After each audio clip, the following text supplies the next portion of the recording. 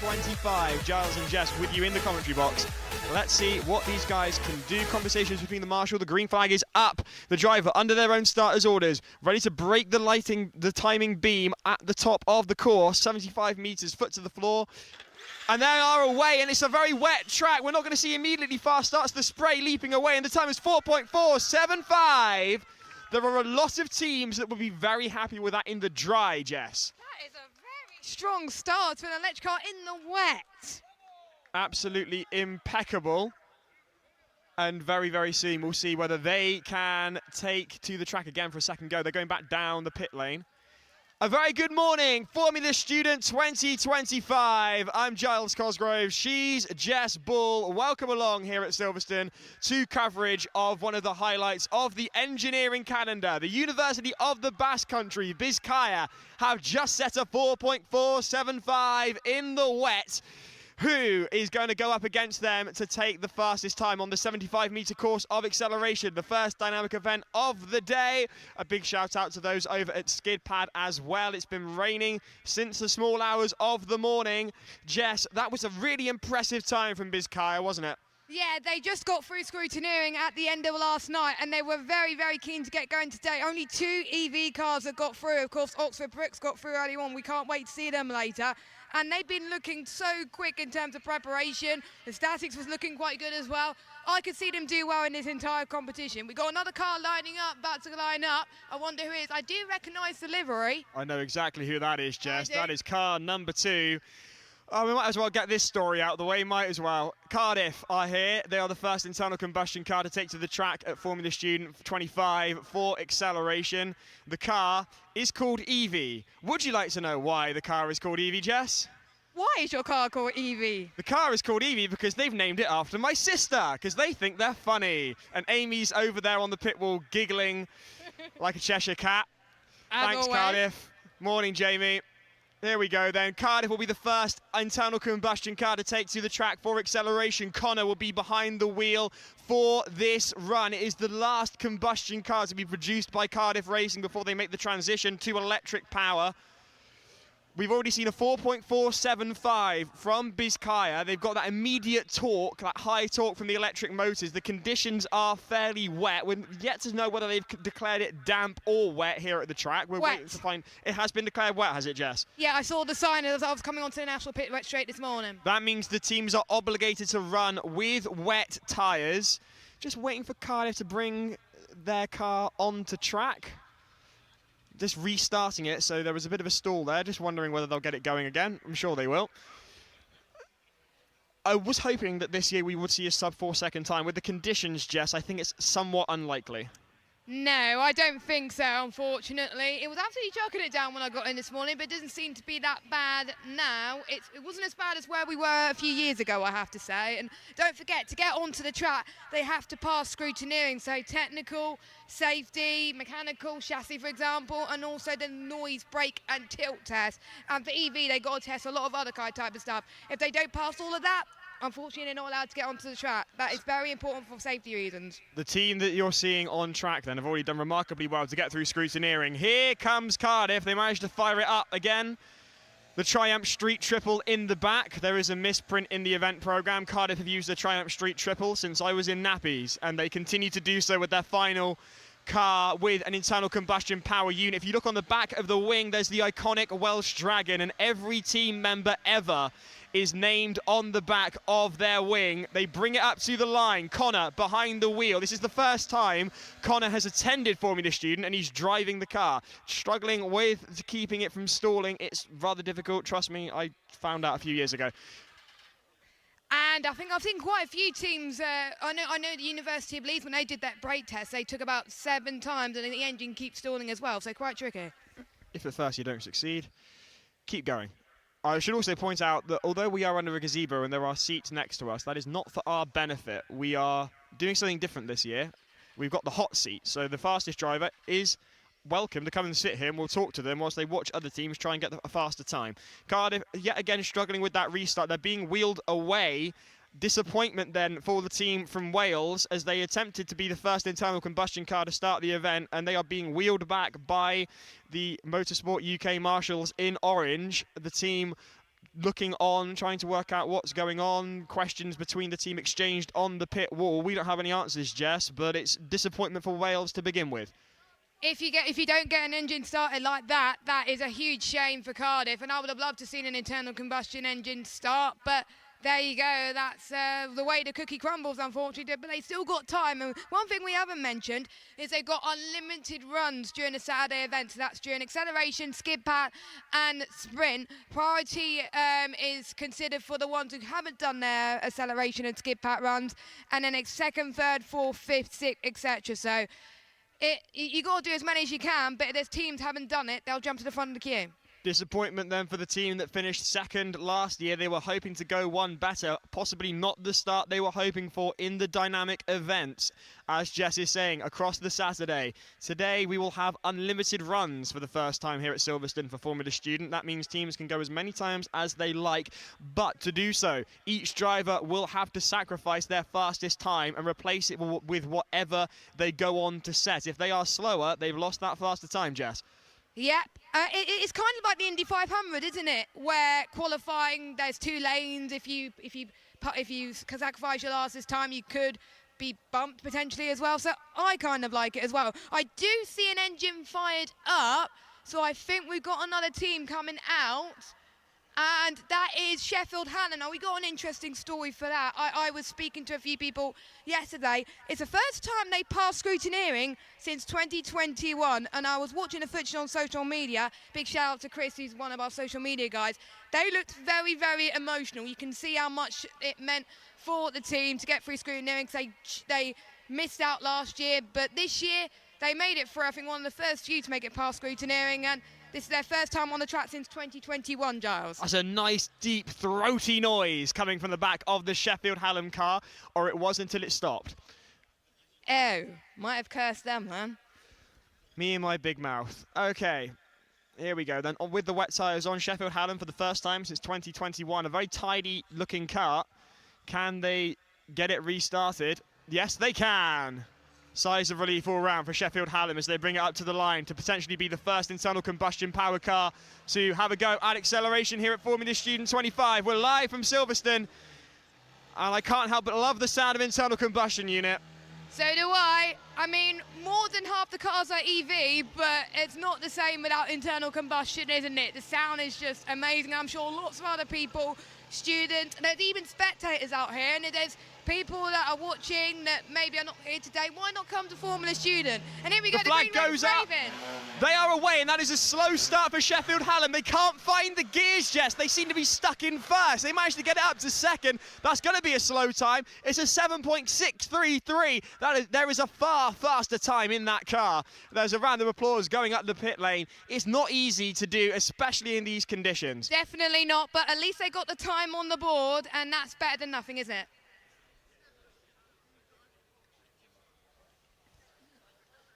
They have got a time on the board, only the second team to do so. The top 6 will then go for a top 6 shootout where extra points are up for grabs. So far, both teams are through. Yeah, that's what they are at the moment. I believe it's top 6, isn't it, Giles? It is top 6. Oxford Brookes must be due at some point because I can see a lot of blue and pink, including what must be one of the best bits of team kit I think I've ever seen in my life, an Oxford Brookes branded Hawaiian shirt. I really like that, Oxford Brookes. Monty will like that as well. We want to get in touch with them and Monty as well. Maybe they could be twins. I mean, they're flashing it to us now. I say the shirts they're flashing us, nothing else. So I must say, I imagine Monty would like, hey, we got Sheffield Hallam coming back down for their second run then. And there's one of their social media team getting a photo from the pit wall. The team giving them a round of applause, team 29. This will be drive number 2 for this driver. They have the option to go again, but then again, they've also got 2 drivers, Jess. So from my perspective, the thing to do would be to give drives to both drivers, and then whoever's slowest, then get them out again to try and go faster. Yeah, I agree so too. And they split their drivers throughout the weekend, so not everyone is doing each event. And I know some teams may be doing skid pat and endurance at exactly the same time, but it's Sheffield trying to get the engine started again. And here we go, Giles. Bringing the car up to the line. Attempt number 2, wiping the visor. The conditions are less than ideal. We are operating under wet conditions on the National Pit Straight. The car on the line. Thumbs up from the marshal. The green flag going down now. The green flag is up and away they go, and that is a far better start, but they still are struggling with that gearbox, Jess. They bring it across the line with a time of 6.405, a remarkable improvement of 1 second, but still struggling with the gearbox. Yeah, the gearbox doesn't sound healthy at all, but a full second quicker than their previous best. That's very, very impressive from Sheffield. Well done to them. So that is the second car. That's the first time we've seen 2 runs from a team. Bizkaya did a run and then disappeared. I imagine they're off to go and do skid pad as well, because not only have we got acceleration going on, we also have got skid pad going on concurrently on the other side of the course. We will obviously keep you informed as soon as we have those results, and I believe there's been AI dynamic event happening across the weekend as well, the autonomous vehicles too, so best of luck to any AI cars running in the pouring rain today. Absolutely. The electric cars are also tested where they essentially get a sprinkler to drench the cars and check that they are safe to run in the rain, and that can be rather a difficult part of scrutineering for those with electric power. If you're just joining us, it's Giles and Jess with you throughout the morning. Somewhere around here is our resident version of Ted Kravitz, James Montgomery, so if you see a man in a rather loud shirt, go and say hello. He'll probably relay you back to us anything interesting. On the pit wall, give us a wave. Thank you very much for joining us. Good morning. And we also do remind you, we've got this year the hot seat kindly donated to us by our sponsors Bentley. So the fastest driver is welcome to come and sit in the hot seat, and then we will interview them as they watch other teams try and get a better time than them. Currently the seat is unoccupied, but University of the Basque Country, feel free to send a rep over. Meanwhile, we're waiting for more cars to join us. Jess, what is coming up throughout the rest of the weekend? Well, of course, after acceleration, we've got sprint, which sets the qualifying times for endurance, which is tomorrow, which is around Cops Corner, and I absolutely love that. And we've seen times which are incredibly quick in the wet, surprisingly. I remember in the wet a few years ago, we saw commentary at the very end get the fastest time of the weekend for sprint, and that was very, very impressive. That was spectacular, one of our great memories of Formula Student 2023. It was so wet, in fact, that we lost the stream and we ended up going live on your Instagram. Yes, it was, and it was still live on my. I think the clip's still on my Instagram. Actually, it is. We were completely shocked because Oxford, Brookes and Modena had been dominating that weekend, and then all of a sudden Coventry timed it just right. The track had begun to dry just a little bit, and they managed to go 1 second quicker than the absolute dominance shown by Oxford, Brookes and Modena. So anything can happen this weekend, especially with the conditions going the way they are. I do believe Coventry have passed scrutineering as well, so we will see them on track very soon. There's 9 cars that passed scrutineering out the entire weekend in the FS class as well. We've already seen 2 of them. One of them got their car started, but their engine's gone again. And then we still got more teams to go. If you want the latest on who's through scrutineering and the progress of the team that you're supporting, whether here at Silverstone or at home, you can head over to FS Stats. So just search it on Google and they will give you some live timings for basically anybody who's competed out on track or those that are trying to progress through scrutineering. So all of that is available on FS Stats. Meanwhile, if you want more Formula Student in your life, don't forget we now have a Formula Student podcast. You can subscribe to that, Formula Student Online. Just search that on YouTube or search FS Online 101 on Instagram. Meanwhile, Jess, we've got one of the big boys, a team with an immense pedigree here at Formula Student. I don't believe they've ever actually won at FS UK, but certainly they'll be looking to change that this year. Oxford Brookes are bringing their car up to the line. Our second and final EV car that's gone through scrutineering, and one of the first that got through scrutineering yesterday. When I was speaking to them on Thursday, they were seeming pretty confident on getting through scrutineering, and I've been looking at their EV car over the weekend.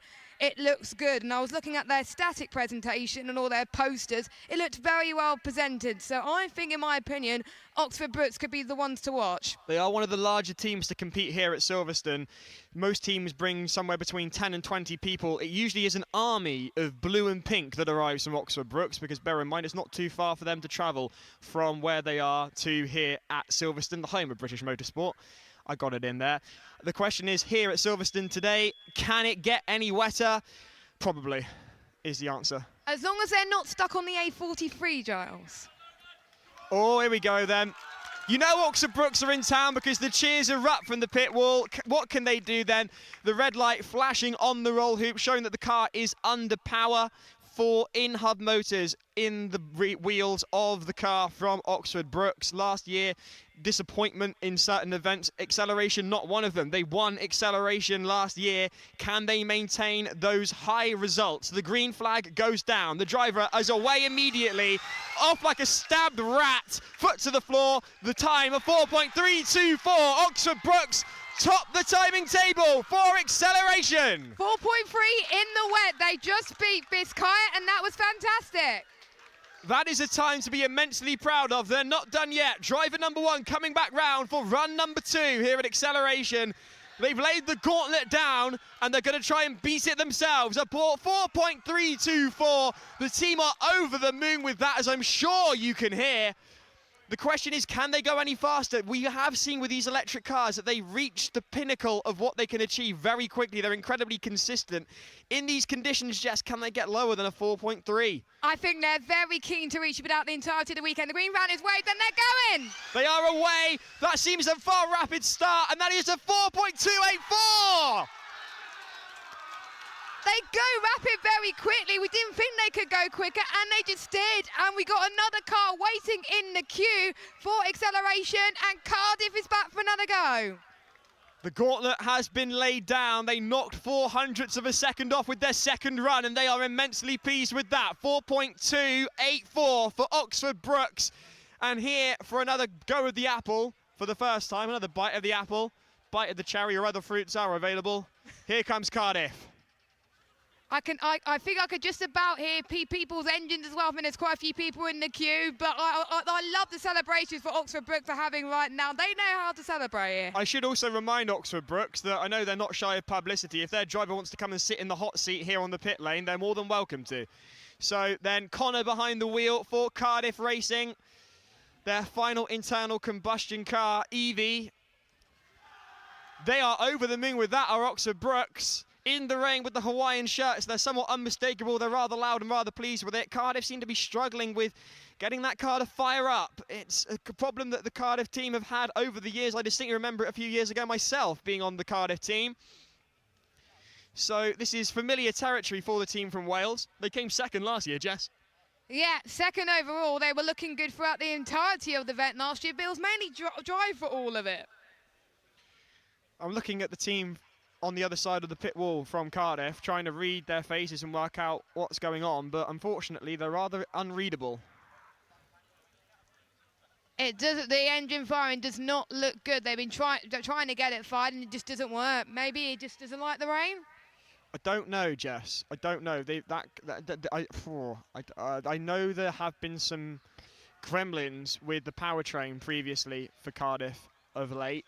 I'm just reluctant to conjecture is the honest truth. I don't wish to say the wrong thing. All I know is that that car is not firing up consistently or cleanly. I think if it doesn't fire up again, they may need to figure out what they need to do to fire up again and consistently. But at least they're not giving up, because at Formula Student, you score a lot of points in a dynamic event, and it's crucial with acceleration. But the most points that you get is tomorrow in endurance. We'll talk more about that a little bit later on. They're just wheeling the car away. They've got the tow bar out, and that is Cardiff being wheeled away yet again without having had a go. We've got a representative now, though, from the fastest team here at acceleration. Oxford Brookes are in the hot seats. How is that?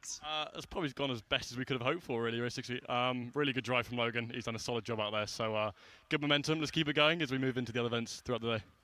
Are you hoping to hold on to P1 in acceleration? You were last year. You weren't actually faster than the Basque Country, but you benefited from them losing power during the runoff. Do you hope to go for it completely this time and win it outright? It's racing. Let's see what happens. What's happened right now, if you're just joining us, is Oxford Brookes are the fastest team here at acceleration with a 4.284. They are here in the hot seat, kindly donated to us by one of our sponsors, Bentley. We're live from the National Pit Straight here at Silverstone. Oxford Brookes sitting pretty. Can someone knock them off their perch thus far? The answer is no. There are no teams waiting in the queue at the moment, so I think Oxford Brookes will be waiting quite a long time, which I think is a good thing. Currently in the queue, then, you will have seen them try and get their car out on track, but the engine is refusing to play ball. That would be Cardiff, so there are gremlins with the power unit for the team from Wales. Second in the queue, we've already seen them make 2 runs. I'll be hoping to try and improve on their time. There's a faster time in the car from Sheffield Hallam, but their gearbox doesn't want to play ball by the sounds of things. And then one of my favourite teams, one of the smaller teams, and equally exciting in bright orange, Leicester are in the queue. We're reliably informed, and the social media rep is giving us a fist in the air. We're looking forward to seeing them out on track very shortly, so do stay with us. I'm hoping we are live on the stream, and the camera is panning to us, so I'm assuming that we must have been broadcast there. Yes, we are. We're reliably informed. A very good morning to those watching on YouTube. Keep your comments coming in, and hopefully we'll be able to give you some shout-outs later on. And as always, thank you to those joining us on the National Pitch Straight. Umbrellas up, bucket hats on. Last year was Brat Summer. This year, clearly Britpop Summer. And don't forget, you too can have a Formula Student bucket hat. They are available from the merch stand. Meanwhile, Oxford Brookes are phoning across the pit lane, which is just rather amusing. The hot seat is occupied by Oxford Brookes at the moment. That means they are the fastest team to complete in acceleration thus far. We're waiting to see whether Sheffield Hallam or Leicester have a reply. The time to beat a 4.284. Jess, do you think an internal combustion car can beat that? I don't think so. I think it's going to be tough to see if they can beat that, but they're not going to give up without a fight, are they? We've seen impossible things happen before, and we'll see what happens. I know Basque Country will want to go quicker later on as well, because they were just about slower than Oxford Brookes, so I know Basque Country will go up for another go soon. I can see movement of orange bucket hats, which usually signals the arrival of Leicester. Yes, it is. Leicester is getting out onto the circuit. It is bright orange. Formula One has McLaren. Leicester has Formula Student. Or is it the other way around? I have no idea. And the reason why Leicester's here now, because they haven't done a run, Sheffield Hallam has, and they prioritise the runs based on if they have done it or not. And Leicester hasn't done it, so they get first in the queue. Sounding rather nice. The power maintained, keeping those revs up, getting the engine warmed up and making sure they don't dip below the rev limit. In first, Leicester, car number 58, bringing the car up to the line. One of our favourites from a couple of years ago. They had a fallow year last year to redevelop the car. They are back now. Previously, it's been a bathtub on wheels. They've reliably informed me this year it's a coffin on wheels. The team are Oxford Brookes are cheering about something, but when aren't they? Meanwhile, here is Leicester to make a go of their first run at acceleration. The green flag is down. The driver is under their own orders. The revs go up. A time to beat a 4.284. What can Leicester do here in the wet at Silverstone? Plenty of wheel spin off the line, trying to find the grip. It's been quite difficult for them. They finally get away with a 6.314. That is a great banking time for Leicester. I think they're the fastest internal combustion engines we have out there. So that's really impressive. That does put them into second place ahead of Sheffield Hallam, and that is their first go nonetheless. You can see them struggling for grip there. The wheel spin off the line, sliding over the course of the 3 metres. Meanwhile, joining us now in the hot seat is the driver from Oxford Brookes. There's not a lot of grip out there. How did you manage that? I'm just happy it's our first time in a few years racing, so my first time as well. So, yeah, nice. Your first, hang on, are you the driver from Oxford Brookes or are you the driver from Leicester? You're the driver from Sheffield Hallam. I've reliably informed that Sheffield Hallam have joined us. I wasn't expecting that, but hello and a very good morning to you. So that's your first time out on track since 2021. How did that feel? It was great. Wasn't sure what to expect, but it was good. It was nice to see. It is incredibly wet out there. It sounded to us like you were struggling with the gearbox. Would you give us some insight? I think that was just me, to be honest. But yeah, nothing wrong with the gearbox. It's fine. Nothing wrong with the gearbox. And I mean, let's be honest with you, as if I could do any better. There's a VT knocking around somewhere that proves I can't. So congratulations. The first time you guys have got out on track. Your second driver, I'm assuming, is going to be taking you guys for your third and fourth runs. Is that a driver faster or slower? He's had more practice, so we'll see what he can do. I'm looking forward to seeing it. I really, really am. Oxford Brookes and Sheffield Hallam currently in the hot seats. I mean, why not? I mean, I will admit Leicester are actually currently faster than Sheffield Hallam, but I mean, Leicester have only done one run. I'm assuming driver number one is going to come in for their second run. But here is Cardiff again. Will it be third time lucky for the Dragon from Wales, Jess? Oh, the engine just stopped, so maybe not. Cardiff chewing their nails. I can understand. I'm feeling a little tense myself. They've got it restarted. They've got the revs up there now. Can they get a time on the board, Jess? The question is, can they make their way to the start line? That's going to be the tricky bit as well. Of course, Cardiff finished second overall last year. They were the best British team out of all British teams. There's a gear shift problem there, Jess. Sorry to interrupt you, but you can hear the gears. They can't get. I don't think they can get it out of neutral into first to get it moving. Yeah, it looks like it. And of course, with any car, you have to go into first to move. Otherwise, you won't go anywhere. Well, bear in mind that they're running a Triumph Street Triple in the back. They're rocking the car back and forth, hoping to engage first. But first in these cars is actually second. They remove first gear because for these Formula Student cars, they don't need it. But as a result, it makes it rather difficult getting off the line in some cases. Cardiff seems to have given up again. Having some real issues are Cardiff, I can't lie. And I know they'll lynch me for saying so, but unfortunately, I can't lie either. Yeah, I thought they would have had their issues sorted out third time, but unfortunately third time unlucky for them, but they've still got plenty of time, of course, and we know that it might give some other teams a little bit of worry, but for Cardiff, I think back to the drawing board. Back to the drawing board indeed. So currently the fastest time completed here at Acceleration I see some engines running. From Oxford Brookes with a 4.284. They now have a Hawaiian shirt on, repping the merch. Don't forget, you can also buy some Formula Student merch. There's a wonderful t-shirt. I'm currently wearing it under my raincoat.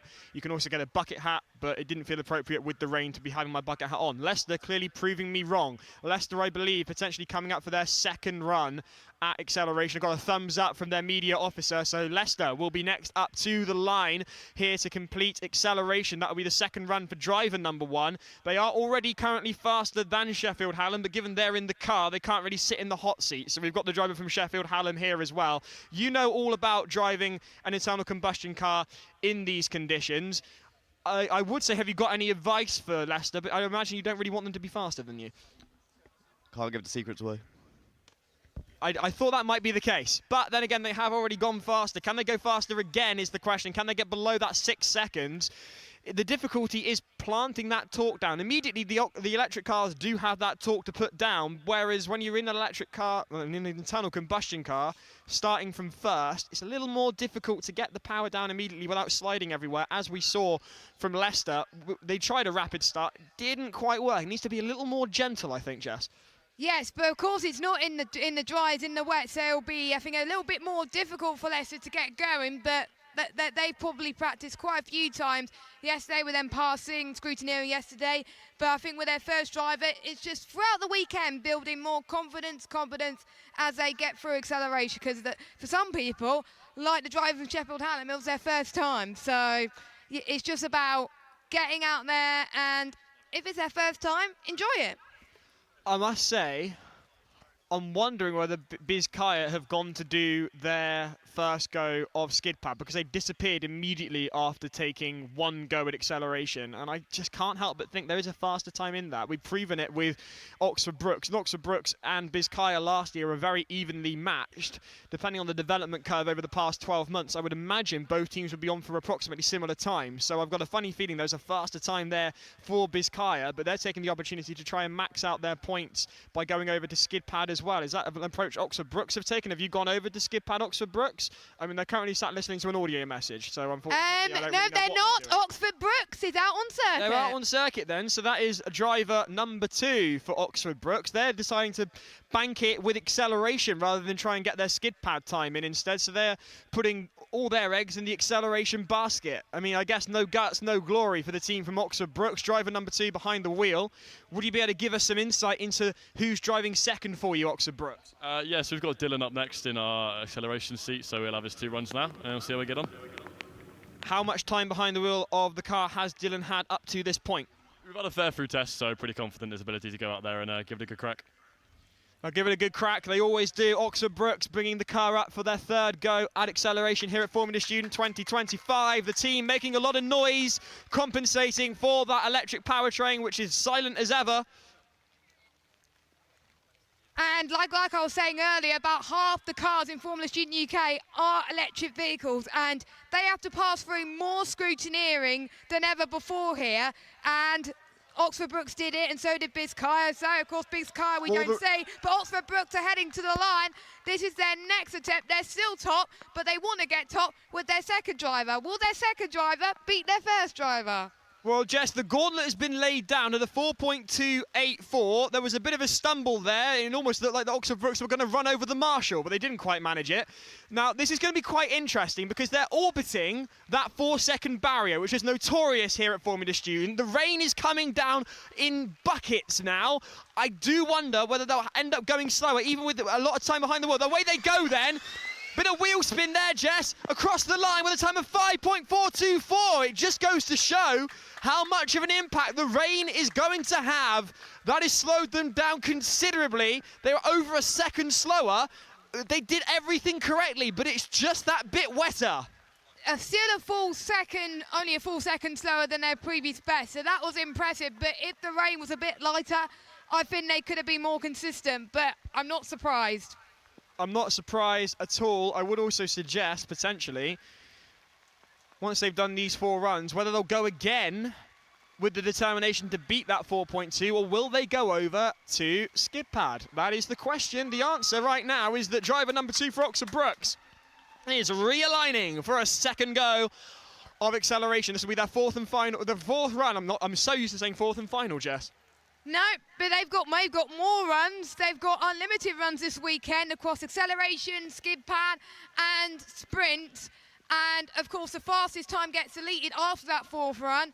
So they're putting all their eggs in one basket. So the driver is getting ready, getting briefed by the marshal, making sure that they can give feedback on to improve. The rain is coming down thick and fast. The green flag is up. And away they go, and that seems to be a far stronger start for the driver. A 4.312. Clearly then getting their eye in. Over a second gone on that second run, and they're going again, Jess. They are going again. Driver number 2 is going for a 3rd run, so they will sacrifice that 4.312 in the hopes of going better. They do run the risk of losing it in the rain, but the confidence is clearly with the driver. Over 2 runs, they lost a second. Can they go even better? The time to beat is a 4.284. That's not a million miles away from where they are now. We are seeing the unlimited runs in action for the first time. And I think this is going to be interesting, because if they make a mistake, then that's their run gone, and that'll be a shame for them. But don't forget, the fastest runs, the fastest 6 teams get through to the runoff later on, and then the runoff times get reset, and then the fastest team from that will win the acceleration runoff. But the drivers are getting ready to go. The green flag is waving. The green flag is up. This is actually their second run. The first one was void, so this is actually number 2 for them, and it's a 4.301. So, although it looked like they were making the first of their unlimited runs, that is actually run 2 for driver number 2. The first one was void, I'm reliably informed. They now take the car back into the pit lane, and here comes Leicester to make their next go of it. They are actually the fastest internal combustion car out on track, but we've yet to see them in the hot seat. We look forward to welcoming them over here under the dry. It's quite nice to be here, I must say. And here comes Leicester then for another go of it. Of course, Leicester have been sending quite a lot of progress updates, monthly newsletters about their car, and I've been loving their progress, and they've stalled the engine. So hopefully they can get the engine re-fired now, because otherwise it's going to be a problem for them. There we go. They got their engine fired, and this is going to be their next opportunity to get a quicker run than they did before. So they go to the start line. It's good to see them pass scrutineering yesterday. I think the whole team was delighted, and they stalled the engine again, Giles. It's class to see them get through scrutineering, because they're a lovely bunch of people, are Leicester. The car's fired up again. So you'll see it's a 3-stage process to be allowed to go.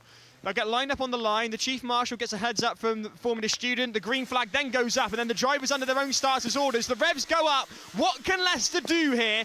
Sitting on the line, cool, calm and collected. There's a lot of wheel spin there, Jess. That's not going to do them any favours. They're maxing it out in first. They get into second, and that's a 7.185. But due to the fact that it's not unlimited runs yet for them, their fastest time doesn't get sacrificed. But yeah, the wheel spin just costed them a lot of time for Leicester, but still a lot of room to improve for Leicester, and brilliant job from them so far this weekend. They might go on skid pad next, I think. They have stalled at the top of the course, so they're requiring a bit of assistance from the MS UK marshals to wheel them back behind the pit wall here at the National Pit Straight at Silverstone. You'll note that in most races they go the opposite direction to the way we're going, but we're Formula Student, we do things differently. You'll also notice, Jess, looking at the pit wall, an absence of Cardiff. I think they're going back to their garage to see what went wrong and see if they can get their engine fired up again. Cardiff, if you can hear me, I'm crossing every appendage. All jokes aside, best of luck. And best of luck to all teams that are taking part today. And we hope to see more teams going through scrutineering. If you can't get through scrutineering, you won't be able to go out on track. So far, we've had 9 teams as of the end of yesterday get through scrutineering. That's 2 EV cars and 7 internal combustion cars. Leicester was the final internal combustion car to get through. I think Coventry was the other one as well. We see a car going on there, and it is Sheffield Hallam once again trying to see their second driver, isn't it, Giles? It is their second driver for Sheffield Hallam. Meanwhile, I've got a Welshman making typically Welsh gestures at me from across the pit lane, a Formula Student legend. A very good morning, Lee. Meanwhile, here is Sheffield Hallam being directed by the event captain for acceleration, I think, from Formula Student in the purple shirts. There's 2 types of marshals here at Formula Student. We've got the Formula Student marshals in purple and the Motorsport UK marshals in orange. The car idling nicely and being brought up to the line now in first gear. No gear shift problems for Sheffield Hallam. Apparently it was a case of driver skill. Does this driver have the skill to get the car over the line in a faster time? Currently sitting in 3rd place behind Leicester. Can they go quicker and get themselves back into second, or even go quicker than Oxford Brookes? Oxford Brookes currently with a 4.284, leading acceleration here at Formula Student 25. Giles and Jess in the commentary for you. Monty, usually up and down the pit lane finding out information. I imagine he's somewhere in the dry, I hope. I hope he's in the dry, to be honest, and also trying to find out what's going on. The green flag's on. And away they go, and that's a controlled start. There are some smoother gear changes up into what sounded like 3rd to me, Jess, and a 6.021. And is an improvement for the team from Sheffield Hallam. You can see how much it means to them immediately, because driver number 1 was on the edge of his hot seat during that. 6.0, that's the fastest internal combustion time so far today from driver 2 from Sheffield Hallam. It puts them back up into 2nd place. It means they can reserve their seat here at the hot seat section of the track. The rain is coming down even harder now, and a number of people seem to have abandoned the National Pit Straight, but don't worry, you can also watch this live on YouTube. I would get the chat, but my phone will get soaking wet, so we won't be able to see the chat until we're at Cops Corner this afternoon, where we'll be in the dry then. Do, though, please keep your comments coming in, your shows of support from wherever you're watching from and who you're supporting. If we're making mistakes, I'm afraid we won't be able to correct ourselves, because if we get our phones out, they will be drenched. There's an iPad there getting very wet, Jess. Yes, I think as soon as the Sheffield have done their next run, I'm putting it in my bag. Might be a good idea. Here we go then. Sheffield Hallam for run number 4. The second for driver number 2. They've somewhat overshot the start. They need to readjust to get themselves somewhat more central to the 3-metre wide track. It's only 3 metres wide, the acceleration run, 75 metres. That might seem like a lot of room, but we have actually seen it where teams can potentially lose control. Last year, Ui's car was a beast, and it stepped out on them a great deal. And I did think it was going to go through the cones at one point. Meanwhile, Sheffield Hallam being brought up to the line by the Motorsport UK marshals. Can't quite get it straight to me, Jess, it looks to me. Yeah, it takes them a while, of course. Like you were saying earlier, it takes them a few checks to get it right. First time on the track since 2021. Going well so far in internal combustion, which means it's going to score some good points. The engine has stalled again.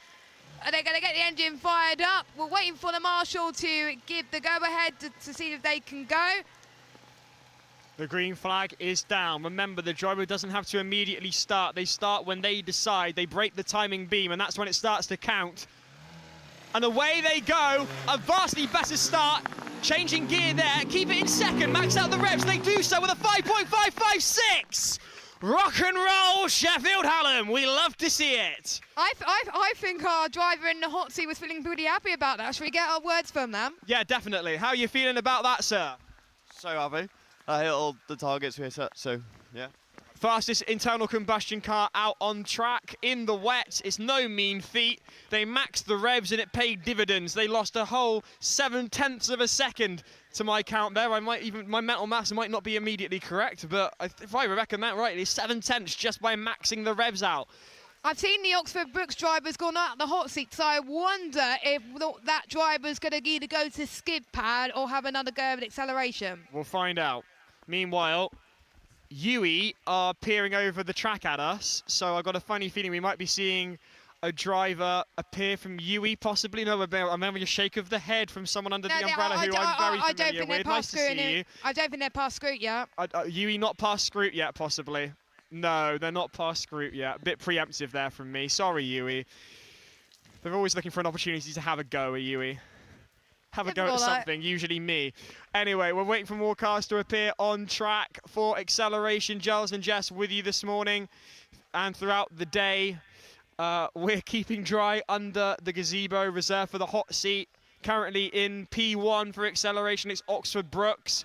They would be making a lot of fuss on the pit wall about that, but it's pouring down. It is pouring down.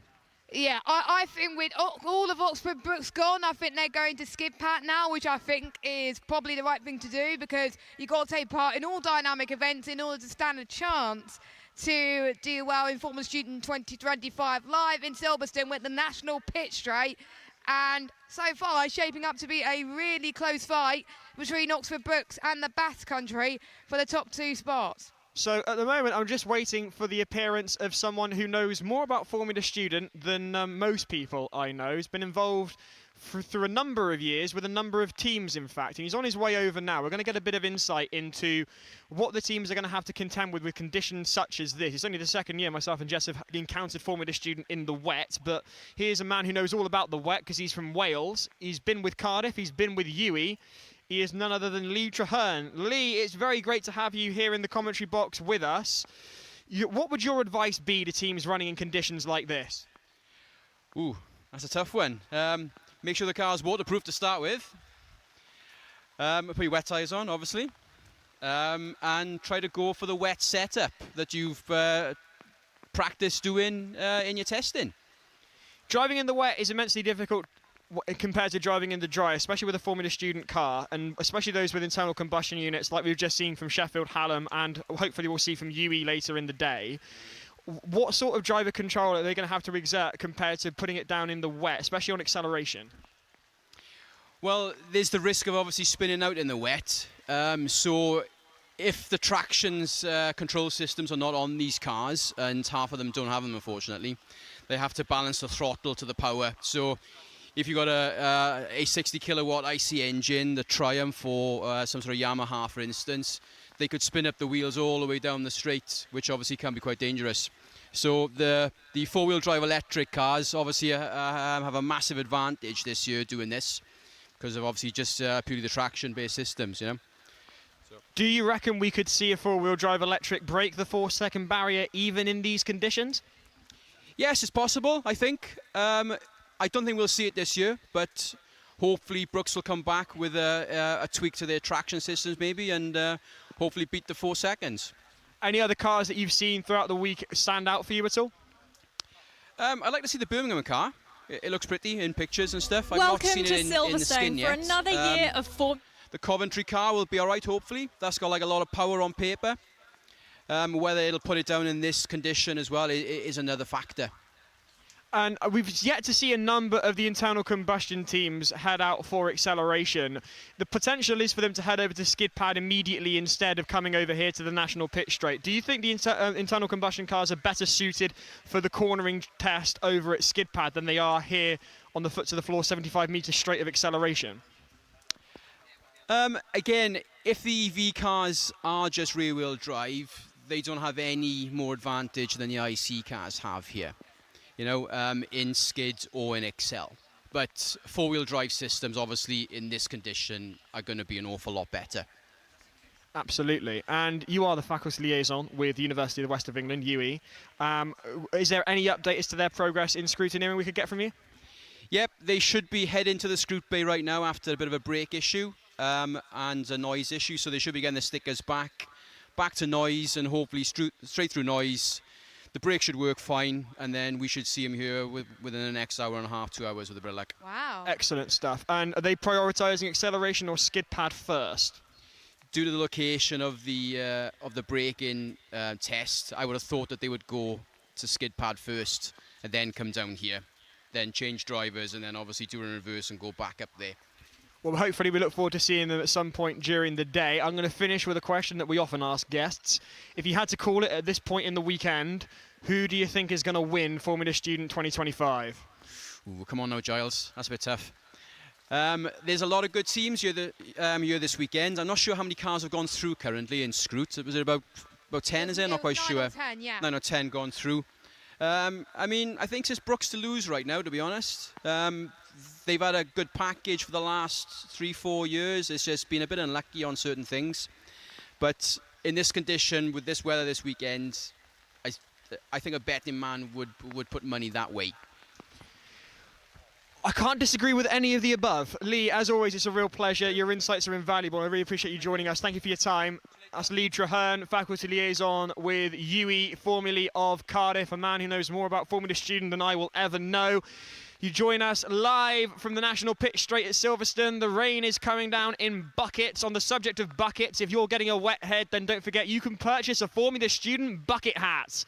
They are available now. Jess is modelling one very nicely on the stream if you fancy getting hold of one of these wonderful bucket hats. You can also get hold of one of these T-shirts. If I take off my jacket, you can get hold of one of these branded T-shirts as well. So for the sweet, sweet price of £38, and in my case, an insane amount of hair loss, you too can look like us. Ka-chow. Anyway, plenty more to come here at Formula Student. Not only will we have acceleration throughout the morning, we'll have sprint this afternoon. That is an autocross course where the teams will be ragging it around to try and set the best lap possible. And this year they'll be running with unlimited runs. So not only will the two drivers get their 2 runs initially, they will also be able to go again if they think they can beat their fastest time. Yes, and don't forget, Giles, those times set the grid for, well, who's going to go first and last in endurance, because that's absolutely key for them. So if you get the fastest time in sprint, you go out last in endurance out of the ones who have done sprint the previous day. Indeed. So as things stand currently, the fastest team on acceleration are Oxford Brookes with a time of 4.284, an remarkable time, aided by the 4-wheel drive of their powertrain, 4 in-hub electric motors powering Oxford Brookes. As Lee was saying earlier, an incredibly strong team with an incredibly good package who have suffered bad luck and misfortune over the past number of years, have been on track to win for several years, Jess, and have yet to do so. And I've got a funny feeling it might well be this year, because 2 years ago they had an inverter problem midway through endurance, if you recall, and then last year, although they did complete endurance, they were later disqualified for running on cracked hubs, cracked rims, I should say, cracked rims on the wheels. It looked like a puncture. They changed the tyres, but it turned out to be the rims themselves that were cracked.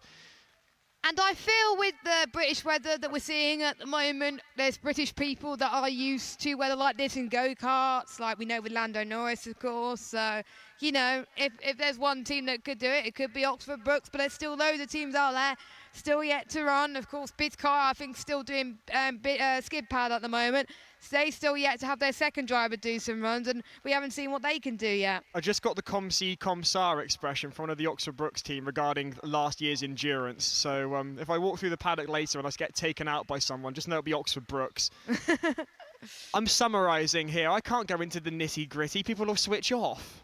There's a thumbs up there. See, I'm not going to get, taken out by Oxford Brookes just yet. As Jess was saying, that Bizkaia, University of the Basque Country, another university to get very, very excited about. For my money, Jess, it's between Oxford Brookes and Bizkaia. And 2 EV vehicles, 2 electric vehicles, and that's the way to go in Formula Student 2025. Of course, they had to go through quite a lot of scrutiny compared to the IC cars, but it seems to me that they have more of a handling, these EV cars, in the wet compared to the internal combustion engines. And the Oxford Brookes car looks good. I was speaking to Bizkaia earlier on, and they were looking quite good as well. And you're joining us for Formula Student 2025. We've still got more cars to go on the circuit. Don't forget, there's still teams going through scrutineering. We just heard from the faculty advisor from UE. They're still looking to do their brake and noise test. They got to pass, every team has got to pass safety, tech, chassis, brake and noise for internal combustion, and there's a few other EV cars to pass as well with their few scrutineering as well. As soon as they pass that, then they're given a go-ahead to take part in a dynamic event. Scrutineering takes place all the way till Sunday, and we've seen in the past many teams get through scrutineering at the last minute on Sunday to do a quick run of endurance. Well, we've got an absence of teams at the moment, Jess. It's pouring down with rain, and we've got a rather nice tent and some rather nice seats donated to us by Bentley for the hot seats, and all the other teams are off doing things, so therefore there's no one to interview in the hot seat. So I don't know about you, I'm just going to sit down. Yeah, you might as well. And it was actually revealed in the opening ceremony on Wednesday. We're wondering what they were, and you know, we will see if anyone could beat the Oxford cars. Of course, Oxford and Sheffield were away. Of course, the fastest internal combustion car now is Leicester. It is indeed. So Leicester, if you fancy coming and joining us in the hot seats, they're very comfortable. Bentley have done a wonderful job. These are very comfy. If you're watching us on the stream, hello. I mean, hey, if there's a seat, you've got to sit in it.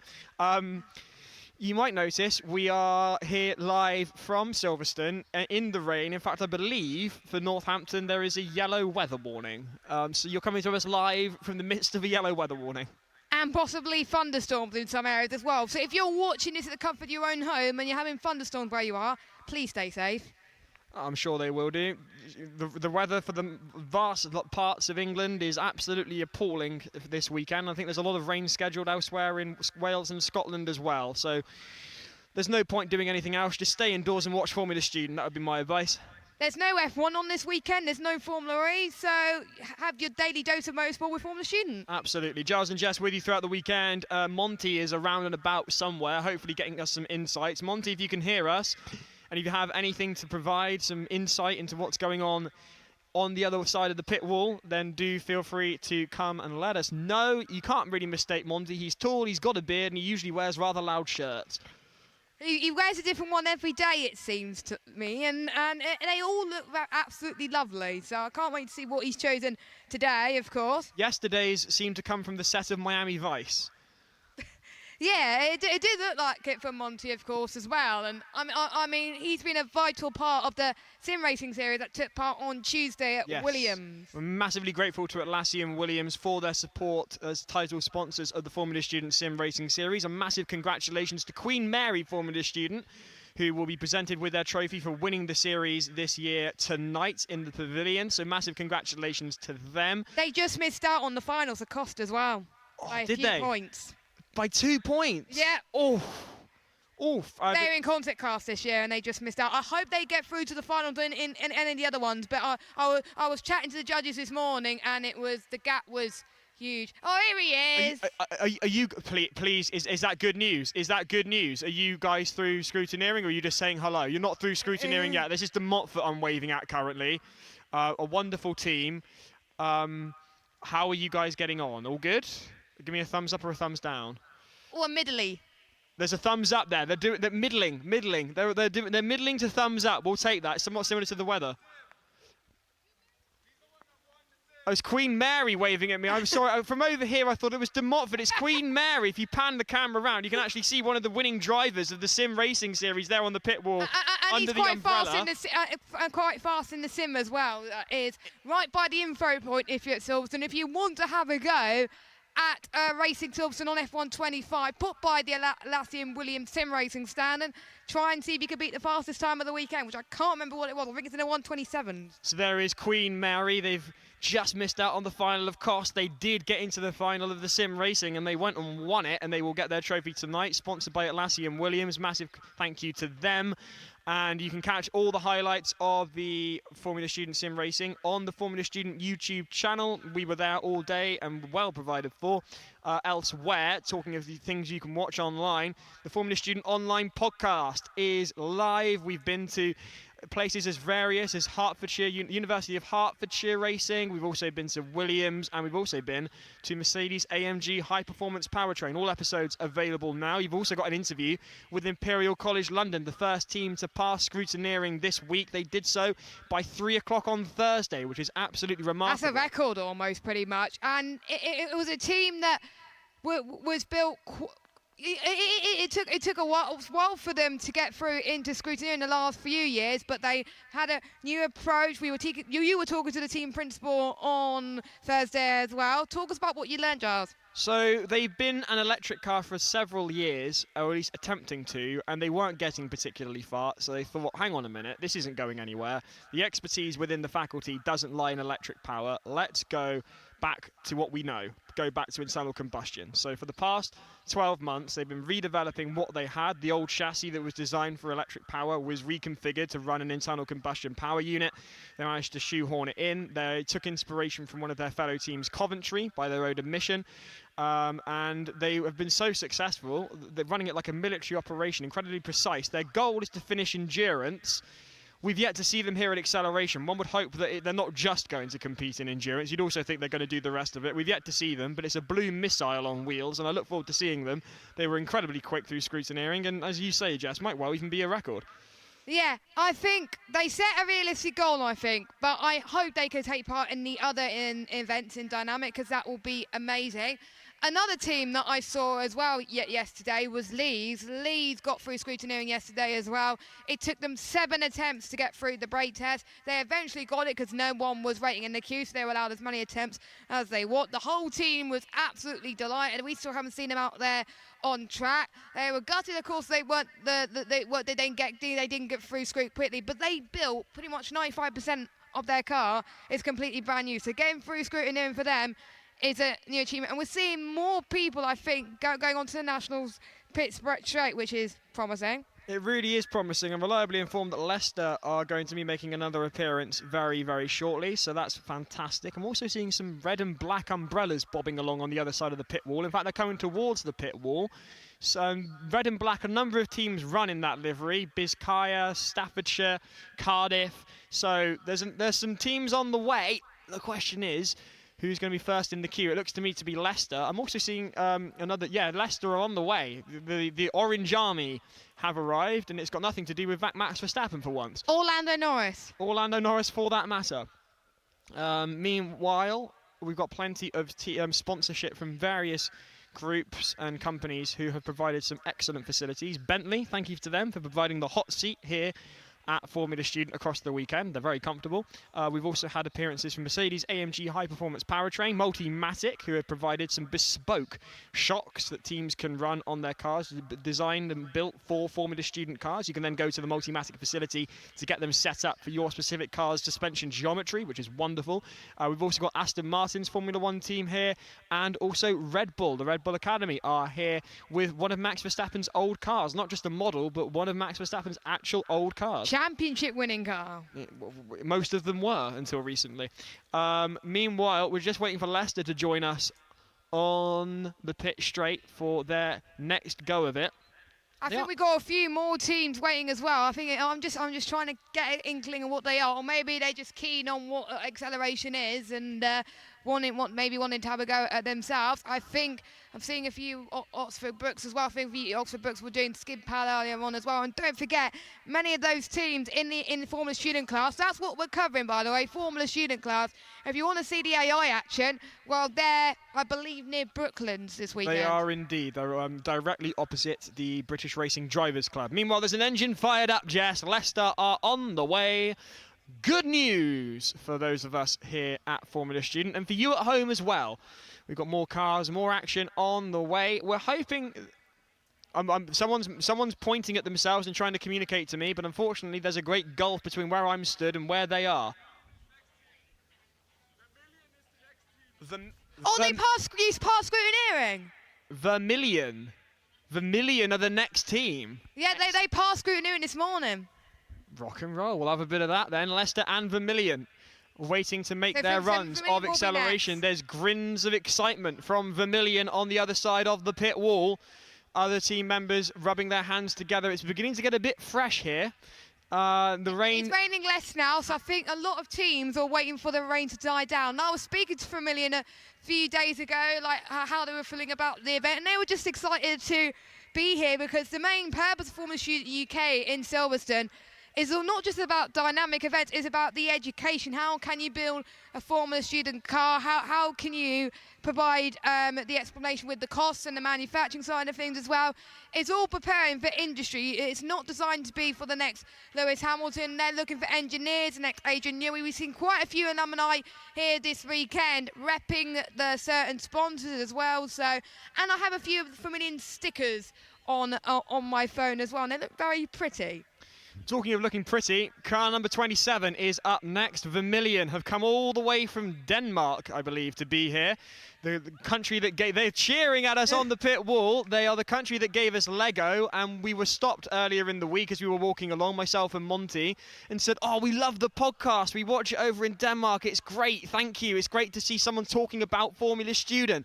And you too can subscribe to the Formula Student podcast. Just search Formula Student online on YouTube for all the latest information about Formula Student, alongside, of course, the Formula Student UK YouTube channel that you're watching us on now live, unless you're hearing us on the tannoys in Silverstone, in which case I imagine it's a hive of activity as teams try and get their cars through scrutineering. A couple of cars to keep an eye out for are De Montfort and Exeter, both not a million miles away. There's a message being tried to... I can't see that from here.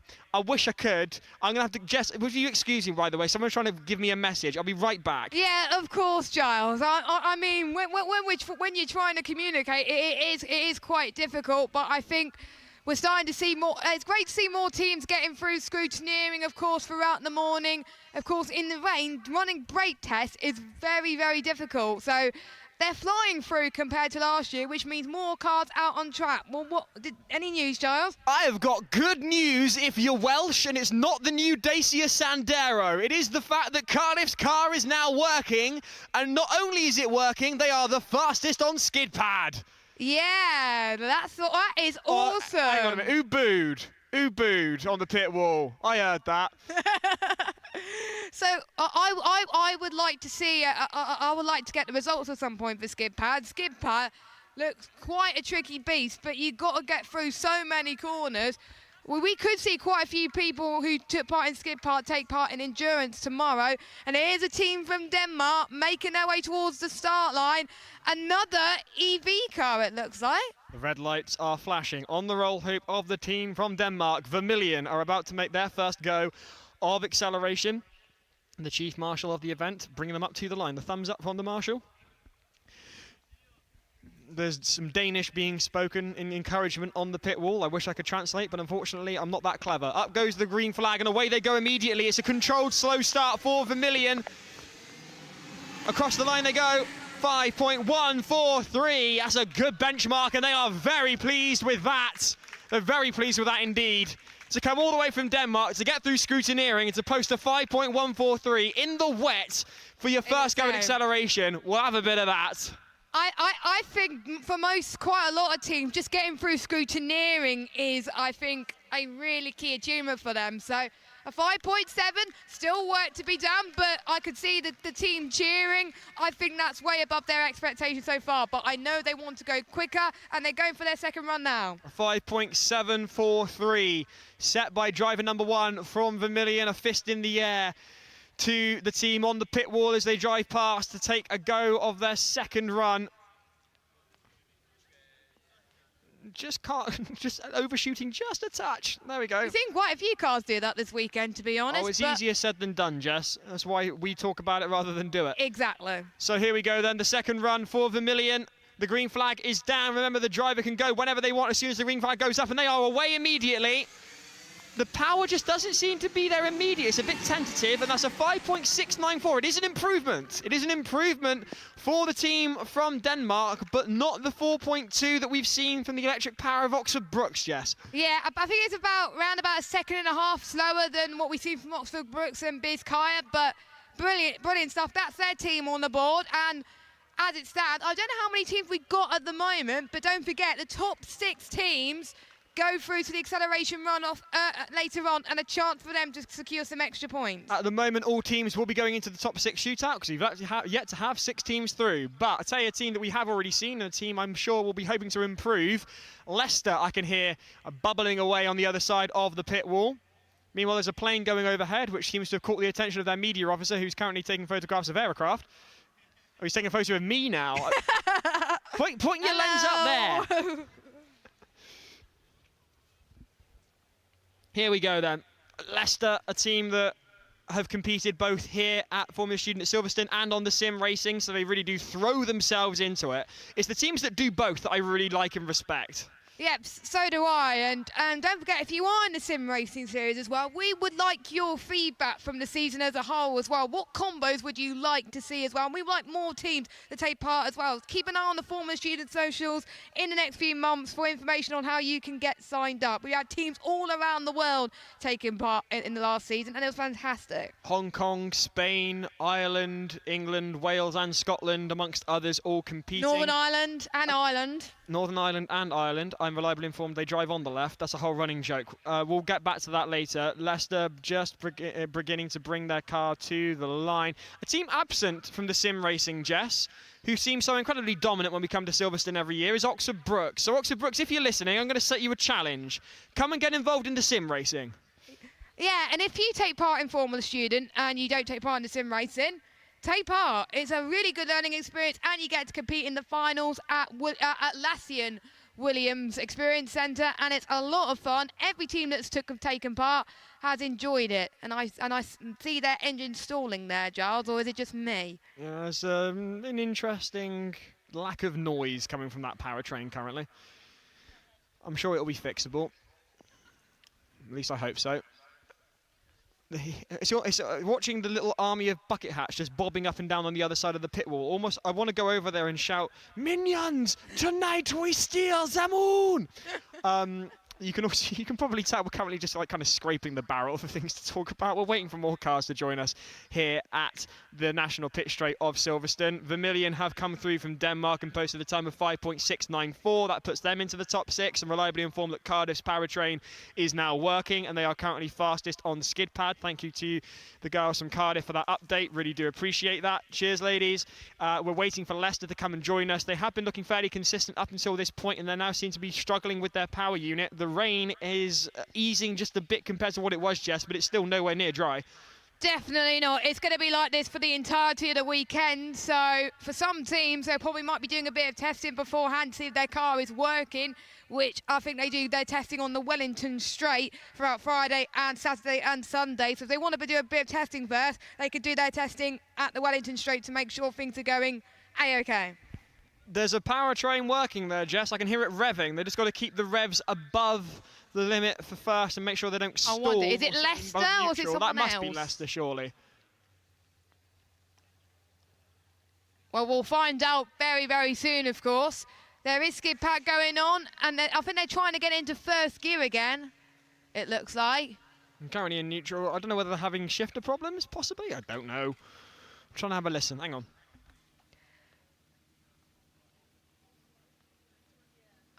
Just seems to be idling quite nicely in neutral, just trying to bring the engine to temperature, quite possibly. Or it might be someone ahead of them in the queue that hasn't done a run yet. And they're bringing the car around now, we're reliably informed. Got the heads up from their media officer.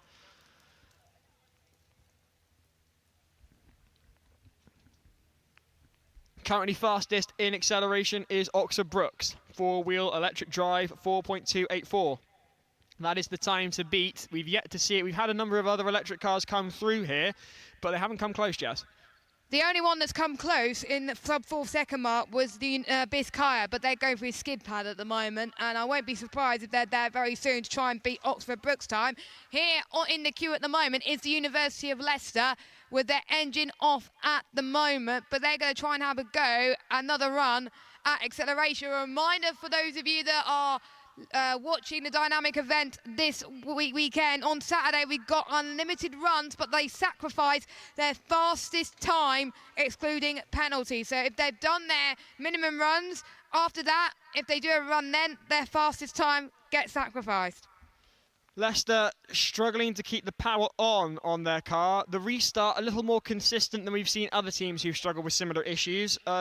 You've also got to consider running down the battery. With all these restarts, you are going to be putting the battery through a lot. So just if you're a Formula student team and you've got a car like this, an internal combustion car, and you're constantly restarting it, do keep an eye on the charge on your battery, because that can be one thing that can cause issues if you've forgotten to charge your battery. Especially with endurance. They are wheeling the Leicester car away, I'm afraid. I've just got the kill sign from their media officer, so they're clearly going to go and work on the car. Issues there for Leicester then, not what they will have wanted. As I have it on my watch, the time currently 21 minutes past 10, so plenty more time to come on the board for those competing in acceleration. Skid pad is taking place at the moment. The latest information we had on that was that Cardiff were the top of the leaderboard. That was a fair few minutes ago, though. It may well have changed in that time, Jess. Yes, and you can, of course, keep an eye on that. Near I can't remember where Skid Pad is. Do you know where Skid Pad is? Skid Pad is not a million miles away from the end of Copse Corner. You can also keep an eye on the times via FS Stats. Just search FS Stats on Google, and you've got live timings available on there. You were saying something interesting, Jess, about this new rule that we've got this weekend on Saturday, because you were talking about the fact that we're running unlimited runs for drivers this weekend on the Saturday. Yes. And you pointed out that it is the fastest time excluding cone penalties. Now, this is quite interesting. It was a conversation we were having yesterday amongst a number of people, including those that organised the event and put the rule book together, and there was an acknowledgement that there was the potential for a perceived loophole in the rules because it was the fastest time without penalties. So you would sacrifice your fastest time without penalties, and if you added the penalties on, it would actually be slower. So for instance, and bear with me here, this is getting rather technical, if you had a driver take 2 runs, 59 seconds, completely clean, no cones hit. In sprint. In sprint, and then you had a driver with a 58, and that had 2 cones, you would be sacrificing the 58, even though, technically speaking, the 59 was faster because there were no penalties to add to it. Now, we've gone through this as us behind the scenes to the point that we were in the hotel yesterday, and rather than talking about, life, we were talking about Formula Student, although in some cases Formula Student is life. And we sat there trying to analyse this, and as far as we could see it, and I was sat there with people who've got a great deal of experience in Formula Student, people I trust implicitly, and there was, from what we could tell, no actual advantage to doing that, because at the end of it, your best 4 times, your latest 4 times will be taken and accounted for in the points. Now, if you've ragged it and gone around like a bat out of hell, clipped the cones, and potentially not even noticed whether you've clipped the cones, and think, oh, that's my fastest time, I will leave it there, and then you add on 3 cones, so that's 6 seconds. Yeah. That's on you. So it comes down to really driving cleanly. We've actually got the times here from FS Stats that we can give you. Got the car numbers. Unfortunately, I don't think myself and Jess have actually memorised the car numbers alone. We can say the car number, and if people in the crowd know it's their car number, give a cheer. How about that? So the top runs in Skid Pad at the moment. Car number 2 is Cardiff with a 6.005 on Skid Pad. Meanwhile, car number 92 is Oxford Brookes, and they've got a time of 6.44, 4 tenths slower than Cardiff. Meanwhile, car number 82 is currently in 3rd. It's Birmingham. So Birmingham have got through scrutineering and are out on track. They're at Skid Pad. They've posted a 4.64. So 4.464, so that is only 0.02 of a second slower than Oxford Brookes. So that's incredibly close. Meanwhile, in 3rd, currently on Skid Pad, we've got car number 63 with a time of that's Leeds with a time of 36.212. I won't lie, that is a fair bit slower. Yes, but I think they're still getting to grips with the track, of course. Are they the only teams so far? Is there more? Those are the fastest times that we've got. Those are the top 6 at the moment. There's a number of DNFs. So a number of teams have also attempted Skid Pad but have DNF'd. So those, as it stands, those are the top 4. Meanwhile, here at Acceleration, to recap, on FS Stats, the fastest time for car number 92, Oxford Brookes, they are sitting pretty with a 4.301. I was under the impression that was a 4.284 myself, but then again... It takes a while to update. we'll have to double check and clarify on that one. Car number 27 is in second place with a 5.694. That is Vermilion, who you saw earlier, the Danish team. Right behind them, only 4/10 slower, is car number 29 with a 6.021. That is Sheffield Hallam. And, of course, Leicester are the fourth fastest with a 6.314. They were going to go again, and their tent keeps going up and down the pit lane like its own thing. So that's rather interesting. Leicester... Maybe they fixed it, because I can see the tent coming back into my view at the top of the acceleration course. So possibly Leicester might be headed back out on track very soon. We saw Cardiff trying to make an attempt of it, and things weren't going their way. The restart wasn't working, and then when they did get it restarted, they couldn't shift it from neutral into first. That seems to have been rectified, because they are currently top of the timing board over at skid pad. So plenty of action going on around us here at Silverstone. Although currently, if you're watching on the stream, you've got me and Jess. I apologise, it's not a car, but it's the best we've got for you at the moment. Meanwhile, if you fancy getting yourself some Formula Student merch, then you can head over to the merch stand. There are t-shirts and bucket hats available.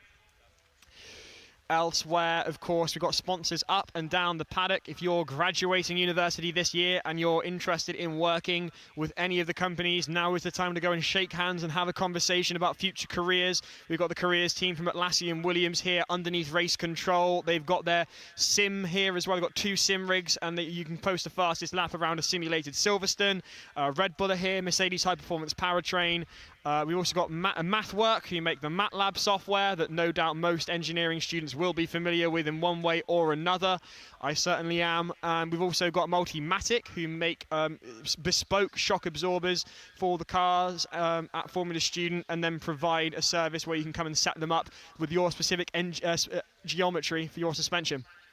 Yes, and there's also static finals happening today as well. So for the top 4 or 5 teams who did well in cost, manufacturing, business plan, etc., they get to do one final situation for each of those where they get extra points. So the top 4 in cost, they get to speak to judges, and they will ask one question. Same with the likes of design, and the same with the business plan. So they can add additional points, which can make a difference if they finish first overall in cost, or maybe even finish first overall in static. That also goes for the FS class and the concept class. Concept class is mainly for first and second year students, but we've seen quite lots of students that take part as well. Maybe they don't have a car ready for Formula Student yet, and they just want to get a feel for how Formula Student works, and concept class is the way to do it. So massive shout out to all teams in concept class.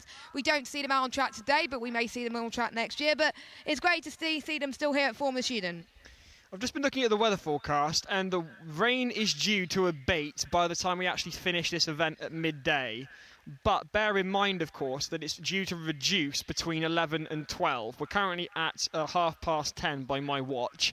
I do wonder, Jess, then, are the teams waiting for the track to potentially dry out, or even dry a bit, and also for the rain to abate? Because looking at it at the moment, if you look at the acceleration course on the track, you've got a half and half where some of it's quite slick, but there's not a lot of standing water. But with the curvature and the camber of the tarmac, the right side, as we're looking at it, and as the teams will drive down it, the right side is far wetter than the left side. Are the teams waiting for the weather to improve a bit this morning?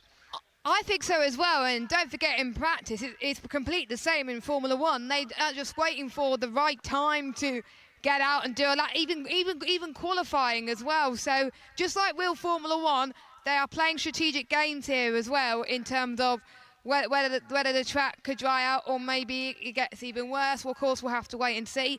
And with the unlimited runs, does that mean that was one thing I was talking about yesterday? Does this mean that they could sacrifice one dynamic event over the other because they're putting all their eggs in one basket in one dynamic event? It's quite possible, but so far we've yet to see a true sign of that. What I will say is, just to recap for you at the moment, leading acceleration is Oxford Brookes, and leading skid pad is Cardiff. Now, you've seen acceleration because it's here where the cameras are. You may not have seen skid pad. Now, skid pad is a figure of 8 circuit, and the teams will drive their cars out onto that, will drive one way round one circle twice, and then cross over and drive the other way around another circle twice. It's a test of handling, and at the moment, Cardiff are in the lead on that one by 0.4 of a second, which is a rather marked improvement on the second place car, Oxford Brookes. Elsewhere, of course, as you were saying there, Jess, we've been talking about the sim racing throughout the morning. It's an event that myself and Jess commentate on alongside the event captain, James Montgomery, who's knocking about somewhere here in a very loud shirt. Now, the sim racing, if you're not aware, is a competition that's run throughout the year. So whereas all year the cars will design and build their cars and get here to Silverstone, you can also compete in the sim racing. Like every month, teams join online and they race against each other through a different combination of cars and circuits. For instance, we're racing Mazda MX-5s at Charlottesville Roval in the United States. It's using the software Assetto Corsa, and the teams can race against each other. They'll get practice through the month, but they also do engineering challenges, and this is worth knowing because it's not just a case of a bunch of people messing about on video games. Each month there will be a tailored engineering challenge to that month's race, where the teams will be set a brief: improve your car's time using these techniques as best as possible with this budget. And it's all virtual, but then they will then be asked to provide a design report. Now, this design report is then given to people who work in industry, experts in their field, people who work in automotive design, people who work in motorsport, Formula 1 included, and they are then judged on the quality of their engineering challenge design reports. These engineering challenge reports are worth just as much as a race win, so it really is that same ethos of design and learning in Formula Student through competition as it is at the main event. Now, of course, a lot of this comes down in the engineering challenges to car setup. Now, this gives them an opportunity to do so virtually and then apply this to the actual cars that they've designed and built to compete here at Silverstone. So as you were talking about earlier with Multimatic sponsoring, they can then go to our sponsors Multimatic and they can have a setup day where they can bespoke set up their shock absorbers and their suspension based on their car's actual design using the skills they've learnt through the engineering challenges of the sim racing. So sim racing really very much worth getting involved with, and it's title sponsored by Atlassian Williams, along with the likes of High-Vis Media, who are putting on the stream for you now. So thank you very much to them. They do an impeccable job. And also Emperor servers, I should say, who provide the computation behind the scenes to put on the event, because it really is global. We've got teams from Hong Kong, from Spain, and of course from both Republic of Ireland, Northern Ireland, England, Scotland, all of the above. There is a Monty, our event captain, so a very good morning to him. No doubt he'll be on his way over to say hello and provide us with some information about what's been going on this morning on the other side of the pit wall. If you've just joined us, a very good morning. You join us at a very wet Silverstone for Formula Student 2025. We are live. I'm Giles, she's Jess. Monty is on his way over. We'll be with you throughout the weekend providing you coverage. At the moment, on acceleration, the leaders in this 75-metre barrel down the national pit straight is Oxford Brookes, who've benefited from the four-wheel drive electric powertrain that they are operating within these wet conditions. The rain looking to abate between 11 and 12 and clear up by 12 o'clock according to the latest weather forecast that I've seen. So teams potentially waiting to have a go here on acceleration once it's dried up a bit. On the other side of the course, we've got skid pad, and topping the time board on that one at the moment is Cardiff. Monty, good morning to you. Welcome to Formula Student 2025. How are you, sir? Slightly damp, sir. It's compared to last year, this is very, very wet, sir. What have I missed so far? I've been kind of running up and down the paddock. What's been the big news so far? The big news has been that Oxford Brookes have set a time. Now, I have the time down on the timing board as a 4.284. Over on FS Stats, it's listed as a 4.301. Either way, Oxford Brookes currently top of the board in acceleration. Behind them, we've got the likes of Vermilion from Denmark. We've also seen Leicester and Sheffield Hallam.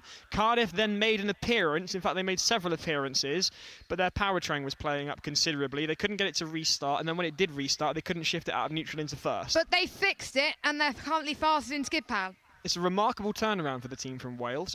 So over on skid pad, Cardiff are first. In second place, it is Oxford Brookes. Other teams have competed over there. We've also had a guest appearance from Mr. Lee Traherne, Welsh expert on Formula Student, once with Cardiff, now with Yui, who's offered his insight into how to run in these conditions. And we're looking ahead to the rest of the weekend's coverage. What can you tell us? Have you got any updates yourself? If you give me 30 seconds, sir, I'm just reading FS Stats now to see what's going on. There was a huge queue of cars trying to get their last stickers, so I'm just trying to see how many we've actually got, hopefully, coming to the circuit soon. I really do hope so. If Exeter and De Montfort can hear me, just know, guys, I've got my fingers crossed for you. A number of all the teams have been impeccable throughout the week, and I really do take my hat off to those that are slightly smaller and have smaller budgets. So that would include Leicester, De Montfort, and Exeter, who are all potentially, or have done in the case of Leicester, got through scrutineering. Myself and Monty took a trip down to Exeter as part of the Formula Student podcast a few months ago, and the turnaround that we saw from them, where they were back in April to where they are now, has been massive. What have you got for us then? Okay, so we've got 12 teams now past the braking test, so that means we've got 12 teams on the final hurdle. Assuming that they're not all... Well, actually, no, we've got a couple of electric vehicles in there, so they've, of course, got a couple of extra tests to do. But to be able to do the brake test means they've already done the extra test. And we got 13 that passed noise as well, so there's one team that's one sticker away from getting past through. There we are, so nearly there. We should have a dozen cars on the track now then, Giles.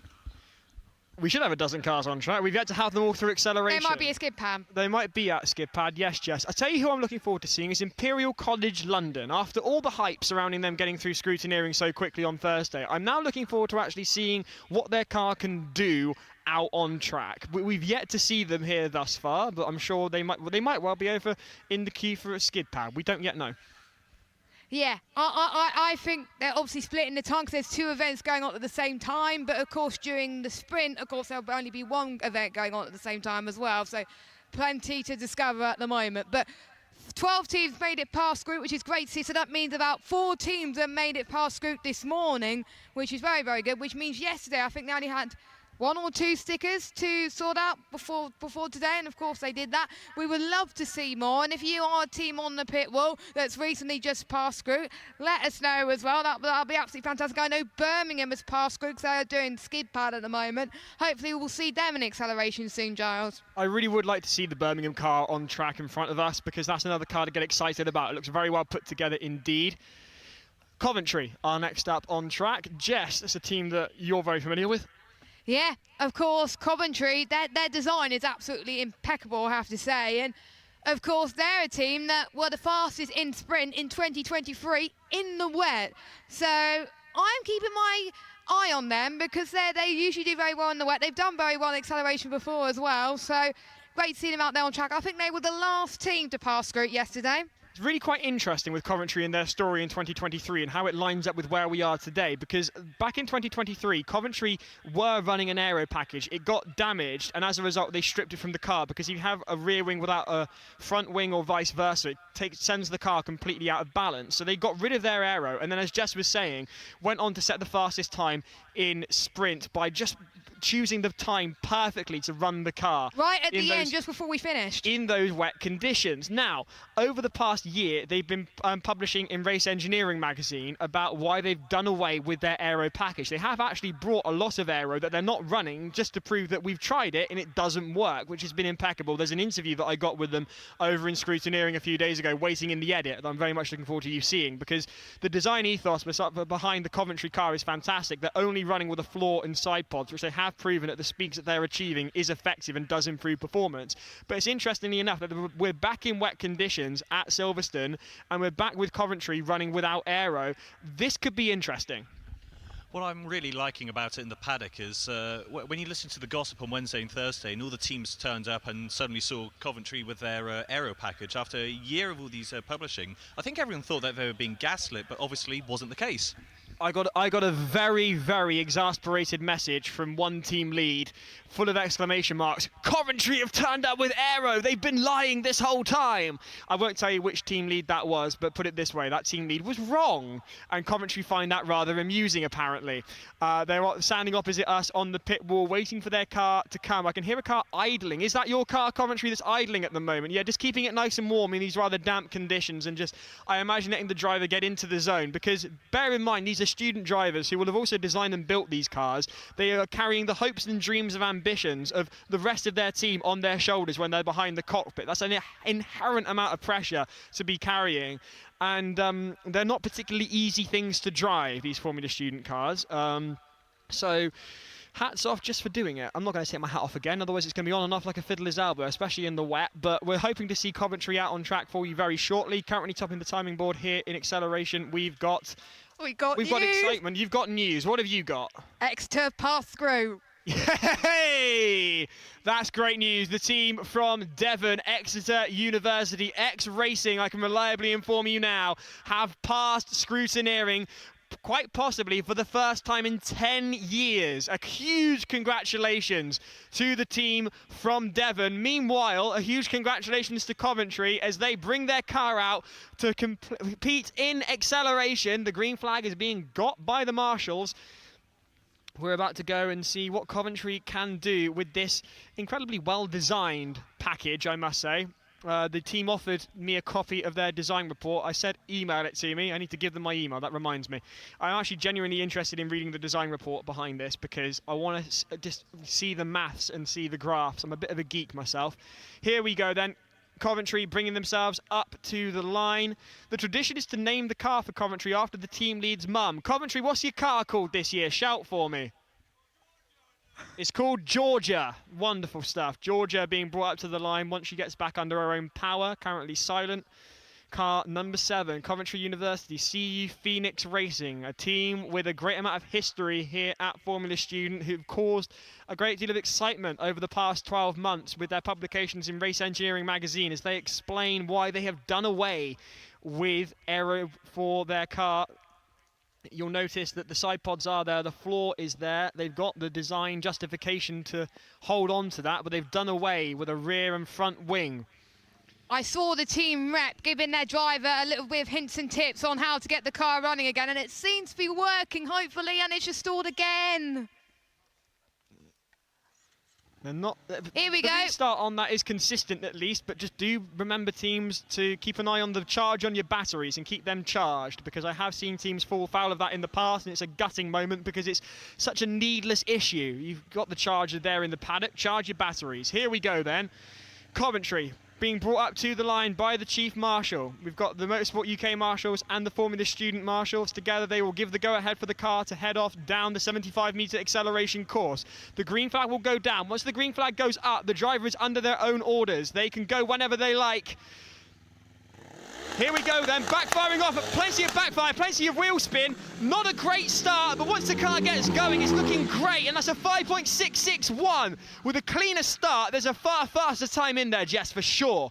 But a fast time for an internal combustion engine, but surely there's still time to be found there from Coventry, but I think they're going to go for another run, and that's another team through acceleration so far. Of course, we got 2 drivers, they each complete 2 runs each, and then that's up to the unlimited runs where the fastest driver sacrifices their fastest lap time, excluding penalties. We had that debate earlier, but here's their first driver doing their second run now, and they were the last team to pass scrutineering yesterday. Quick observation from my side, it seems to be clutch control there. We could see as they were trying to launch up to the line, they were struggling to find the biting point. I think they just dropped everything at once then, got lots of wheel spin, and that's why they were just spinning up, lots of revs, but weren't actually moving anywhere. If they can sort out the clutch movement and bite point, I think it's going to be a much cleaner run. Definitely a 4.5 second possible with this car. So a really exciting car. Can the driver manage the clutch? I've got video evidence to say that I definitely can't on these cars. They tend to be motorbike style clutches in the hand rather than on the foot. The green flag goes up. Can we get a cleaner start for Coventry? Up go the revs. Not really a cleaner start, I'm afraid to say. Backfiring yet again, a lot of wheel spin, but you can see the power is there, and it's a 5.711. Oh, Coventry, I know you can do better, and I'm just waiting to see it happen. I am waiting to see it happen as well. They've got the same problem again, but plenty of time for them to fix it, and of course their second driver to go, Giles. I must say, I'm rather glad I'm wearing long jeans, because that backfiring, you could burn your ankles with that. It's a rather fragrant engine as well. It seems to be running rather a rich fuel mixture to me, Monty. Once upon a time, I would have been a screaming two-stroke oil smell was a fantastic one to smell. This is obviously the 4-stroke equivalent, but still very nice to smell as a petrol head. However, at that point, Giles, I'm going to disappear back into the pits. I need to go and find some other people and get things ready for the sprint later. Ta-ta! Ta-ta! Cheers, Monty. That's James Montgomery, our resident Ted Kravitz here in the comms box, or the comms tent, I should say. You can't miss him. He wears rather loud shirts. And when I tell you that he did actually message myself and Jess with various options for us to choose which shirts he wore, there is a real commitment to the bit going on there. That's Coventry's second run completed then, with a bit more clutch control and a bit less power out of the gate. They should be on for a far quicker time, because as you see, as they get towards the end of the 75 metres, it's going very, very well. It's just off the line where they can't quite get it down in these very greasy conditions on track, Jess. Yeah, it's a lot harder to start when in these IC cars as well in the wet, so plenty of work to do for Coventry, and I totally agree with you. As soon as they get past the 75-metre line, textbook stuff. They just got iron out the start of it, and I think I'm glad that the majority of their run was correct, but still a few things to do. We still got more teams in skid pan at the moment, but we still want to see more teams in acceleration. Who do you want to see, and who do you think will go faster than maybe Oxford Brookes? I want to see Glasgow, because it's the first time they've run with an electric powertrain, because they took a couple of fallow years, took a couple of years in concept just to redevelop the car from an internal combustion powertrain to an electric powertrain. I can see some of the members from UG Racing in front of me now, and I'm just hoping that we can get their car out on track, because if there's certainly a team that can take the battle to Oxford Brookes, it would be Glasgow, an incredibly well put together outfit, and they're rocking the ANSYS bucket hats as well. ANSYS, another key sponsor of us here at Formula Student, and the MATLAB baseball caps as well. Repping the merch, guys, we love to see it. You can also get some Formula Student merch if you fancy it. There's these wonderful t-shirts that I'm currently sporting at the moment. Let me take my jacket off. You can get one of these wonderful t-shirts with a print on the back, and as Jess is wearing there, you can also get a bucket hat branded with Formula Student, available from the IMECI merch stand. Just to give me a thumbs up, are we going to expect to see your car out on track soon, or where is the Glasgow car? They don't know either, so that's great. Strathclyde, another university from Glasgow, we're looking forward to seeing out on track, fingers crossed. They're a team that's given us plenty of drama and interest to talk about in the comms box over the years, so hopefully we'll get to see them very soon, Jess. Yeah, and they knocked Glasgow off their perch in one round of the Engineering Challenge in the Sim Racing Series, and of course the Engineering Challenge, they have a trophy, and Glasgow won that overall in the Sim Racing Series. They'll be presented with that tonight, and it's no one's come even close to winning the Engine Challenge over the last few years. Of course, we had more winners this season, but Glasgow, they seem to be on top in terms of engineering in sim racing. Will that translate on the track here? We'll have to wait and see, Giles. Gotta give a shout out to Jeremiah, otherwise he won't stop begging in my DMs. So a shout out to Jeremiah from Exeter. I must say, congratulations. I've just had a message in from a Formula Student legend, Jess.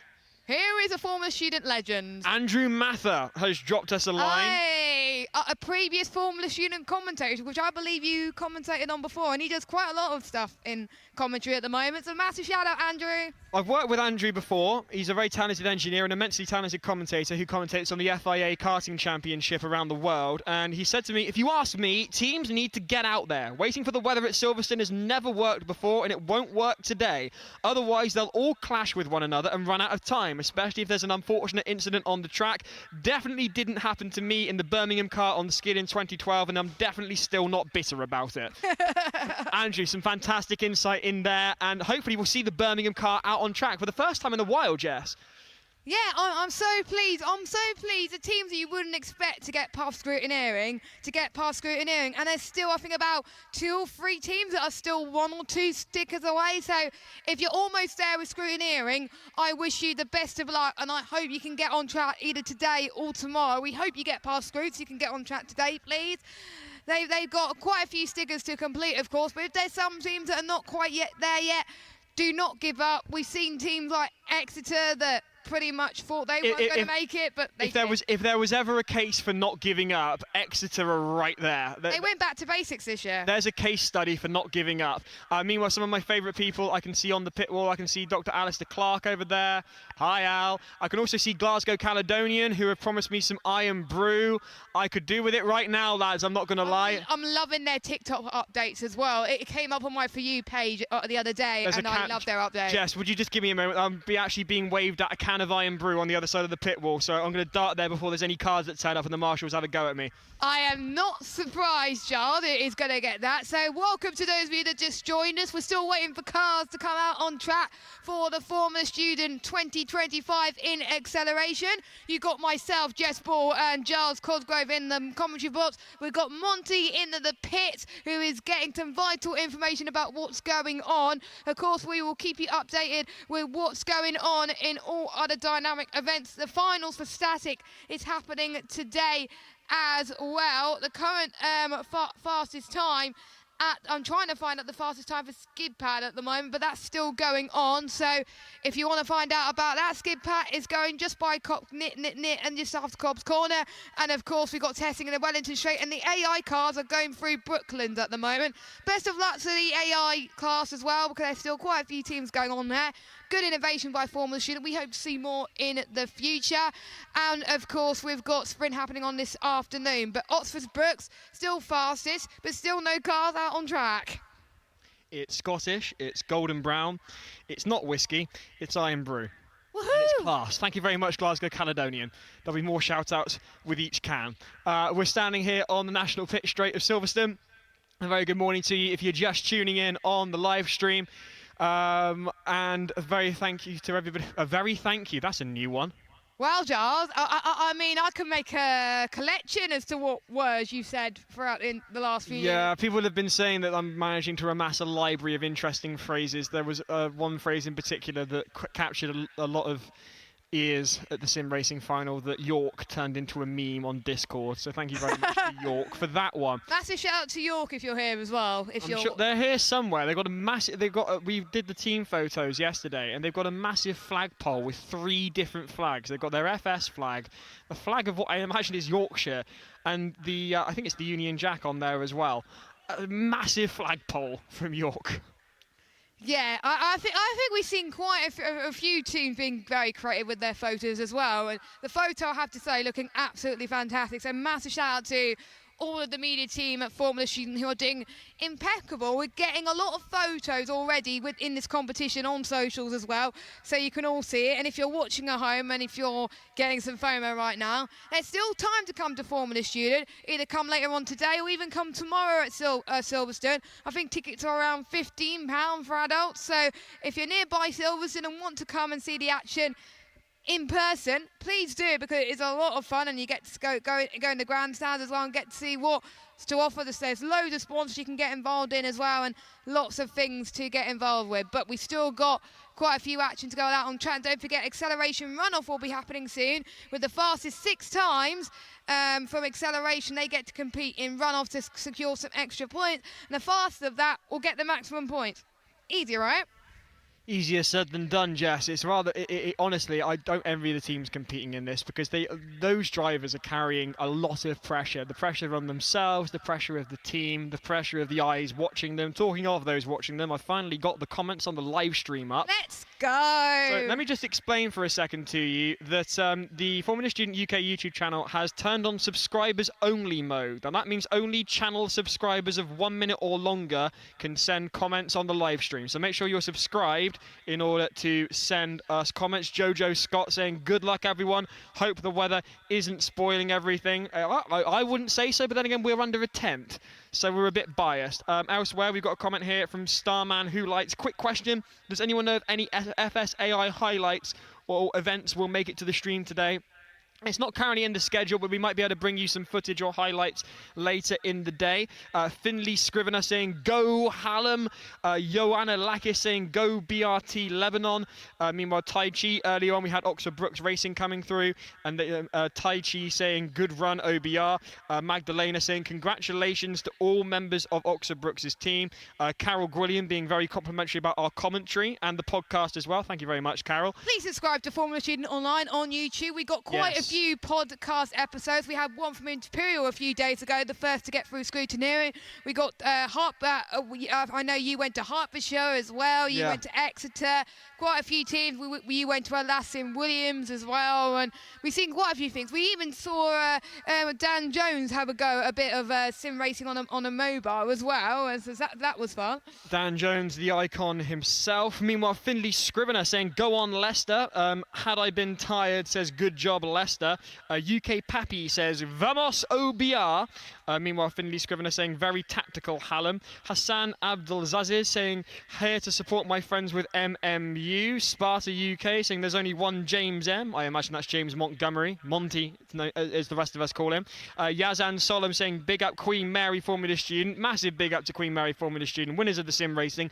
Gutted for them missing out on the cost final by 2 points, Jess. That's close. That is close. I want to find. I'm sure we can hear from Monty later on, but I want to find out how they're doing how they've done in the other static events as well, because that is key in the concept class, because they don't take part in the dynamics, of course, but new this year, virtual dynamic events for concept class. Meanwhile, Kian Butler from last year's winners, Edith Cowan, has got in touch. Hey, let's go! He said, damn, these times are slow because of the water. Ferrari must be the water. Meanwhile, Thomas says, shows how ridiculously simple ICE is compared to EV. I mean, you might think that, Thomas. I couldn't possibly comment. It was hard to get through scrutineering in EV. I've got a differing opinion to Thomas, but that's me. Meanwhile, Phoenix says, go UOB. YL says, HTU Racing, go for the win. E. Ashford reminding us that X Racing is through scrutineering, which is wonderful. I can hear an engine idling as well, which is good news. Yeah, and I see a marshal getting a green flag ready. I would want. Hopefully, it's a team that we haven't seen yet, and hopefully we will see Cardiff at some point. I would like to see Cardiff back and do. We've got car number Coventry coming back through again for another go. Their second driver, Giles. Finley Scrivener saying, when are static scores for FS being released? Keep an eye on FS stats would be our answer to that one. And I think all the results will be in the info point and on socials, I believe. Not concept class results were released at 9 AM. Chris Shaw saying hi to me. Hi, Chris. Cal is asking, Giles, can you wish Rob Eldon a happy -8th birthday, please? I don't know quite what that means, but happy -8th birthday, Rob. I don't know what I've just been told to say there, but there we are. Bizkaya looking nice, says Azir. Meanwhile, Michelle Jones says, have fun, everyone. Lee in the Rectory says, let's go, Coventry. YL says, HTU team, go for EV Championship. Good luck to Oxford Brookes, says Marion Kent. And have fun, everyone, says Michelle Jones yet again. Here comes Coventry then, Jess. Can they get a better start, do you reckon? I hope so, and of course it's raining but not as hard. It's almost stopped raining, so I think that means a lot of teams are going to be like, right, I'm going to go onto the track, try and get a fast time, because obviously the grippier the track, the faster the time they get. So I'm excited. I think we're going to have a queue of cars trying to get through acceleration as the car's being pushed onto the start line. The second driver taking part in acceleration. The flag is down at the moment. Once the flag is up to the driver to decide when to go, and that's where the timing beam starts. So as soon as we get the okay from the marshal at Silverstone and the marshal at Formula Student, we can go acceleration action once again in Silverstone. The flag is up. And here we go. Slightly better start, Jess. I think they're trying for the control, but it's just not quite there. But I think that is their best time, a 5.367. That is definitely their fast time, helped by the weather, of course, but that's pretty much the fastest I think it's one of the fast internal combustion times as well. So Coventry, well done to them. But can they beat Oxford Brookes electric time? I just don't know at this point. There's hand signals, communication with the team being made there as the driver tries to get the team to as the driver communicates with the Dynamics members of the teams. So any Dynamics members of the teams will have a purple high vis on and they're allowed out onto the pit straight.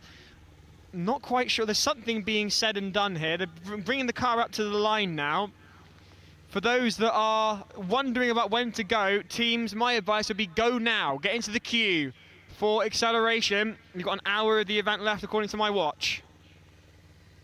Time has gone very quickly, but probably because we were talking about loads of things whilst we were waiting for loads of cars to go. But we're waiting for the flag to wave up. There we go. It's an extremely powerful car. Can they make it work? Backfiring and wheel spinning off the line. There's the power down into the tarmac now, and it's a 5.053, so close to the 4-second barrier. A very well done to commentary, because that engine is sublime, but there's so much power there. Getting it down in the wet with the rear wheel drive is not an easy task. Let me just talk you through the engine because it's fascinating. They've taken the original equipment manufacturer's motorbike engine, they have stripped it down, they've skimmed the heads, they've got it really tuned, and not only that, they've also stuck a turbocharger onto it. So they've gone from around 50 brake horsepower to 100 brake horsepower in the back of a car that weighs around 200 kilograms. That's mental. That is why it's wheel spinning so much off the line, because there is so much power in the back of that. And obviously the thing to do on an event like this is put your foot down. But in conditions like these, that's where you're going to get that wheel spin, and wheel spinning doesn't get you off the line. Nope, it doesn't, and that's where they lose all that time. If they can fix the reduce of the wheel spin, then I think they could be up there in the fourth. I hope they can have a go later, but that will sacrifice their fastest time of 5.0. They're going to hope that the rain is not going to come down fast enough right now, but we've got quite a lot of teams on the pit wall cheering on their teams. Of course, Oxford Brookes are the fastest time at the moment. An EV car, which is a 4.2. I imagine they would like to come and beat that, but I know for some people they might think if they can go quicker or not. We'll have to wait and see. I'm interested to know exactly what time is being officially taken for Oxford Brookes, because as I had it off the timing board, it was a 4.284 that I saw, but over on FS Stats it's listed as a 4.301. I mean, there's what, like 200ths of a second in it, so it's not a great deal, and there's maybe some rounding going on there, but suffice to say, Oxford Brookes are leading acceleration at the moment. That could all be about to change. The teams are beginning to line up now. I can see Cardiff and I can see Bizkaia in the queue. There's another team ahead of them with a burgundy tent. Can't quite identify which team that is. That might be Vermilion, maybe? Could be Vermilion back again for a free run. Birmingham. Andrew Mather's old stomping ground. We're going to have Birmingham out on track very shortly. Great to see. Andrew Mather, ex-commentator here at Formula Student, an all-time FS legend, competed back in the day. And his advice to all teams, and I would stand by this, I mean, hey, if Andrew said it, it must be true. Get on track now. Don't wait for the weather at Silverstone. It's never worked before and it's not going to work today. So get your cars out on track. And try and get through scrutineering. It's exactly what Birmingham have done, what Bizkaia have done, and what Cardiff are going to do as well. This will be the first time that we've seen both Birmingham and Cardiff actually on track, provided Cardiff have really done away with those gremlins. We saw them earlier on in the day. They really did have some issues, Jess. So let's give you an update on the running at the moment. For skid pad, Cardiff Racing are still top at the moment with a time of 6.005. Then it is Staffordshire, car number 4 with a 6.351. Then we got the car who made it through scrutineering first, Imperial Formula Racing, with a time of 6.438. Then we got the 92 of Oxford Brookes, 6.44. Then next, then fifth, we got Birmingham at 6.464. And then we got Sheffield Hallam. So Staffordshire and Imperial are getting through the dynamic events. Will we see them make acceleration? I do think that Andrew's prediction, he dropped us a line, he messaged us, and he could predict a queue would form, a bottleneck towards the end of the event as everyone tried to wait for the optimum conditions as the track dried out between 11 and 12. And don't forget we've got runoff as well. We've got runoff to do as well, and behold, Jess, a queue is beginning to form. So for those that have got through scrutineering and those that have done skid pad, if you want to optimise your points haul, I appreciate you have the option of unlimited dynamic runs and you can go again and again. But if I were you, I think you might want to get some other runs done on the other dynamic events. Staffordshire and Imperial College, I'm looking at you. Get in the queue now would be my advice. But then again, what do I know? I've just got a microphone and I just talk about it. Yep, so do we. And I haven't even been in the Formula Student car, and I haven't even taken part in Formula Student. And it's Well, great to see quite a few people that maybe not at university yet that are thinking about it. If you want a job in motorsport and you want a job in engineering, you have to do Formula Student, because if you don't, there are a lot of F1 teams that will just turn your application down completely. So if you are around the paddock today and you're not at a university, come and see some university teams. Please do speak to the students. They're more than happy to ask any questions on how you can get involved for maybe upcoming seasons or something like that. It's a very good competition. So if you want a job in engineering in a Formula 1 team, get involved in a Formula Student. It's a prerequisite. It really is a prerequisite. A prerequisite for this event is actually having cars on track. Currently we don't, but we know there is a queue. Birmingham, Biscaya and Cardiff are currently all in the queue to head out on track and take a run at Acceleration. Meanwhile, we've just had a message in from Edith Cowan over in Australia. They are actually in their paddock and they've got this coverage on the big screen. So yes. Good day, or good evening I should say, down under. Thank you very much for joining us. Their winning car from last year is sat in front of the big screen. They've just sent us a photograph, so thank you very much to them. We're looking forward to heading back out on track with more cars to come. Can anyone go faster than the 4.284 set by Oxford Brookes? They'll be hoping not. Everyone else will be hoping so. The question is, what's going to happen, Jess? I think we got more teams ready in the queue. I think I know Leeds are getting in the queue very, very soon as well, because I think we see a few speaking to Dynamic Marshals as well. And I think there's going to be quite a few teams very disappointed if they don't get through Acceleration, but we'll have to wait and see. What have you got for us, Giles? Just been reliably informed that the time on FS Stats is incorrect. The time that we had on the timing board here is correct. Oxford Brookes are leading with a 4.284. Thank you very much. So yeah, we were right in the end. We do see a car firing. Which car it is? It's internal combustion. I know that.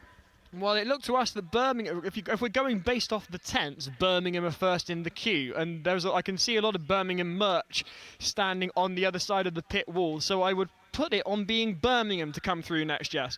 Yeah, I think so as well. They passed scrutineering this morning. Of course, they got through skid pad this morning as well. They're currently 5th fastest with a 6.464. So Birmingham have done their first dynamic event. They're on to their second, and they're going to see if they could get fast timing and acceleration and be the fastest internal combustion car. We still yet to see Leeds, because I know Leeds were doing a bit of dynamic events earlier. So Leeds, we want to see you. Staffordshire, we want to see you. And Imperial, we want to see you. We want to see every team through scrutineering that comes in the acceleration, but we won't see all of them because we only got about 55 minutes left.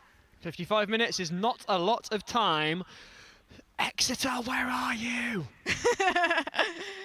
I wonder if they're doing a bit of testing now, maybe getting ready for sprint later. I'm wondering about a skid pad for them because it's right next door to where they'll finish brake tests, so it's far less distance to move the car over. So I got a funny feeling if they've just completed... Yeah, I think that's what a lot of teams are doing probably, is once they've done brake tests, they're going to skid pad first. I don't blame them. We'll be bringing you all the latest action throughout the day. Topping the time on the skid pad is Cardiff, and topping the time here at Acceleration is Oxford Brookes. Birmingham in the queue. There's an engine firing on the other side of the pit wall. I have had confirmation it is indeed Birmingham on the way. Birmingham to come. The flag is being picked up by one of the MS UK marshals, so we can't be too far away. The car is being beckoned out on track. This will be the first time we've seen a Birmingham car run at FS, Jess. Yeah, I think they were one of the first few teams that took part in Formula Student ever. And I remember in 2023 we saw one of their cars from in the 90s take part in Cops Corner, and that was absolutely fantastic. We saw cars old and new as well. We saw winning Formula Student cars as well. That was in 2023 when the weather was lovely, and it's just nice to see them through scrutineering. It's great. A well-oiled team there, Birmingham. This is going to be really, really niche, and I apologise, but if anyone went to Bishop Fox's school in Somerset, why does the Birmingham livery remind me of the rugby kit? That does remind me of that as well, and it's very encouraging to see that we have another EV team going on to the acceleration track, because so far today we have not had many. Most of them have been internal combustion. Crawling up silently to the line then. The first time in a while for Birmingham through scrutineering and out on track. The red light showing above the roll hoop. Cool, calm and collected seemingly for the driver behind the wheel. It's a car that's caught the attention of a number of us here at Formula Student 2025. Looking incredibly well put together. Very pleased to see it get through scrutineering. The eyes of the team from Birmingham on the car now. I know those at home will be intrigued to see this as well. Not least Andrew Mather, an ex-Birmingham student himself. What can the team do here then, Jess? They've got the electric power, the red light's where it needs to be, the green flag goes down, here comes up the green flag and away they go then. Birmingham are off the line, foot to the floor, the time coming up, it's a 5.426. You can see the diffuser out the back there. I wonder how effective that is at the speeds they're getting. I wondered that too, but I feel like by the way they got on the line, I feel like they can go a lot quicker than a 5.4. Don't forget, the fastest time is set by an EV vehicle of Oxford Brookes. And I could see, are they trying to have a go at another run, or are they going to be going probably to do... No, that's their driver. Then I thought they would do another run, Giles, but rather no. surprised for that from Birmingham, but nonetheless, that's a run on the board for them, which is more than some other teams have managed to do this morning. So that is Birmingham having completed at least one run on both skid pad and acceleration. Congratulations to them. The rain, is it me, Jess, or is that coming down a bit harder again? I think it is coming down quite a bit harder, so people probably regretted racing, didn't they? Well, I say it, get in the queue now. Oh, we got another car just waiting on. Keen to see it. Looks. It's Vizcaya. Vizcaya back out on circuit. The University of the Basque Country returning then to duke it out with their arch rivals, Oxford Brookes. I think the top two, I'm calling right there, I think they're going to be the top two in Formula Student 2025. It's rather interesting that it's these two yet again towards the top end of acceleration. They were last year. In fact, the University of the Basque Country was faster than Oxford Brookes during the qualification for the top six, and yet all the timings are then scrubbed for the top six shootout, and it's a case of one run and done and who's the fastest in that top six. And in that moment, the University of the Basque Country lost power, and even though they'd proven they were faster, it went to Oxford Brookes. So Oxford Brookes will be determined to win in totality. The University of the Basque Country, no doubt, will have something to say about it. I think they will as well, and I like their concept of the car too, and they just missed out in getting second overall in the Formula Student 2024 Championship, narrowly beaten by Cardiff, who finished second in that year as well. And Basque Country, they won a lot of awards last year in terms of static and dynamics, and I think they're a team not to be sniffed at. I do hear an internal combustion engine being fired up in the background as well, so it won't be long before we see them out on track as well. But here's the Basque Country about to go on circuit, and just to point out, in an EV car, red is good, green is not. So don't be confused if you see red on the roll hoop. Red means that the car is good, basically. It means the car is under its own power from the electric power unit in the back there for the University of Vizcaya. Up against Oxford Brookes to take the victory in acceleration, 4.284 to beat for the University of the Basque Country. Vizcaya lining up for the start, waiting for the drivers to go, and away they are now, putting the foot straight to the floor. That is a bat out of hell. It's a 4.634. Oh, now we're getting some competition out on track. That's 0.4 of a second away. In fact, 0.3 of a second away from beating Oxford Brookes. And we got another team going out on circuit, the University of Leeds, the number 63. Of course, they took part in skid pad earlier, and now here they are in acceleration. They're going to have a go at it and seeing if they could beat Oxford Brookes' time of a 4.2, which is pretty good in the wet, let's just say. But with Basque Country's time, that is impressive. But we'll see what Leeds can do, Giles. It's the four-wheel drive that's paid dividends for Oxford Brookes, and that's where those few tenths lie, because as Lee Traherne was saying earlier, if you've got a rear-mounted electric power unit only providing rear-wheel drive, it's not going to make as much of a difference compared to that four-wheel drive. If you've got rear-wheel drive, whether it's electric or internal combustion, you're in the same boat, whereas those with the four-wheel in-hub electric motors, they're going to see an improvement in performance in conditions such as these. Meanwhile, talking of rear-mounted internal combustion, it's the University of Leeds who have just stalled on the line as they're being brought up by the marshals. Can they get the power to go again? Can they get that hot restart is the question. Oh. They're under their own power again. Hey. Here we go then for the University of Leeds. Their first go of acceleration for Formula Student 25. Live in 25, it's Giles and Jess in the comms. University of Leeds on track. And the green flag goes down, the visor goes down, the green flag goes up, up come the revs. What can the University of Leeds do? It's a controlled start. The power is applied. Along the 75-metre straight they go with a time of 6.096. They're on the board, the University of Leeds, but I know if they want to get into the top 6, they need to be a little quicker than that. There's more in that car. Yeah, there is definitely more in that car. And they stalled again. It's just so difficult to know when to apply the power because that was a controlled start, which is what you need for the rear power units in the wet. But when they did finally floor it, it just couldn't get it down onto the tarmac. The car under its own power again, having stalled at the top of the course, coming back down now immediately for a second run for driver number 1 from the University of Leeds. I'm quite surprised that there's some teams that have only done one driver doing their runs because we haven't seen their second driver yet for some teams. More often than not, it will be a case of drivers wanting to make adjustments to the car's operating systems. They won't be happy with one thing or another after that one run, so they'll be going back to revisit. Stalled yet again at the University of Leeds, holding a hand up saying, bear with me, I know what I'm doing, says the driver. The balaclava reminding me of those drivers from the 1960s. The visor will need to go down again. Driver bringing it up to the line. Oh, just can't quite get it to idle, can they? Oh, hang on. It doesn't look promising for the University of Leeds. There we go. Fire, and there it is, back under its own power. The University of Leeds on the line for their second run of acceleration at Formula Student 2025. That's a very loud engine, keeping the revs high to prevent it stalling. The drivers, the flag goes down, the flag goes up. And away they go, really maxing it out there. There's the gear change up through the revs again, and that is a 5.429, a dramatic improvement for the University of Leeds. 0.6 of a second gone there. That's a very good time. That's a lot better from the University of Leeds there. They learned their lessons, they were giving feedback, and that was brilliant stuff. All they got to work on is how they can keep their engine idle without stalling. That's going to be their main focus, because that's going to be key in the other acceleration events. As soon as the revs dip, that's where the power goes. The problem that they've got is if they're slower than another car on track for endurance tomorrow and they pull in to let them pass, if they don't keep those revs high, then they're going to stall again and then have trouble restarting. But of course, they've got to let the revs drop to pull in for someone to overtake. They're going to need to take an investigation into that. Yeah.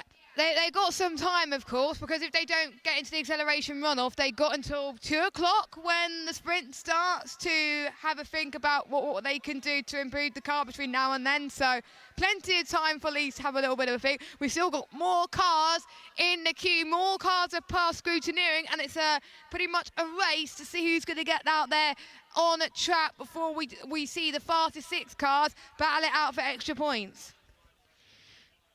It's all beginning to hot up here at acceleration, and I'm not just talking about the competition. The rain seems to have really died down now, thankfully, although I might be saying that while stood under a tent, so maybe that's not the best measure. Don't jinx it. No, the rain has abated somewhat.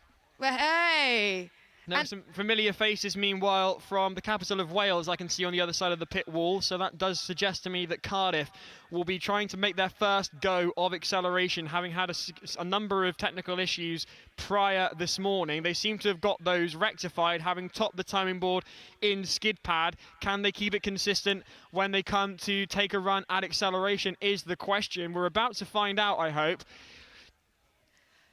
I really hope so too, because I think they've done 3 tries and it hasn't worked. Of course, they've done well in skid pad, so it shows that they potentially fixed a problem, but acceleration is different to skid pad, so I wonder, let's hope the issues don't crop up here. We'll have to wait and see. The track is in one of those greasy moments between wet and damp, and I'm under the impression that it's still, as a course, declared wet, meaning drivers have to run with their wet tyres. But I do wonder, and it's just beginning to eke towards potentially those conditions where if a really skilled driver might be able to put a bit more power down with those slicks. But we're under wet conditions, we're running with wet tyres. Yeah, I think it's safe in Silverstone, of course. We had the clerk of the course that make the decision. Massive shout out to him as well, who gave a great speech earlier on at the opening ceremony on Wednesday. So the clerk of the course does make the decision on what tyres to use, whether it's dry, wet or damp. So follow his orders. He makes the decision based on the current conditions out there. He does indeed. Please keep your comments coming in. Alison Foster asking, where's Imperial? Come on, Dan. Alison, we've got the same question here. We don't know. In the comms tent. Meanwhile, Arcane Venator saying, have fun, staffs. Go, Jimmy. Leslie Dowell says, yes, Cardiff. Not just yet, but eventually. Meanwhile, Mr. Goddamn Awful says, are they allowed to warm their tyres? Be better to use the first run to get them hot, then go for a proper lap on the second. No one can use slicks on that, Mr. Goddamn Awful tells us, and they're probably right. I'm just spitballing here for a bit of entertainment. Meanwhile, Anything Randomly Taped has said, I think I saw a video of UOM in scrutineering, if that helps. Alison Foster is excited to see Imperial. Big up Car 82 says, Sammy Bond. Meanwhile, there's no results on FS Stats at the moment. Unfortunately not. But we'll be able to bring you... We've got live timings over on FS Stats, so keep your eyes peeled on the website there. The queue is we got Cardiff Racing, car number 2, revving up. Let's hope they can keep the revs up to take part in their acceleration attempt. They done free attempt, but they could have kept the car started. So it'll be their official run with their first driver. I believe it's the same one who tried it earlier, Giles, if I'm not mistaken. Unless Amy shakes her head at me, I believe that's Connor behind the wheel for Cardiff's first run on acceleration. That sounds better. It does sound better, Jess, but knowing my luck, if I say the wrong thing, I'll jinx it and I'll never hear the end of it from Gibbo. Here we go then. Connor behind the wheel of car number 2. Cardiff Racing's very last internal combustion vehicle. It is Evie, keeping those revs above the limiter to make sure they do not lose power. The track has dried out somewhat. With sponsorship from the likes of Permabond, Sodaworks, Babcock and Lily Cider, what can Cardiff do? Up come the revs. Connor behind the wheel for the first time, a backfire off the line. There's the power. What can Cardiff do? A gear change there, and the time is 5.830. Very respectful banker time from Cardiff Racing. They got a lap time on the board, so very, very impressive. A bit of a stall at the end for Evie there. Connor behind the wheel of Evie. Cardiff Racing's very final internal combustion power car before they head over to the electric power unit. That'll be next year as well. I think more cars are doing exactly the same. Running IC this year and then moving to EV.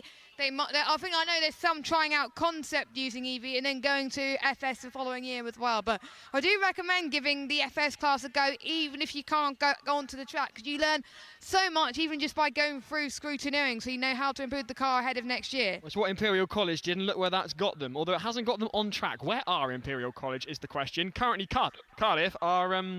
Nowhere. Well, they're being brought back down the course and headed to the pit exit with the marshals. They've lost power again, which that doesn't fill me with confidence, Jess. It doesn't fill, I think, anybody on the paddock with confidence. Unfortunately, they were doing so well. We were hyping hope. We were, getting hope that they were going to get a car out on the track, but at least they done one run. But they still had, I think, a few more runs to go. I see more cars revving, which means we've got more cars out on track. Hopefully we could see more teams like Imperial, for example, Staffordshire, Exeter, people that have gone through scrutineering but may have not gone on the track yet. There might be some teams strategically that just want to test their car first before even going through acceleration or skid pad. I do believe still the fastest time for skid pad is, I'm trying to check. Ooh, okay, we got a change of leader for skid pad. It's Oxford Brookes have gone to the sub 5 minutes, 5.96. So Oxford Brookes are leading skid pad with Cardiff Racing 6.005. So quite close at the top on skid pad. Skid pad being the place where the teams have first taken advantage of the unlimited runs, possibly. I don't know whether that was all 4 runs before Oxford Brookes posted that time, but Oxford Brookes are now leading both acceleration and skid pad, relegating Cardiff into second place on skid pad. Meanwhile, comments coming in. Angela says, staffs, come on, great stuff. Mr. Goddamn Awful asking, are the tyres all Hoosier? I've noticed a couple of different cuts in the tyres between Unis and YL. Says the presenters are giving lovely vibes from up our end. Thank you very much. Hi from Dubai, HTU Jordan. Go for EV win from first entry. Good luck to HTU. We got Aberdeen out there on circuit, and a Scottish team. They passed scrutiny. I think they passed scrutiny quite recently, because a few hours ago, when I was looking at FS stats live here in the commentary box, they only got like a few scrutineering to go, so they must have got through brake and noise quite quickly. So here they are then. The University of Aberdeen did well in FS last year. Let's see if they could do well here in acceleration. Let's go. Green flag goes down, green flag goes up. Up come the revs. Can they put the barrow down suitably? Yes, they can. That's a really great start in the wet. There's the gear change, maxing out the revs across the line with a 5.888. Very good stuff for the team from Aberdeen, the home of Mook Scottish. I know Jojo will be very, very pleased with that one. And they are still under their own power, so I believe, Jess, unless they've changed their minds, they're going to come down immediately for their second run. Yes, they are, Aberdeen. Yeah, I could see the team rep saying, go, go, go, come. Coming for a second run. Now, this is an opportunity for them to put some heat into the tyres. You can see them just beginning to weave a bit, just attempting to put some heat into the tyres, accelerating and braking, just trying to get that extra bit of heat, a bit of friction into those tyres to maintain as much grip as possible in these wet conditions. I did suggest possibly with the actual acceleration run itself, maybe they could run on slicks. I'm reliably informed that's definitely not possible, and I'm just talking out of my hope for drama. Meanwhile, here is Aberdeen pulling up to the line. I do believe they are all Hoosiers, but they're all Hoosiers from different years. I think that's the case. I mean, Hoosier... Oh, hang on. Aberdeen have got a issue. They've stalled and they're struggling on the refire under hot restart. That doesn't sound good for the University of Aberdeen. They're back under their own power now. A sigh of relief from Scotland as they bring the car up to the line. Suitably, it's there. The green flag is down as the driver tries to settle the car in idle. Up go the revs, yes, again. That's a more aggressive start for Aberdeen, with plenty of wheel spin. There's the gear change, maxing along the line, and it's a 5.821, an improvement of 0.06 of a second for the University of Aberdeen. Mr. Consistent University of Aberdeen there, both times in the 5.8. They probably got it that they couldn't go quicker, but it does show that they have some pace in there as well. So we'll see if they have time to do any more later, but we'll find out. We've got loads more teams in the queue. I would like to find out soon who's next in the queue, because we want to see some teams we haven't seen yet. Of course, the ones who have not had a chance to go for acceleration yet, Giles, they get priority out. The ones who still got more runs to do. A couple of teams I would be rather intrigued to see. Imperial College London in particular, alongside Staffordshire and Exeter. Those are the three on my personal wish list. Jess, I'm going to go and have a peer over the wall. You hold the fort. Yes, Giles is going to have a look to see what teams are right now rating in the queue for acceleration. Of course, this is running until 12 o'clock. You're watching the Formula Student live at Silverstone. We're covering the Formula Student class events for acceleration. Of course, in the afternoon, we've got sprint and we got endurance tomorrow. The FSAI is happening right now at Brooklands Corner. We won't be capturing that, but I'm sure we will have loads more information up and down the weekend as to how the FSAI dynamic events are going. Giles, can you give us news on who's waiting in the queue? Car number 67, and I believe that's the University of Bath. Oh, I hear a few cheers there. I'm hoping I've got that right. Oh, there we go. Is it Bath or Bath? Does someone want to tell me what it is? I think they don't care. Silence is golden from them, apparently. This reminds me of the Williams livery from the mid-90s, I must say.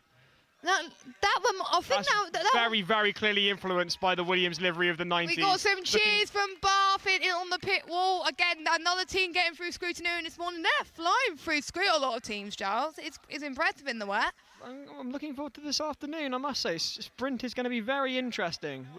With sponsorship from the likes of Mewburn Ellis, handling concepts and Multimatic. Car number 67 under its own power, and away they go. Controlled and calm. The University of Bath barreling down the start line, and there it is, a 5.097. Very respectful time from the University of Bath as they got off the line very, very well. But if they want to get in to beat Oxford Brookes, they've got to find a lot more time than that. But I think for the first time, that is very, very respectable. Another EV car, another electric car. Great to see more EV cars, because again, EV is quite harder to get through scrutineering compared to internal combustion. So that's what I want to see, and the red means it's good. We got cheers from the pit wall, meaning that they're happy with what Bath have done so far, and they're making their way onto the start line again as their first driver does their second run.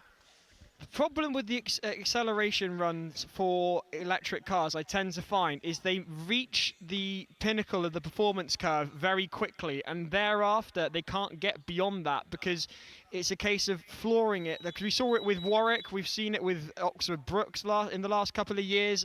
They reach the peak of what they can get out of those cars, and they can't go. Oxford Brookes went faster on their second run for one of their drivers. So but I don't know whether they can get beyond that 4.2. We've yet to see it. And that is Bath lined up and ready to go for their second run at acceleration. Car number 67, the team watching with anticipation on the pit wall. The green flag goes down, the green flag goes up, and away they go. Plenty of wheel spin off the line, really trying there, but I don't know whether that's going to pay off, and it doesn't. It's not an improvement. 5.397, trying their damnedest to get it to go. And the power very clearly is there, but I believe it's a rear-powered car, and as a result, it's just sliding and wheel spinning.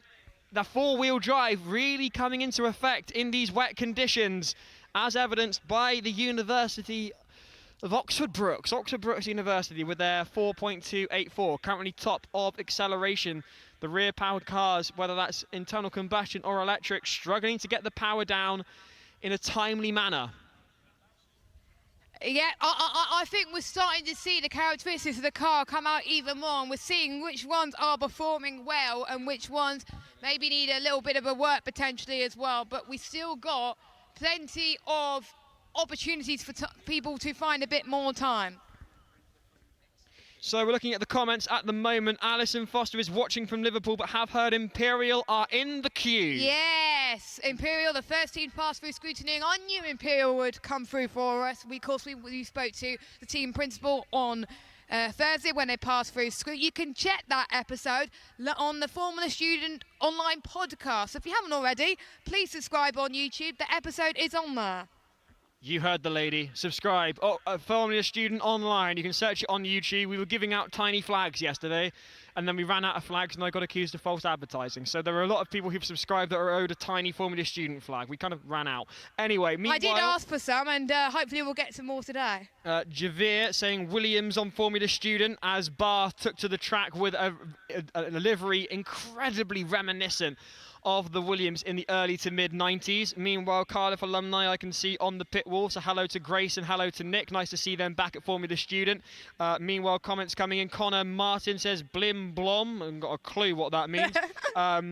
Kate saying shout out to the Bizkaya driver, George Natales. Meanwhile, Mr. Goddamn Awful says thanks for the tyre info. Great commentary, by the way. Well, thank you, Mr. Goddamn Awful.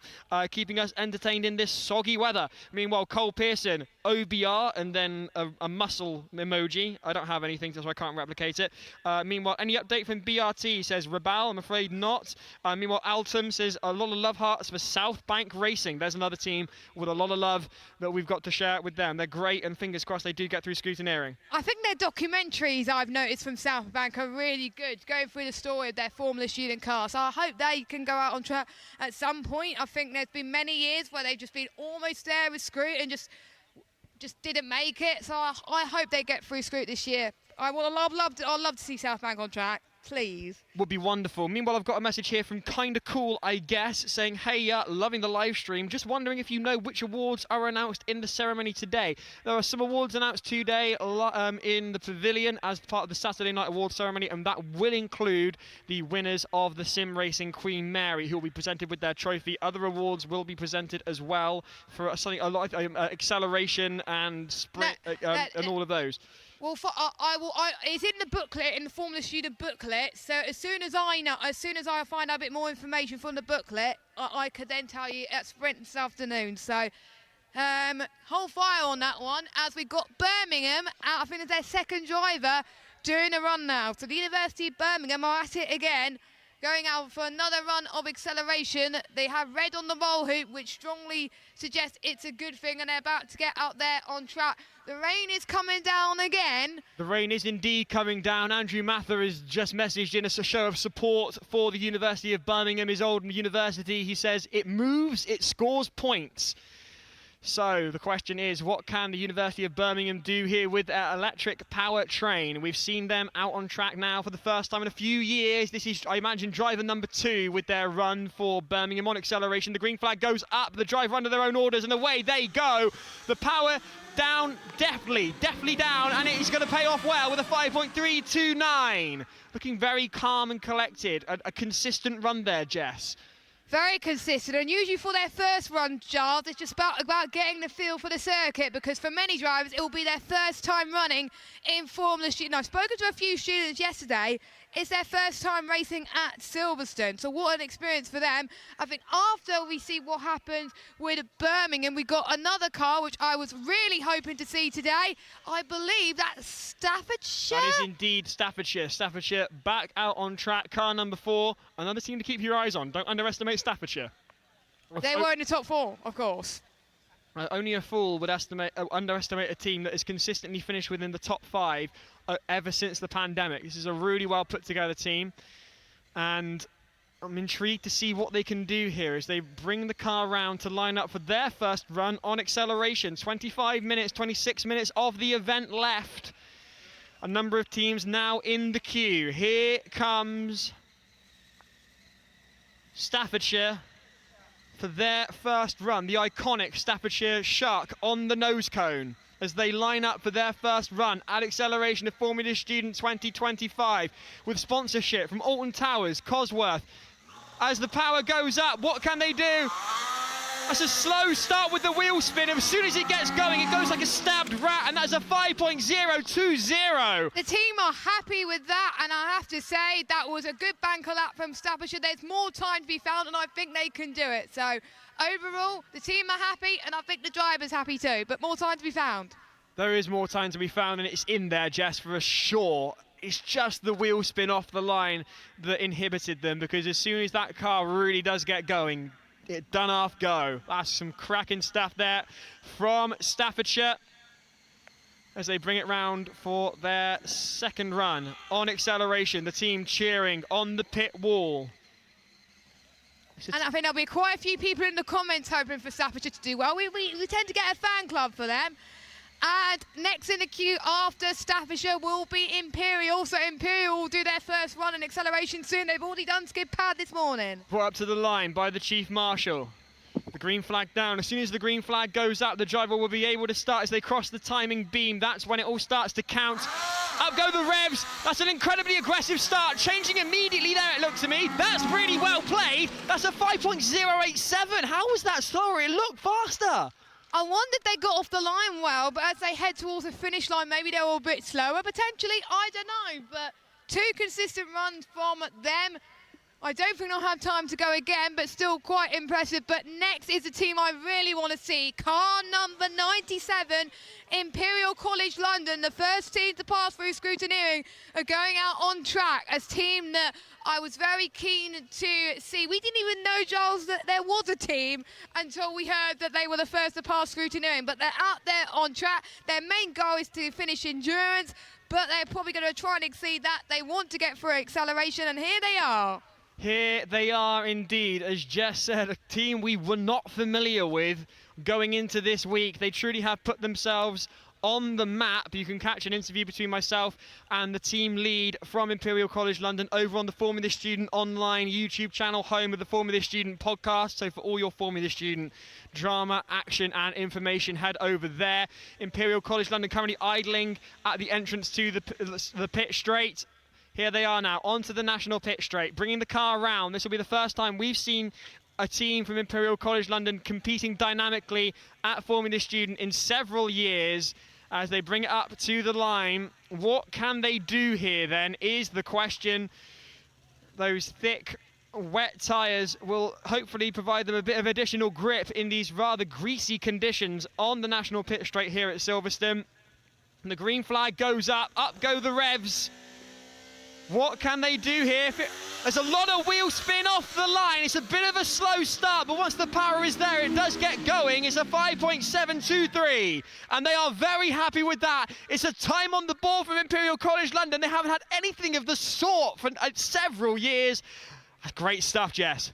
Just getting into the dynamic events and getting past Screw is one achievement in itself. Some teams, yes, they want to get a fast time, but from the signs of Imperial, they're just happy that they threw acceleration, and we can hear the cheers on the national pitch straight, and the first driver is going to have another go. I absolutely love this. We want them to get a faster time. I think everyone on the planet wants to see them get a faster time. This is a great story, and I'm sure the drivers in the team are absolutely loving it. Talking of great stories, can't believe what I'm seeing, because right after this from Imperial, Exeter are here as well. Yeah. So here we come then with the second run from driver number 1 from Imperial College London.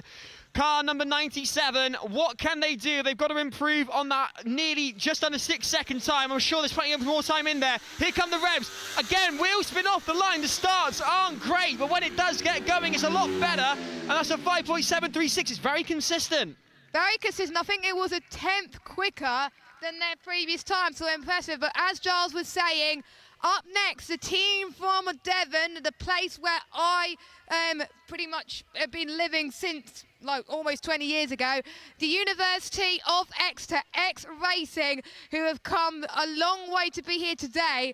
They just missed out on noise last year, but this year they went back to basics with their car, and it has paid off. They went through a lot of scrut yesterday, and they passed the final lot of scrut this morning.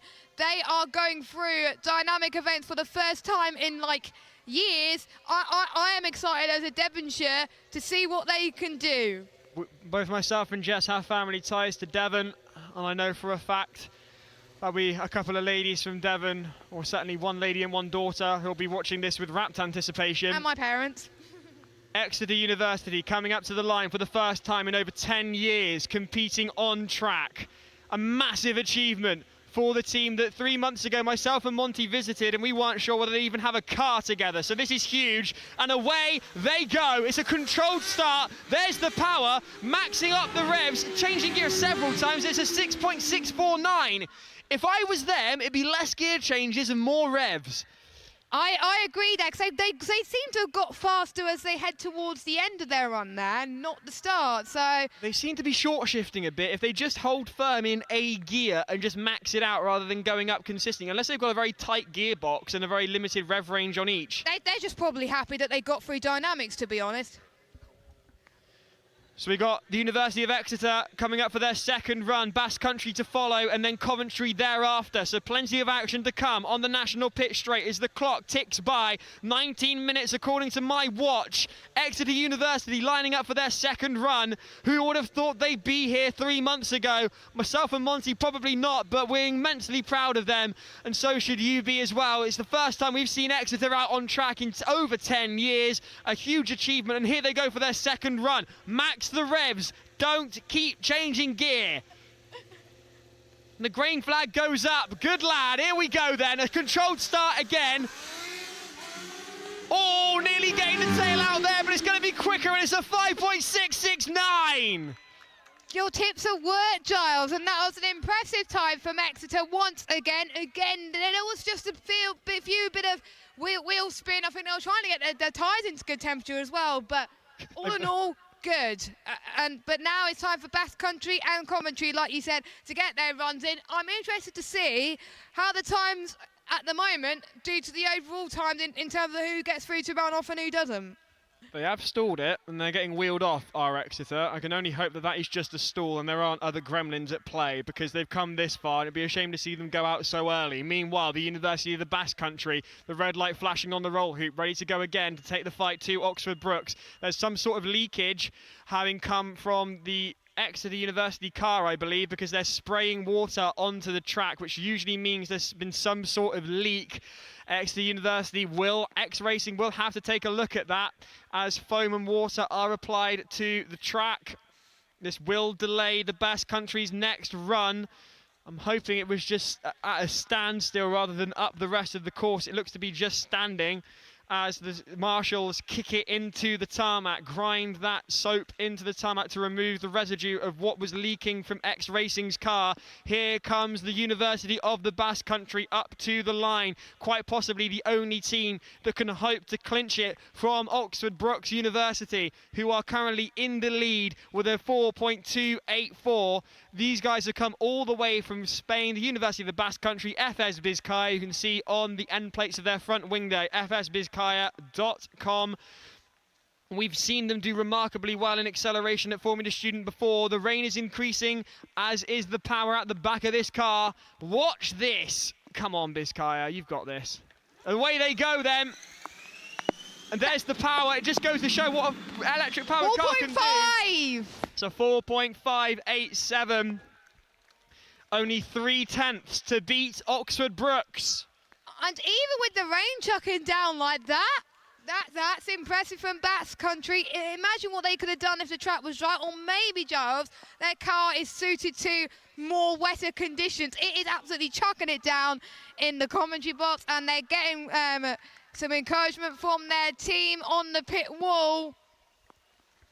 University of the Basque Country, one more go for the minimal 4 runs. Remember, they can go again, but it's a case of prioritisation in the queue.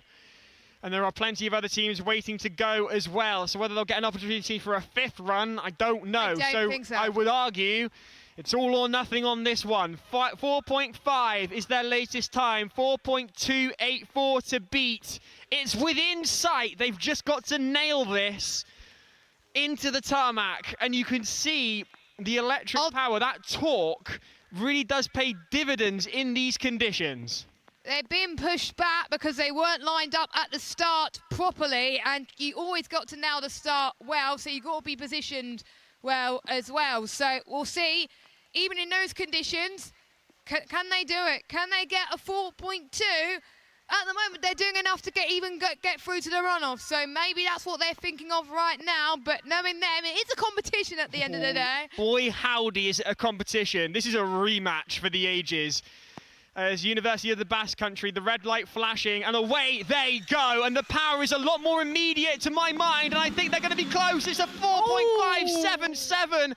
Have they reached the top of the performance curve for the electric powertrain? Because it's consistently 4.5. The rain is coming down harder now. The top 6 is moments away, and they will all be competing in these conditions. This is going to be a very exciting top 6 shootout, so make sure you stay with us. Get those umbrellas, get those coats, head out onto the pit wall, or stay comfortable at home if you're sat in the warm. Which I'm very jealous of if you're in the warm, or stay sheltered if you're in the paddock. But if you're in the paddock, get to the National Pit Straight. Come and join us. Do come and join us. We've got all ages here, from those that have got all the experience to those that are only 6 months old. Hello to Ruti and hello to the little one. Absolutely love this for the social media team. Multiple generations here at Silverstone for Formula Student 2025. We'll make a petrol head out of her yet.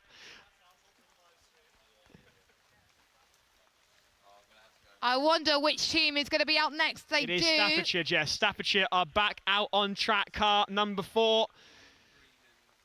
And don't forget, they have 15 minutes until runoff. 15 minutes for the last chance for people to get the runs in, to make sure that they get through to the runoff. That will require some extra points. Staffordshire again looking good in Formula Student. Of course, most people have done statics yesterday, and the finals happening throughout today as well, across many different disciplines, so plenty of chances to get points. Quite a few awards are going to be taking place tonight as the engine is trying to get fired up, and it keeps stalling. And that's back on the power.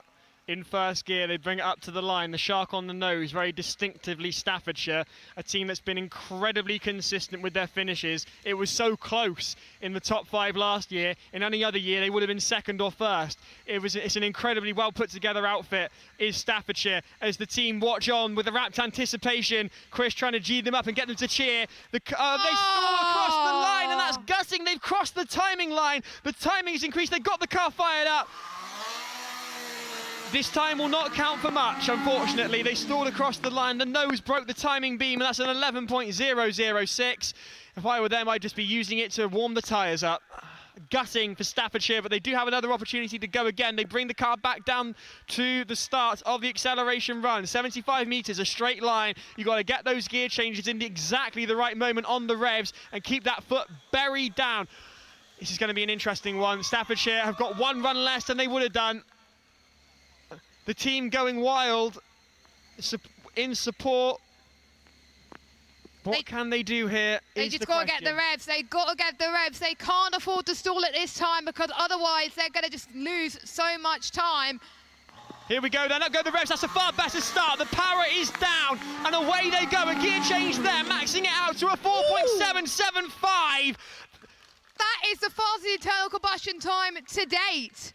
Excellent stuff for the University of Staffordshire, and don't they know that they've done well?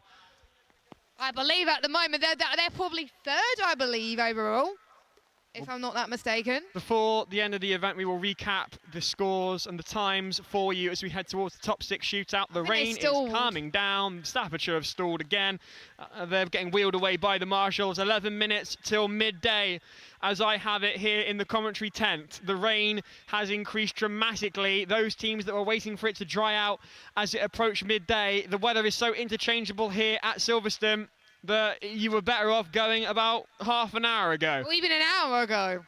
Precisely. Meanwhile, the University of Birmingham are back for another bite of the cherry. Remember, it's unlimited runs now. The team will sacrifice their fastest time for each driver in order to do so. The green light currently showing on the roll hook. We need it to turn red to get the electric power unit driving those wheels onto the track.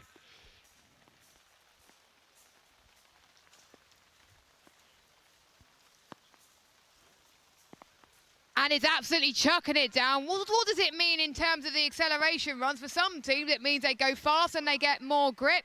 And I do believe, Giles, we have the top 6 so far in acceleration. Well, I can give you, in fact, Jess, I can give you all the way down to 14. We've had 14 cars running so far. In 14th, it's Leicester. 13th, Cardiff. Aberdeen in 12th. In 11th, it's London Imperial. Denmark are in 10th. In 9th, it is Exeter. In 8th, Sheffield Hallam. In 7th, it is Leeds. And now, your top 6. Number 6 is Birmingham, who are coming back out onto the track as I speak. In 5th, it is Bath. Coventry are in 4th. In 3rd, it's Staffordshire. The University of the Basque Country are in 2nd with their electric power unit. And Oxford Brookes top the timing sheet in 1st.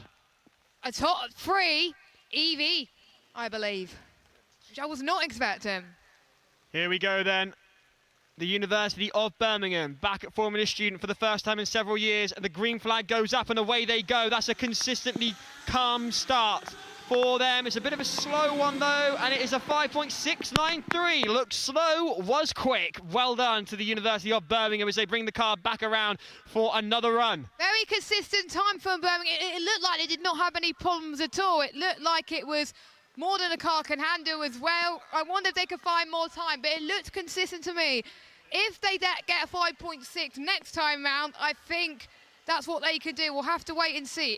Did that beat their fastest time? I don't know. Bringing the car back round for another go are the University of Birmingham. Bear in mind, the time to beat is 4.284. Imperial College London lining up for a go themselves as soon as the Birmingham team have completed this run. I've got a funny feeling, Jess, this could well be Oxford Brookes' weekend. They are dominating at the moment, leading both skid pad and acceleration. What can Birmingham say about it? As they put their foot down and across the line, it is a 5.711. Again, another consistent run, consistently in the 5.7, 5.6s. I'll be happy with that. That's Birmingham done then. And as Giles was saying, Imperial College London is up for another go. They want to get into the top 6 of acceleration to score some extra points. It is their second driver that gets a get to go, so that means that their fastest times won't get deleted because, of course, they get the minimum 4 runs to each driver. So as Imperial make their way on to the starting grid. And it is great to see them here in acceleration. Not long to go before 12 o'clock, the deadline for all teams to take part in acceleration. And I wonder if there's still people in the queue that probably regretted being in the queue now and should have gone on the queue earlier on. So the visor is coming down, as just said by the marshals. The marshals are wheeling the car to the correct position to make sure that they don't get a jump start. We'll see if we can get the green flag from the marshals. They are rolling forward a bit, and the chief marshal isn't happy with that. The car doesn't want to sit still. It keeps rolling forward. It's kind of like a hill very start. odd. The brakes don't seem to be working. Hold your foot on the brake, driver. Hold, please, driver. Quite literally, hold it steady. Okay, now take your foot off the brake because they want to reverse it back. Sometimes I feel like the Benny Hill theme could be used here. Meanwhile, the Imperial College London, Imperial Formula Racing are now in position to make a run of acceleration. Car number 97, first through scrutineering. Can they be first in acceleration? The time to beat is a 4.2. Up goes the flag, up goes the revs. Here we go then. And away they go with plenty of wheel spin. It's an exuberant start. There's the gear change as they try and max it out. And the time is a 5.691. It's not bad for them. I believe it's better than their fastest time so far, so that will push him up the leaderboard as well. Still more one crack at the cherry. I think they need to warm their tyres up to get a bit of heat in them and more performance potentially.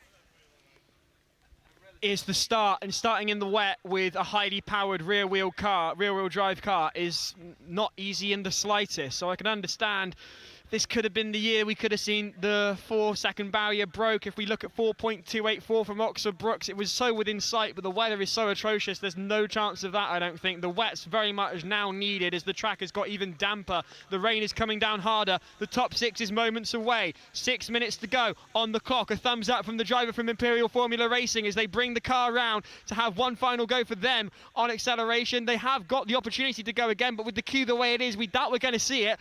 Those unlimited runs will really come into effect during sprint later this afternoon, so make sure you stay with us. Meanwhile, as Imperial College London come to the line, the University of Wuhan, I believe, are bringing themselves for their first go. Southampton. They've got a very similar setup to Wuhan University from China, who are also here. Meanwhile, Imperial Formula Racing, for their 4th attempt at acceleration, they've got to beat that 5.6 is the time. The time now is here. That's a lot of words, and not a lot of them meant anything. Up goes the green flag, up goes the revs, and away they go. Another exuberant start for the Imperial College team. What can they post? And it's a 5.788. They lost time in the middle section of that course there. Yeah, that's what that was. I think there was quite a few bit of wheel spin as well, but I think at least there's a time on the board. Will it be enough to get through to run off? I don't think so, but University of Southampton that got through scrutineering this morning, another team I think that's just about to get to do acceleration. That was a bit too close for comfort, isn't it, Giles? Yeah, just a bit. I've also been reliably informed that there's a bet going on. Respectfully, says Becca, I need Cardiff Uni to get quicker because me and my friend who goes to Leicester Uni have decided whoever is quicker over the weekend, the other will have to travel to their respective city in August, and I don't fancy going the whole way to Leicester. So Cardiff, you got to beat Leicester because Becca doesn't want to go to Leicester. I think there's a lot of bets going on this weekend, I have to say, but we got the roll hoop. The roll hoop is red, which means the car is pretty much ready to go. So as soon as they've been given the all clear by the dynamic marshals in purple, then they can make their way on to the circuit to have a go. I think they only have time for one driver. According to my watch, Jess, we've got 4 minutes until the close of the event, and they really do close it promptly. Remember last year, I believe it was UClan who were on the line right as midday struck, and that was it. The event was closed. Gutting for UClan, so bear in mind that they will run this like naval enterprise. So here it comes. Talking of naval enterprises, Southampton would know all about that. Southampton are pulling up to the line for their first attempt at acceleration. It's been a while, to my mind, since we've seen the team from Southampton, car number 69, with sponsorship from the National Motor Museum of Bewley. That looks a great sponsor. I've been to that museum and it's pretty good. And Southampton's also a place where Monty lives. Oddly enough, they didn't bother coming to the sim racing final at Williams. But at least they're here. They could have got a lift with Monty. And off they go very quietly. It's a controlled start. The power applied there now as the clock ticks up. It's a 5.710 for Southampton, their first time on the board.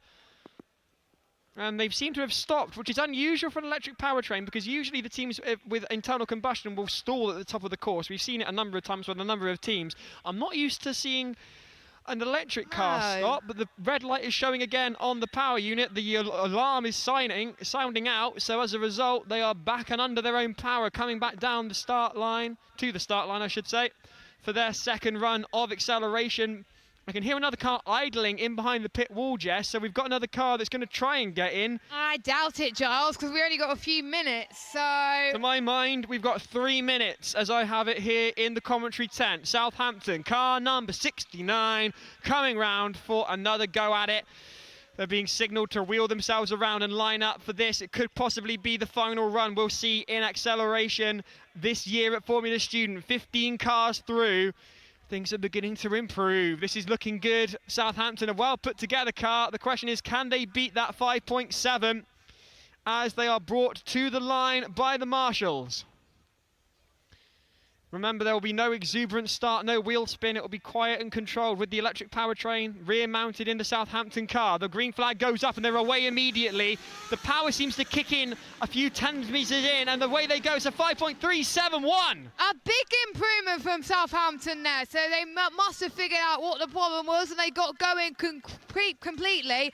I'm almost certain that's maybe probably got them through to the runoff, but will they get a car to get them there? We'll have to wait and see. It's quite interesting, Jess, that the power seemed to kick in for them at about 20 meters in. I don't know whether that was the point at which the foot got to the floor of the car, but it's interesting. There is a car firing, and it's the University of Exeter. They're going to try and sneak in for another run. You're going to have to be quick, guys, because there's only a minute and a half on my watch, and we know how quick they are to... Exeter, then Coventry. Well, if Coventry can get in is the question. We've been reliably informed that we've got Exeter and Coventry lined up, but it's currently, as I have it, 1 minute to midday. And they're still waiting to get the Southampton car cleared. They can't send Exeter down until the Southampton car is cleared at the bottom of the course. They are not, and as a result, the clock is ticking away, and Exeter may lose out on the opportunity to have another run of it because Southampton are blocking the end of the course. And time is strict here in Silverstone, because of course we've got lots of other events going on, so I don't think Coventry's going to have a go at Leeds, unfortunately. I think Coventry may well miss out, and Exeter is looking in jeopardy for them as well, as the marshals finally take to the car from Southampton to wheel it out of the way. An inconsistent power unit in the back there for Southampton by the looks of things, but this could spell disaster for Exeter, looking for their third attempt, I should say, their second driver's run of goes on acceleration. And look, it's coming up to midday as I've got it on my watch, Jess. This is not boding well for Exeter and Coventry. No, it's not, and it's not boding well for teams that are currently in the queue that haven't even had a go at acceleration, so their hearts must be going. It's 12 o'clock. They'll be cursing. Exeter have been stymied by Southampton, blocking the end of the course. It is midday, and that is it. We've just had a signal from the Formula Student Marshal. That is over. Gutting for Exeter and Coventry, who are unable to improve on their times. The end of the course is currently blocked by a static Southampton car. And I'm not used to seeing this, because usually if a team stalls, which we're used to seeing with internal combustion powered cars at the end of the acceleration run, they get moved out immediately. But Southampton are still occupying the end of the acceleration run. Chris, what have you got for me? That's it. That's it. Well, yes, that is it. That's indeed it. Here we go then, let's go through your top 6 and their times. In at 6 with a time of 5.426, it is Birmingham. At 5th, it is Bath with a time of 5.097. In 4th is Coventry with a 5.66. Oh, well, hang on a minute, I'm giving you the wrong times. Let's try. I can't believe that. I mean, you know. Did you just say the teams? The best time is too far away. We're just going to go with the teams. At 6, as I've just said, is Birmingham. At 5th is Bath. At 4th is Coventry. At 3rd is Staffordshire. At 2nd it's the Basque Country. In 1st is Oxford Brookes, as has been the case since the start of acceleration. Cardiff did beat Leicester and reliably informed. So as it stands, that bet means whoever's over in Leicester's got to come down to Cardiff. Becca, you're safe. And we're going to go for the top 6 shootout now. All the times are now scrubbed. Oxford Brookes bringing themselves up to the pit wall. They'll make a lot of noise. Then shirts are also incredibly noisy. Those Hawaiian shirts from Oxford Brookes, very distinctive there this year. And I believe a skid pad finished as well, Giles? Skid pad will have finished at the same time as well. We'll be able to get you those results from FS Stats as soon as we possibly can. Finally, the Southampton car has been wheeled away. It's being pulled off into the pit lane. And Let's now just hope they can fix it for sprint later on, because if they don't fix it for sprint, they're not going to get a good qualifying for endurance. And endurance is worth the most points in Formula Student. If you compete endurance and do well in statics, you're more than likely going to have a great Formula Student weekend overall compared to people that do not take part in endurance. And there's many teams that are still waiting to complete Screw, and I really do hope we get more teams out for sprint this afternoon. We've got about 14, 15 so far. We would love to see more, because that will be going on from 2 till 6 o'clock this afternoon. We have teams that in the runoff are about to be on the pit wall cheering on their teams. So we've got Oxford Brookes, Basque Country, we've got Staffordshire, we've got Coventry, we've got Bath, and we've got Birmingham, who will be top. The fastest hit the time in acceleration last year, didn't even win the runoff. What's your prediction? Surely it's got to be Oxford Brookes, right, that's going to be doing well in this, or could the Basque Country take it? unless Oxford Brookes makes a mistake and it goes to the Basque Country, I can't see it going anywhere other than Oxford Brookes. But nonetheless, as proven last year, anything can and will happen in the top 6 shootout of acceleration here at Formula Student. So do not count your chickens before they've hatched, or count You know what I mean. You know exactly what I mean, Jess. I don't know whether anybody else does, but as long as you do, we're fine. Here we go then, top 6 shootout at acceleration. Just to recap what that means, each driver gets one run down the 75-metre course again. Their previous times are all scrubbed. It is the fastest of those one times. If they mess it up, as was the case last year with Basque Country losing power, then someone else is going to take it, which was the case for Oxford Brookes. This year, they will be determined to win it, not on a technicality, not on another team failing, but by purely posting the fastest time. They're already on the pit wall. I can see them looking at me quite intently. It's rather intimidating.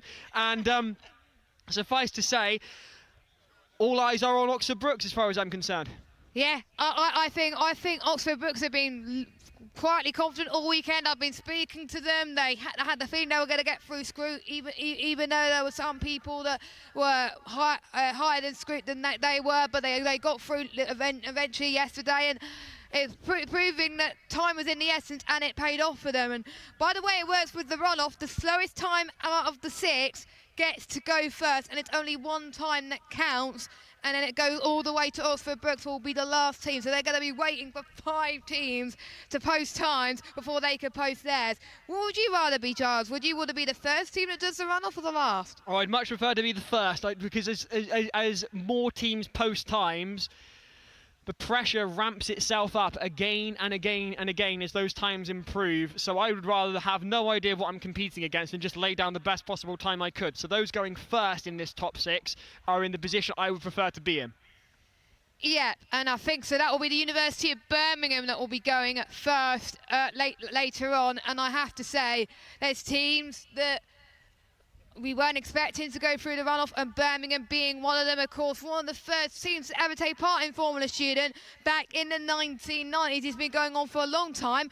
Only been at Silverstone since the late 2000s, which I have to say is quite insane.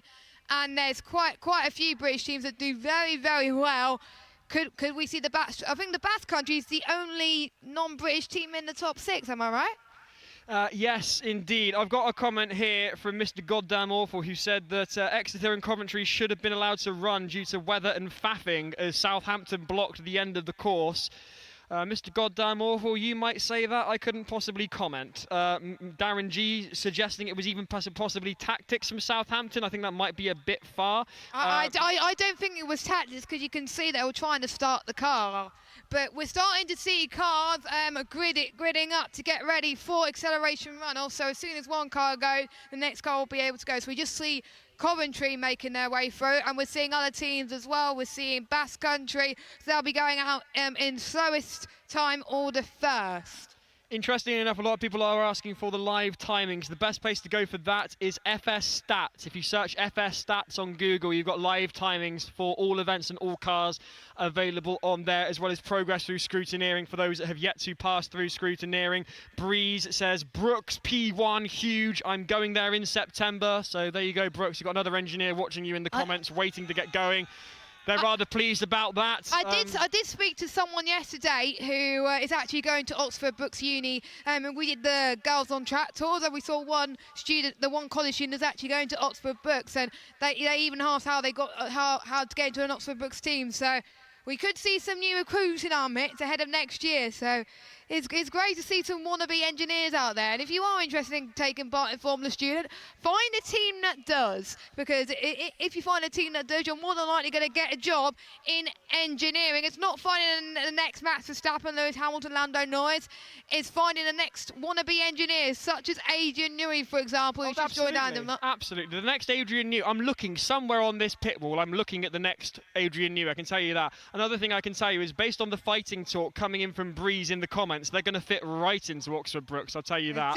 Definitely. I think that's good personality there. Scrutineering update, Giles. Yep. 17 teams have passed through the entirety of scrutineering. They're coming in thick and fast throughout the morning. I think we're going to have a decent go of it at Sprint this afternoon, so make sure you tune in More than last year. Absolutely. Meanwhile, the teams are beginning to get ready for their runs on the acceleration shootout. The top 6 will have a go yet again, but bear in mind that it will be this run only that counts. If they are slower for one reason or another, as we saw last year with the University of the Basque Country losing power midway through their all-important top 6 run, that will be the run that counts. And as a result, Oxford Brookes took it. They'll be determined this year to get it cleanly. Meanwhile, I must say, by the way, that as a result of Exeter trying to go again, one would presume whatever was leaking from their car, they fixed the leak, because they did come back. There was a bit of a pause and they disappeared for a while. I assume to fix the leak, they did come back.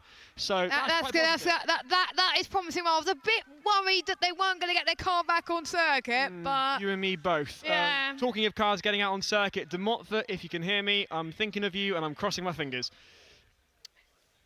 So here we go then.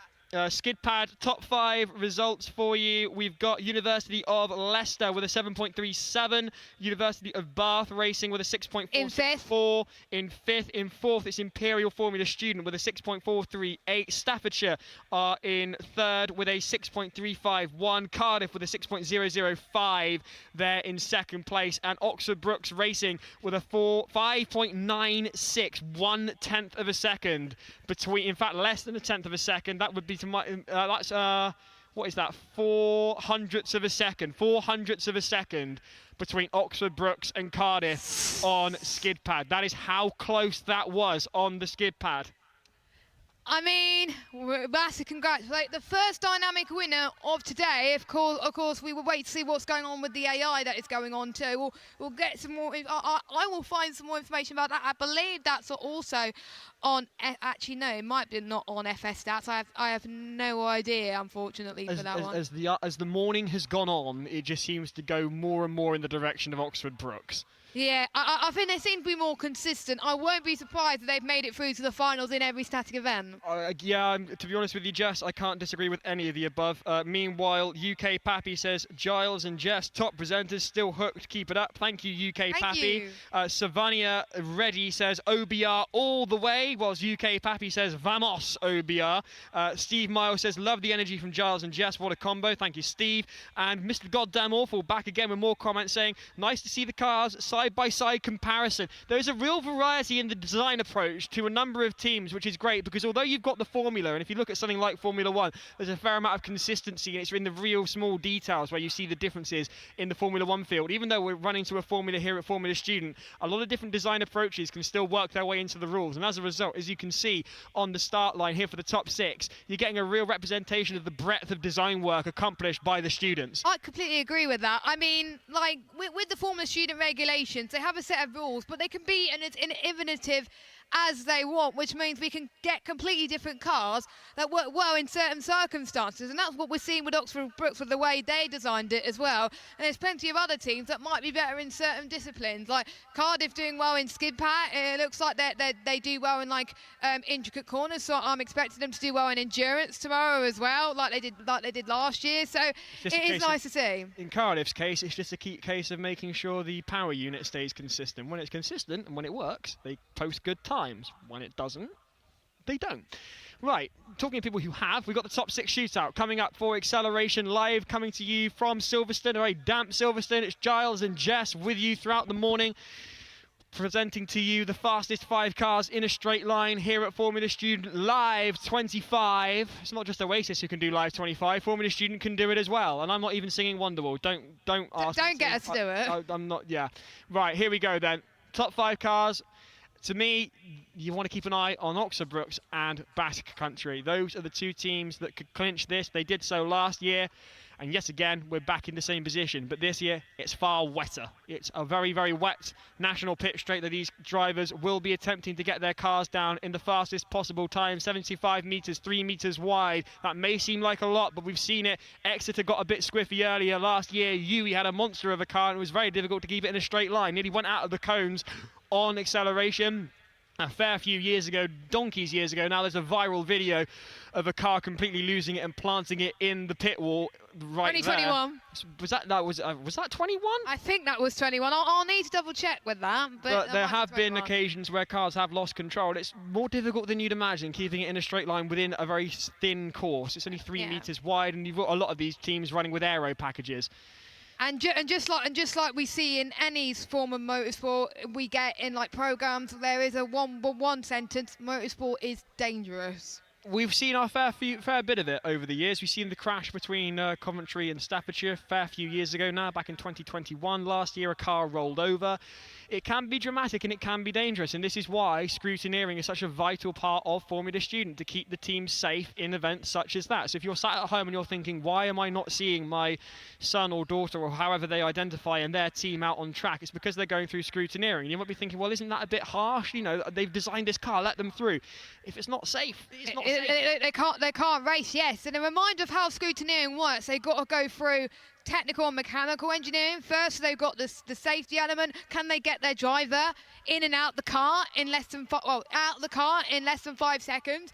Because without that, if they're involved in an accident, they could pretty much have an injury, which is not ideal. Either that's hard or I'm really unfit, because I tried that with the Cardiff car last year and I could only manage a 5.3 second egress. Yeah, to be fair, which was close to 5 seconds minimum that they were showing. I think Staffordshire was one of the fastest in getting one of their drivers out, which was very, very impressive. So there's also safety, there's also chassis, obviously a bit of tech as well. I think that was one of the first that they needed to get through scrutineering. And then we got the dynamic scrutineering, which me and Giles had a look at yesterday, is the tilting, which we found out a bit more. The noise, of course, it had to be below a certain decibel, because if it's too loud, of course, they can't get out on track. And the final one, if you make it through that, you pass scrutineering. It's a brake test. You got to go through a certain course and stop at a certain point. If you stop at a certain point and go at a certain speed, then you pass scrutineering, and then you'll be able to go through on track. If you have any questions about that, please speak to us, because there was quite a few teams that just barely make it through scrutineering because of those 6 components. And of course, with electrical scrutineering, there's quite a few more to get involved. I think there was two or three more components of electrical scrutineering that they need to go through for an EV car. Meanwhile, people getting in touch with us. UK Pappy saying, hey, thanks, guys. Hey, UK Pappy. Derek Fernandez says, big up Palvin from UBR. Absolute workhorse of an engineer. Arcane Venator says, keep it up, Staffordshire. Lee Harris says, looking forward to Coventry improving their original time. Yeet Oot says, go Staffordshire. Wishing you on from Vietnam. Meanwhile, Ignition says, which awards are announced at the Saturday ceremony? Amongst others, it will be the fastest egress and the sim racing champion. I will check now. Robert Watson says, come on Team Bath. I hope I've not been hearing your hours and hours of sanding for nothing. And Joseph Grimer says, come on Staffordshire, we love you, Pete. And Learn to Love Russia says, so amazing what the students can achieve. Supporting Nottingham team, be so proud of every one of you who is involved. Meanwhile, Staffordshire, meaner than a junkyard dog. Yes, that is written on the back of Staffordshire's rear wing, meaner than a junkyard dog.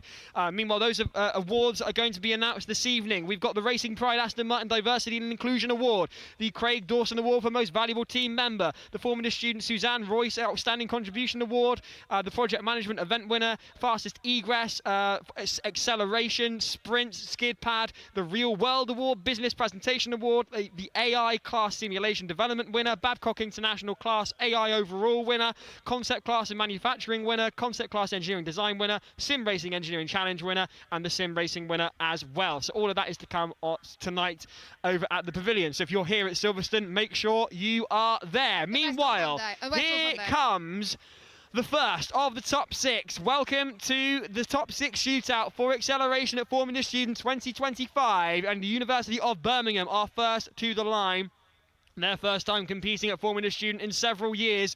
They will just manage to get into the top 6. Can they go better than their initial times is the question. The green flag is down. As soon as it goes up, the driver will be under their own admission. They can go whenever they like as they cross the timing beam. That's when the clock starts. They've got to get over in the fastest time. It's a fairly considerate start, and now the power's down for Birmingham, and that is a 5.330. They will be very pleased with that. That is a great benchmark for all other teams to follow. A 5.3 in an EV. I think it's one of their fastest times of the day, I'm almost certain. Is that right?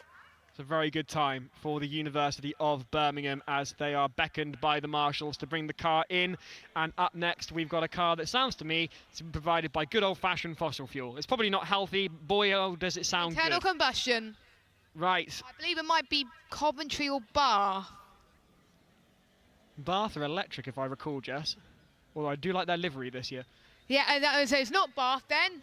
On the subject of Coventry, livery, shout out to Loughborough. It's more about that later, because here comes Coventry, car number 7, a team that we've been following with rapt anticipation throughout the week as they line up for their go of it. The rear-powered car can produce 100 brake horsepower or thereabouts. The green flag goes down, the green flag goes up go the revs, it's backfiring, plenty of wheel spin off the line. That's not exactly going to help them, but then the power goes down now and across the line with a 5.135. They are new leaders of acceleration runoff, so Coventry are the time to beat. That, again, another fast time from Coventry. The pressure, some people can live on the pressure, and Coventry have just done that. Let's see what the next team can do. Can they beat a 5.1? And I think the next few teams, could do that, but sometimes the pressure might get to them. It does make me laugh, Jess, that those watching online have a better chance of knowing who's coming up to the line than we do, because we can't see it past the timing truck. So if you're watching online and you're wondering why are we not saying who's coming next, it's because we can't see. But no doubt they'll be with us very, very shortly. 2 teams down, 4 to go, 5.1 to beat. The fastest time set by car number 7 from Coventry. As Staffordshire start cheering, they arrive on the line with the classic nose cone with the Shark. What can they do here? Can they go faster than the team they've had a friendly rivalry with for several years? On the line now, under starters' orders. The green flag goes down, the green flag goes up go the revs. That's a very nice start there. The power straight into the tarmac with a time of 4.906. There was an even faster time in there. But nonetheless, a 4.9 with internal combustion rear power in this weather. That is sublime. I have to say, if I was Staffordshire, I'd be very happy with that lap time. I mean, I didn't think they had it in them. They had their engine troubles even before the last few teams went out, so they were able to fix that ahead of the runoff, and they're the team to beat right now. So time just keeping getting quicker and quicker and quicker as we get through acceleration. Will we see that continue with three more teams? Of course, we've got 3 more teams that can do it. All EVs coming up as well, so we'll see if they can do it, and you can see them lining up onto the start line very soon. So we've done internal combustion, now it's EV. I believe it's Bath, then it's Bath Country, then it's Oxford Brookes. Who can be beaten? We'll have to wait and see. We saw that last year, that the fastest time in acceleration overall did not even make it to be the fast time. So here comes the University of the Basque Country, Bizkaia, lining up for their run in the top 6 shootout of acceleration at Formula Student 2025. They should have won last year. Can they do it this year? Is the question. A moment of silence as the driver collects themselves. There will be no revs. It will just go, and away it does go down the 75-metre course of the National Pitch Straight and across the line with a 4.468. There is the bar. Remember, they had their problems last year when they couldn't get it off the line in runoff, and that cost them first place. No sort of gremlins this year for Bizkaia. They are leaders. That's given Oxford Brookes a boost of confidence. You can hear the murmurs coming from the team on the other side of the pit wall. That's 2/10 faster. Brookes are out the car. That's what the murmuring was. It wasn't that they were 2/10 faster in the qualification for sprint. Acceleration, sorry. Oxford Brookes are out the car, I'm reliably informed. So is history repeating itself then? The fastest team not going to be the fastest in runoff? Jess, hold the fort. I'm going to have a nose.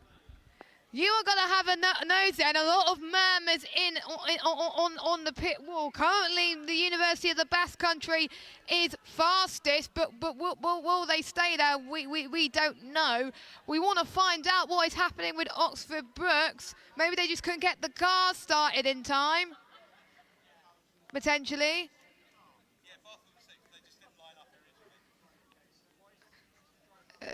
So we have Bath that was originally meant to line up originally out there on the circuit, but they just didn't line up in time. So we still got Bath to go. No one panic. The case of the matter is as follows. Bath didn't line up initially for the top 6, so therefore they're going to go now as a safety precaution. Rather than having the driver wait in the car on the line for Oxford Brookes, they've got the driver out so they can then get Bath in to do their run. Panic over, Oxford Brookes, you're okay. I told you, there's always drama. There's always drama in acceleration. Okay, so the car with a livery very reminiscent of the early to mid-90s livery that the Atlassian Williams team ran back when it was Nigel Mansell behind the wheel, coming up to the line then for their go in the top 6 shootout. They rounded out the top 6. They should have been here earlier. They hadn't lined up. We've got them now. The question is, why can I only see a nose cone? Why are they not on the line, Jess? I have no idea. Maybe just a bit of nerves from the driver. I don't know. Or timing is at the essence. You see from the University of Bath. They do not have long. So I don't even see them on the track right now. But I do see them getting ready. So best of luck to Bath. I think if I know a team that can perform under pressure, it is the University of Bath in Somerset that passed scrutineering this morning. We've had so many teams that have gone through scrutineering this morning. We still got more to go. They're going to take part in sprint later, which you can catch live from Cops Corner, which I'm very excited about. We will get to see some fast lap times in the wet, like we saw with Coventry, right at the very end. I think we could see a surprise like that coming up soon. We're just waiting for the go-ahead from the team and the marshal to see if we're going to get some word on if Bath are going to be out on track. I think some few gremlins maybe, or a few helpful words maybe from the team potentially, Giles? Chris Smout has gone off to scope out why there is the delay in Bath running in the top 6. Meanwhile, Oxford Brookes will be feeling fairly confident, I think. They know they are 2/10 clear with their qualification run on acceleration from the fastest time posted by Bizkaia, which was a 4.44. They posted a 4.2 earlier this morning, so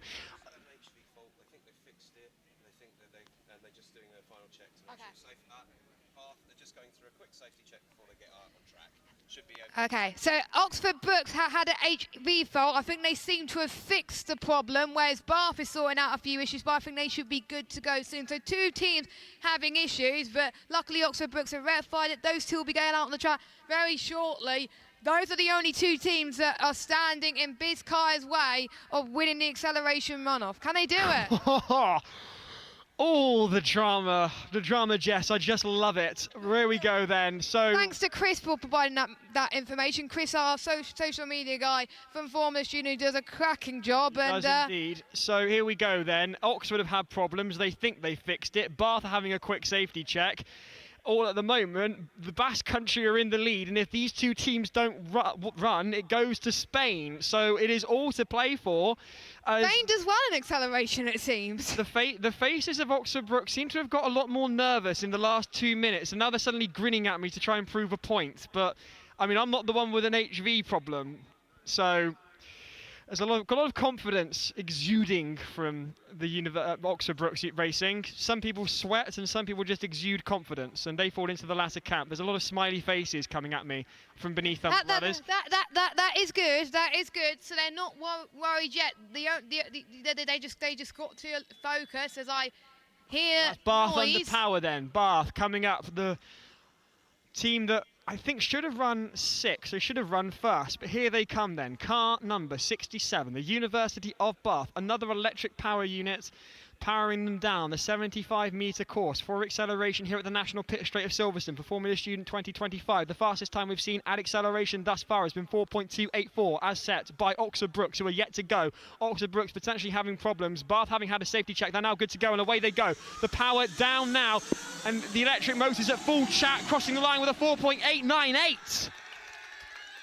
I don't know where that puts them overall, but definitely in the top 3, I would say, Giles. That was their fastest time to date. A very fast time under the 5-second barrier.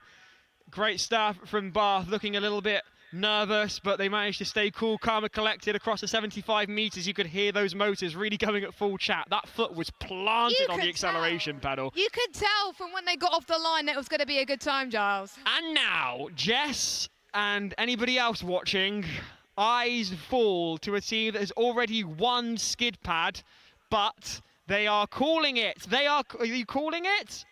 They're calling. They're not running, I'm afraid to say. Oxford Brookes Racing will not take part in the top 6 shootout.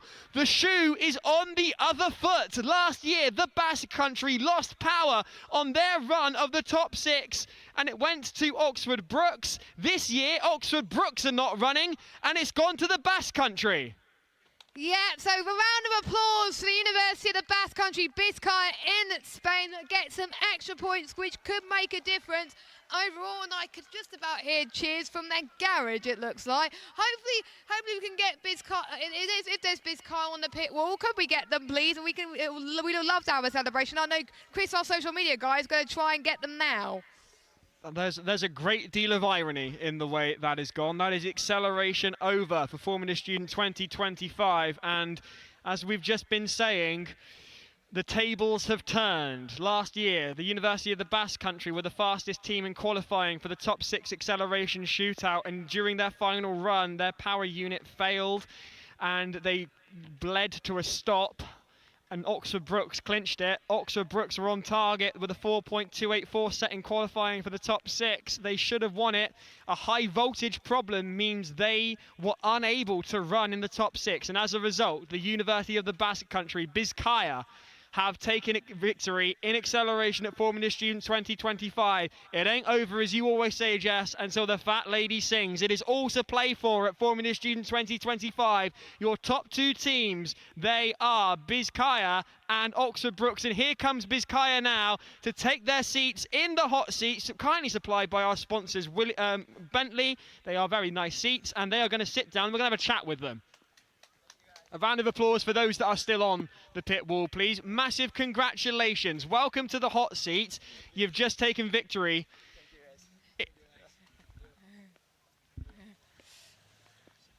The conditions are less than ideal, to say the least. You've got a rear-powered car. Putting all that power down, all that torque immediately is not going to be the easiest thing in the world. A 4.4 is a massively respectable time. How did you manage it? Yeah, so last year we managed to do a 4.2, and this year we didn't think that in wet conditions we could do a 4.4, but with work and dedication, and we have beautiful teammates in simulation and control too, that they allow us to have a great launch control, so we can achieve that time. So it's thanks to the team, thanks to the faculties, and to all the people that are in Bilbao waiting for us to come back. Congratulations and hello to Bilbao and everybody watching from the Basque Country. These guys have won acceleration. Would you put it down to the launch control then? Absolutely. Without launch control, this wasn't possible. So yeah, basically it's launch control, the parameter allow us to do this, to win this dynamic. So that is acceleration 1. You've got to go through now sprint and endurance. How are you feeling? We're feeling comfortable. Let's see how the weather develops and how we can think about a strategy to go to the sprint. It's a real pleasure to have you with us. Congratulations on the victory. That's fantastic stuff. It really isn't over. The fight continues for Formula Student 2025. The two teams at the top, Oxford Brookes and the University of the Basque Country. More coverage to come. Stay with us here at Silverstone. We'll be back soon.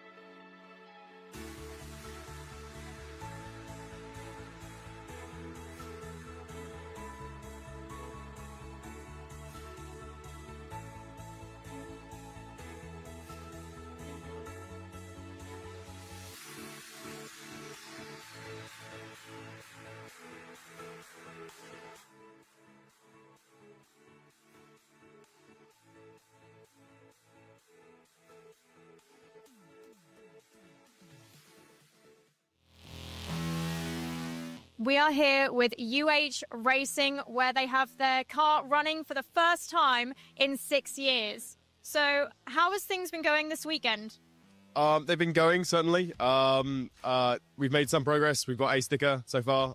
We're hoping to make a few more stickers by the end of the day, but it is moving forwards. So, Do you think you'll make it through scrutineering by the end of today or early tomorrow? Oh, it's definitely the plan. I mean, there's a few issues that we're trying to go through and fix. You never know how it's going to go. I mean, we've had a lot of things brought up.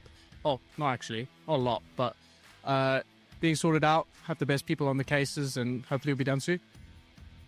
That is awesome, and I love that for you guys, especially managing to get the car running for the first time in 6 years. How was that first moment where the car actually started running for you guys? I think Robbie's best answer to this one. He's driven it. Yeah, true. I mean, it was unbelievable. I mean, when we first had it down on the ground and it moved under its own power, the fact that all the work from our alumni before getting this concept done, first concept was done from 2020, so when it finally came all together, see it moving, it was a huge relief for the team. Can't wait to see where it goes. There's still a lot of potential in our platform, so there's lots of development. We're excited to see where this goes. What was the most challenging thing over this weekend so far?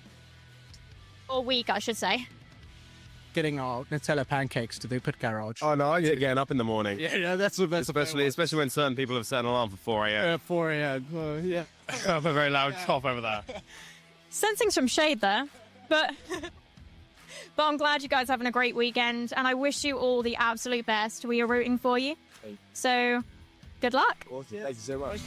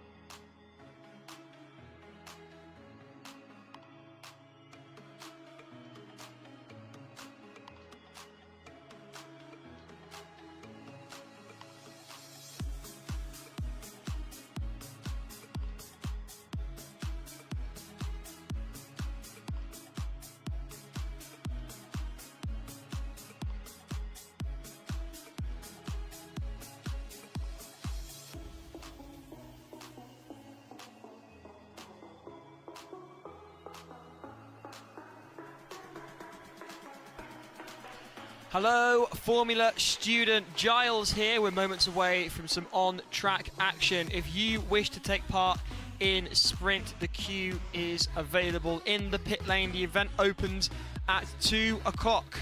At 2 o'clock, so prepare to get your cars over to the pit lane to queue up for sprint now. The event opens at 2 o'clock. Thank you very much.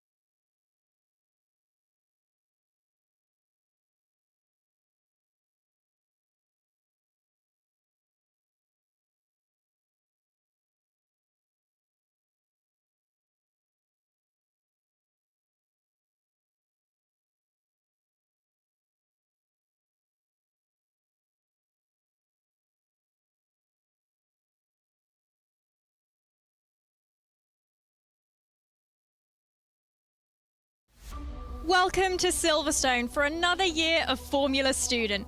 The students have worked tirelessly all year and travelled from all over the world to be at this event. But will they get on track by getting through scrutineering and through to the dynamic events of acceleration, sprint and endurance? So come with us on this journey for Formula Student 2025.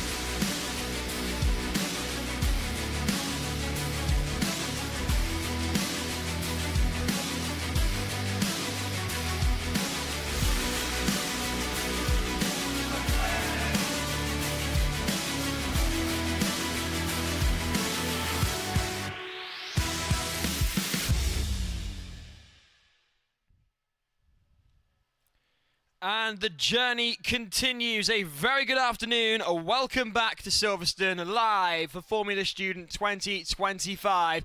I'm Giles Cosgrove. In the commentary box with me is Jess Bull, and somewhere out there is Monty. And throughout the afternoon, we will be bringing you all the latest coverage of Formula Student. This morning, we have already seen acceleration and skid pad. This afternoon, we will see sprint with a brand new course. This morning, skid pad was topped by Oxford Brookes. Acceleration went to the University of the Basque Country. We also have preliminary results coming in from some of the static competitions. In the top 5 cost finalists, we have the University of Glasgow, the Technical University of Denmark, the University of the Basque Country, University of Birmingham, and the University of Adgar. Elsewhere, we also had the provisional results for the concept class design. Your top 3 there are ITESM, Trinity College Dublin, University of Glasgow. Those have topped the concept class design. Congratulations to them. The finals taking place later today. Jess, we've seen a great deal of excitement today already. Acceleration, incredibly dramatic result there. What was that like? I mean, it was just a repeat of last year, except it was the other way around. Oxford Brookes, heading into acceleration runoff, were topping the acceleration speeds with a 4.2, I believe, and Basque Country was second.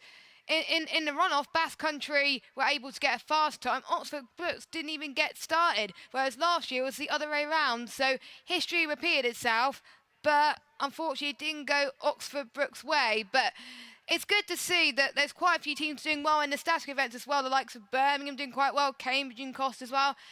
Basque Country in one of the static events seems to be doing well up there too. So I'm still keeping my money on Basque for this one, because Basque have done well in static in the past. But what we've got here is sprint. Talk us a little bit about it, Giles, because it's a lot different to last year, the track. The track has been set up this year to maximise speed while still maintaining a great deal of technical precision from the drivers. The straight that comes past the commentary box opens the course before there's a slight kink to the left and then an immediate sharp 90-degree right turn. Recommended to take that in second gear if you've got a gearbox. Those with electric power won't have a gearbox, oddly enough. There's another straight then before turn 2, the first chicane into the first slalom. With the case of slaloms, you can either compromise your entry for a better exit or vice versa. The drivers can decide. There's a short straight with a sharp braking zone at the end, and this takes you into the top corner towards the end of Copse Corner. It's not quite a hairpin. It's in fact a double left-hander. There's a flick to the right before a sharp open turn to the left, and then a 90-degree left turn thereafter, taking inspiration from Formula E courses. There then follows a double zigzag with a right each time, with the risk of clipping the inside yellow cone on the exit, trying to get the apex. At this point, the drivers slow down in their cars. More often than not, will only see a very large sea of cones, which can be quite unsettling. There's then a sweeping curve to the right, followed by a high-speed left, whilst crossing different surfaces, including a lot of standing water. I went on a track walk with Robin Gwilliam earlier on today, a very great driver, and now alumni of Formula Student. Elsewhere, there's a lift on through the left, so you can lift without braking, so maintain as much speed as possible through that surface change onto the left corner. There is hard braking for a left hairpin-esque corner.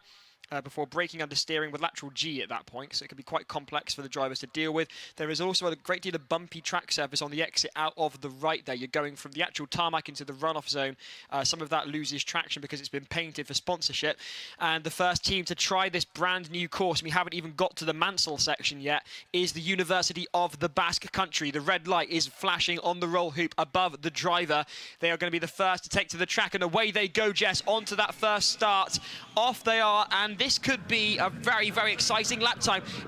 Oh, and that's a crash immediately. That is a crash immediately for the University of the Basque Country, the first team to take to the new course, and they're out of the circuit. That is an out of course. They're going to come back round, but an off course like this will result in a 10-second penalty in addition to any cones that they hit, and they're hitting a lot of cones. That has not gone well out of the gate for the University of the Basque Country, Jess. And I think them being the first driver and first team out of the gates trying this new course, the other teams have an advantage. They could see what this team is doing right and what this team is doing wrong. And these sprint results are important because these dictate where they pretty much start in endurance, because endurance is pretty much more laps of this course tomorrow, which you can catch then. So whoever has the slowest time out of the ones who competed, they will do it first, and vice versa. So if you want to do well in endurance, you want to do well in sprint first. Absolutely, and unfortunately this time is going to be severely compromised for the University of the Basque Country, but let's not forget they've got unlimited runs.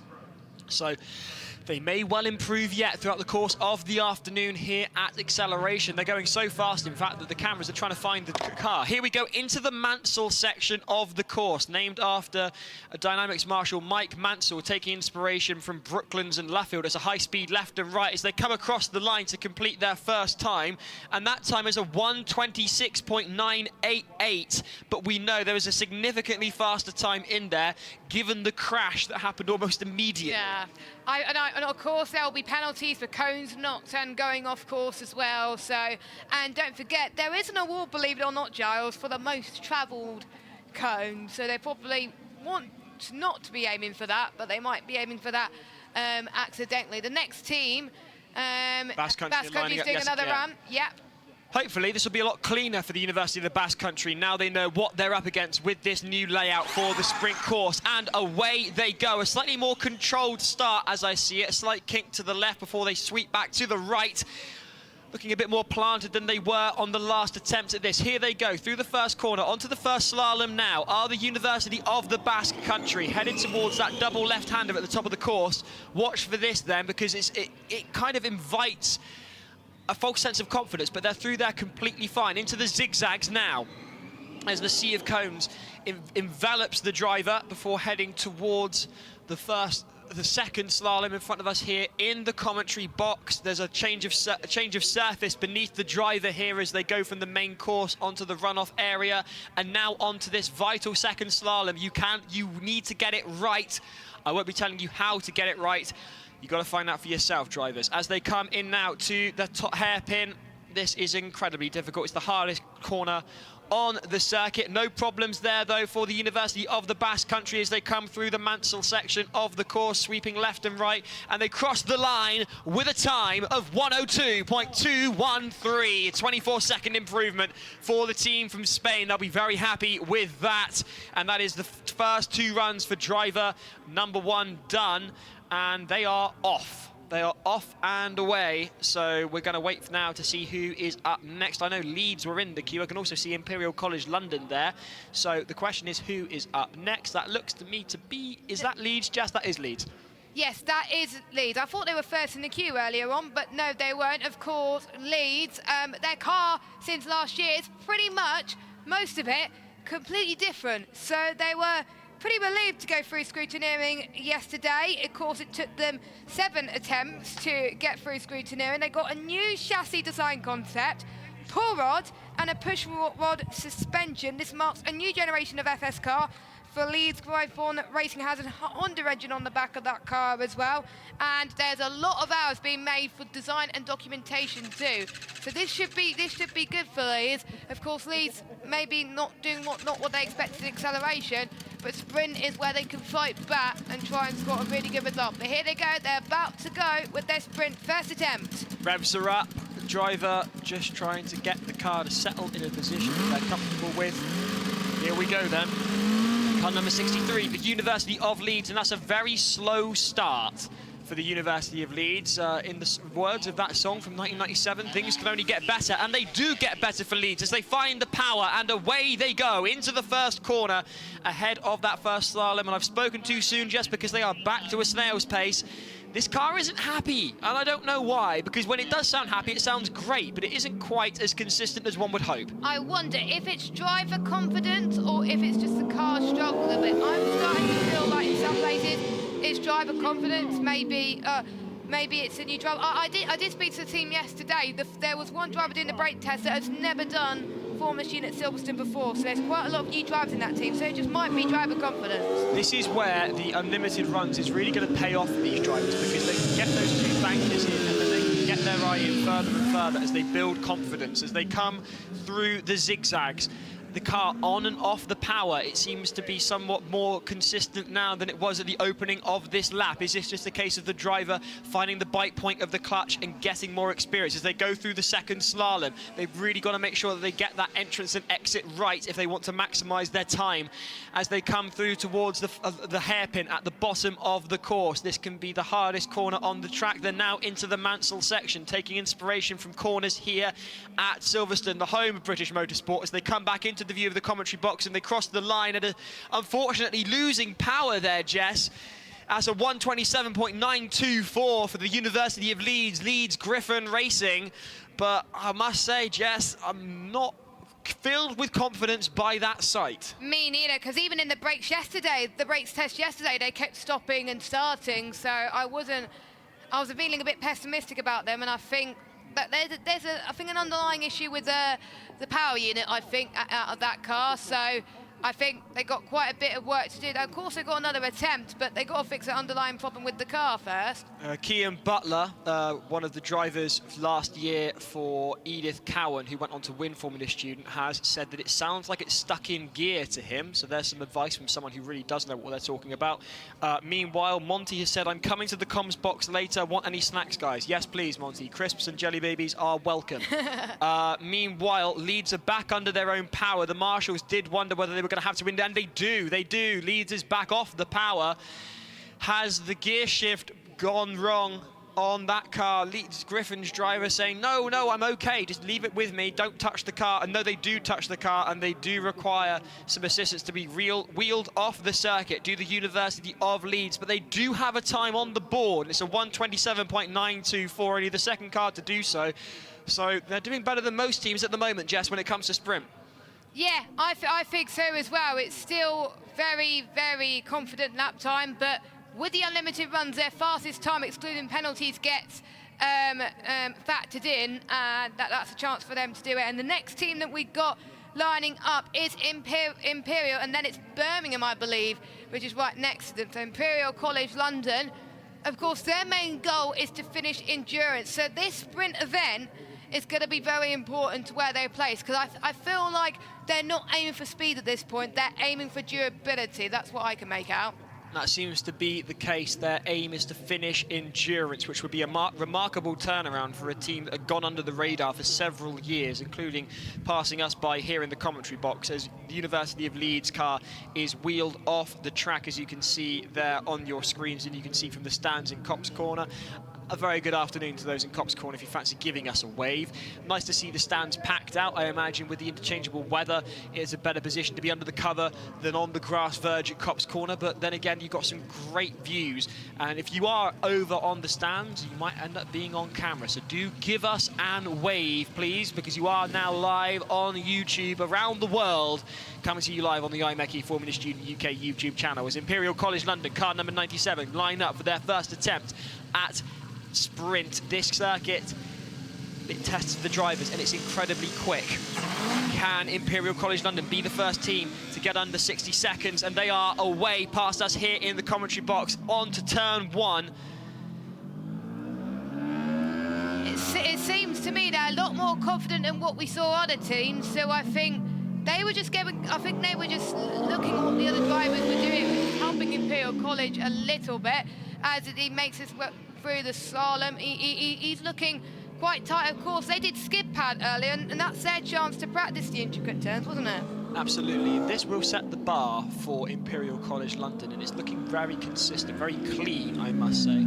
And if they can nail this, then the sky's the limit, because this will be the driver getting their eye into the course. And once they've done that, then they can really send it for the second lap. And as a result, the times will tumble as they go through the second slalom now, headed towards that hairpin at the bottom of the course. They seem to have got the exit right on the end of that slalom there. Notice that the surface will change beneath them consistently, especially going through the Mansell section of the course. And they slide, and they've turned, and they've lost it, and they have lost it there. That is exactly where I thought they may do, because there's a lot of standing water at that interchange between the main circuit and the runoff area of the Grand Prix course. They had too much power on coming through there. There was no grip because they have that surface painted where they put the sponsor logos, and as a result, the tail stepped out, and that is going to be that is just going to really inhibit their time. A time of 1:14.323. So even with that off, they put themselves into second place. But at the end of the day, Jess, there's a faster time in there. Yeah. And that was just the driver, just a little too confident in that moment. But they'll have learnt their lesson, and they line up for attempt number 2. I think they overestimated how much intricacy it took to get through these corners in the wet. And here they go again, and it's a lot faster this time compared to their first one. So we'll see how they manage. Of course, even without that off, I think I'm almost certain that the teams above would have been faster anyway, like Basque Country, for example. So still a little bit tentative, but they got to be careful in the wet conditions, because it's not like in the dry where you can take it faster.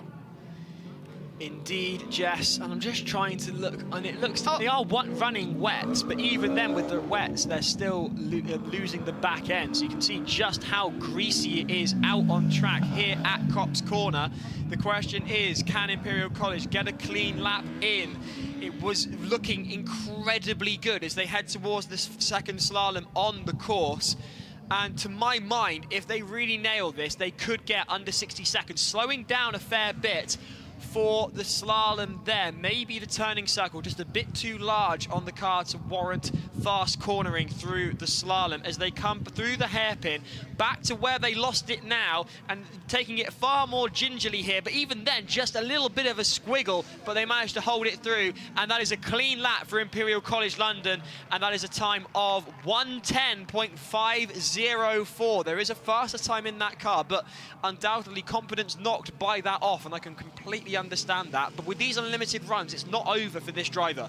Definitely not. And I could see some puddles up there on the circuit, so I wonder if the driver hit them a little bit, and that probably sent them into a little bit of an off. So they've got to be a bit wary about that. And I think that they're definitely going to have a go later on. And just to let you know, in terms of scrutineering status, which you can find on FS Stats, if you search FS Stats, you can find out which teams have passed scrutineering and which teams are close to passing scrutineering. As of this time, there's 19 teams that passed everything in scrutineering, which means that we could see 19 cars on track. We saw 15 cars on track today. Some teams doing well than others.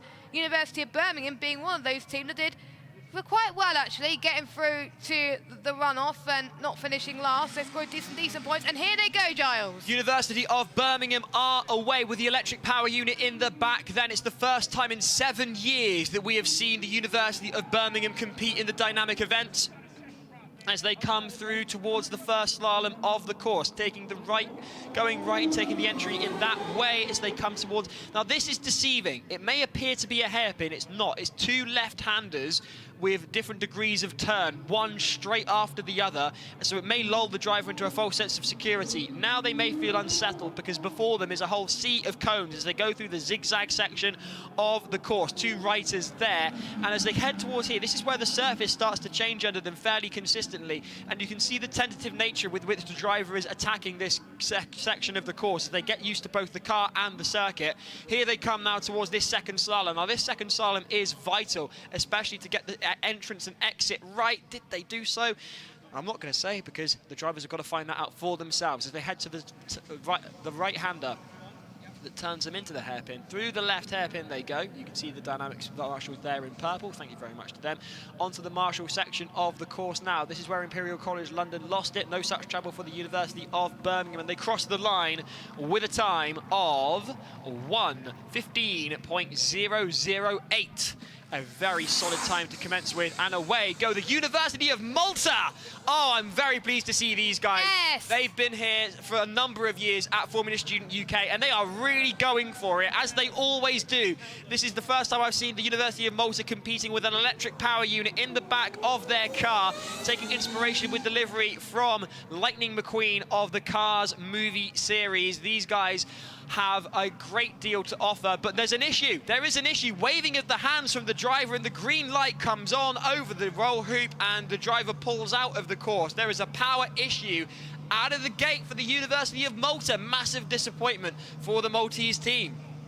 Especially since they passed scrutineering quite recently, and it's deceiving with the lights. For those of you that are new to Formula Student, green is not good. Green is bad. That means there's a problem with the car. You want it to be red. Once it's red, then it's A-OK. It's running on its own power, and the car can get going again. So, not good for them. The driver is in despair right now. He doesn't know what to do. And I mean, it must have come up on the dashboard, because the driver had his hands off the steering wheel, crossing his hands, saying it's gone, before the green light over the roll hoop came up. So they must have had some sort of indication on the dashboard as to what's gone wrong. I just hope they can put it right, Jess. I really do hope so. They haven't got long at all. I know we've got sprint until 6, but there's still many more teams in the queue, and luckily they have unlimited runs, but they don't have a world to fix things. It's like in real life, isn't it, with Formula 1? If you have an issue during practice, it doesn't give you long to fix it before the main endurance event tomorrow. It really doesn't. So as a result, that is the Maltese team being wheeled away at the bottom end of the course following the double left-hander. Gutting for them. The driver in conversation with the marshals asking, where are you going to put me? Because it would be ideal for them if they were able to get somewhere where they could recover the car and take it back to be fixed. And unfortunately, that gravel trap is not a particularly easily accessible point of the course, but they are being wheeled back. I believe they're being wheeled around the tyre wall. I'm hoping they'll be able to make their way back down to the pit so the team can receive the car and start getting to work on whatever technical gremlins are present within the power unit. And the Maltese team are being walked over by the marshals to pick up their car, so they will be able to wheel them back to the pits, which is good news in that regard, but it's not the result they would have wanted, Jess. At least they gave it a go. At least they gave it a go to start with, but then they're not going to know what went wrong, but hopefully it's an easier fix and they can get outgoing later on. And it's going to take a while for the car to be wheeled out onto track, and I'm just trying to see, I think it's Birmingham have another go in a minute. I'm just trying to see who else is there. I think 29 I could see at the top of my... Sheffield Hallam. Sheffield Hallam, we talked about it we talked about it this morning. Sheffield Hallam, a very good story and quite emotional. Meanwhile, as we wait for the University of Malta's car to be recovered, shall we play a game of Spot the Duck? There is a duck somewhere here on the track at Silverstone. All you have to do is spot it. And there is Anne Duck next to one of our cameras. Isn't that great? See, we can have fun here as well as being serious. Exactly. And I don't know how they managed to sneak the duck there, but I think it's pretty cool. I think the duck was loving more of this weather than we were. It is weather for ducks. I'm wondering whether we'll move the duck around the circuit throughout the course of the weekend, and when you spot it, you can drop a comment in and let us know. Meanwhile, the University of Malta are running. They are running to get their car back to allow us to get back underway for sprint. The pause is as a result of the University of Malta's car coming to a halt in rather a difficult point to access here on the circuit, but nonetheless within a few minutes they'll be back in the pits and we'll be able to get underway again, and they'll be able to get underway on fixing whatever's going on there. Meanwhile, the University of Birmingham are lined up on the line, getting ready to go for their third attempt. I can smell fuel, Jess. I can smell fuel as well. Which usually means we've got an internal combustion car somewhere around. Meanwhile, people coming past us here in the commentary box from Strathclyde and Sussex.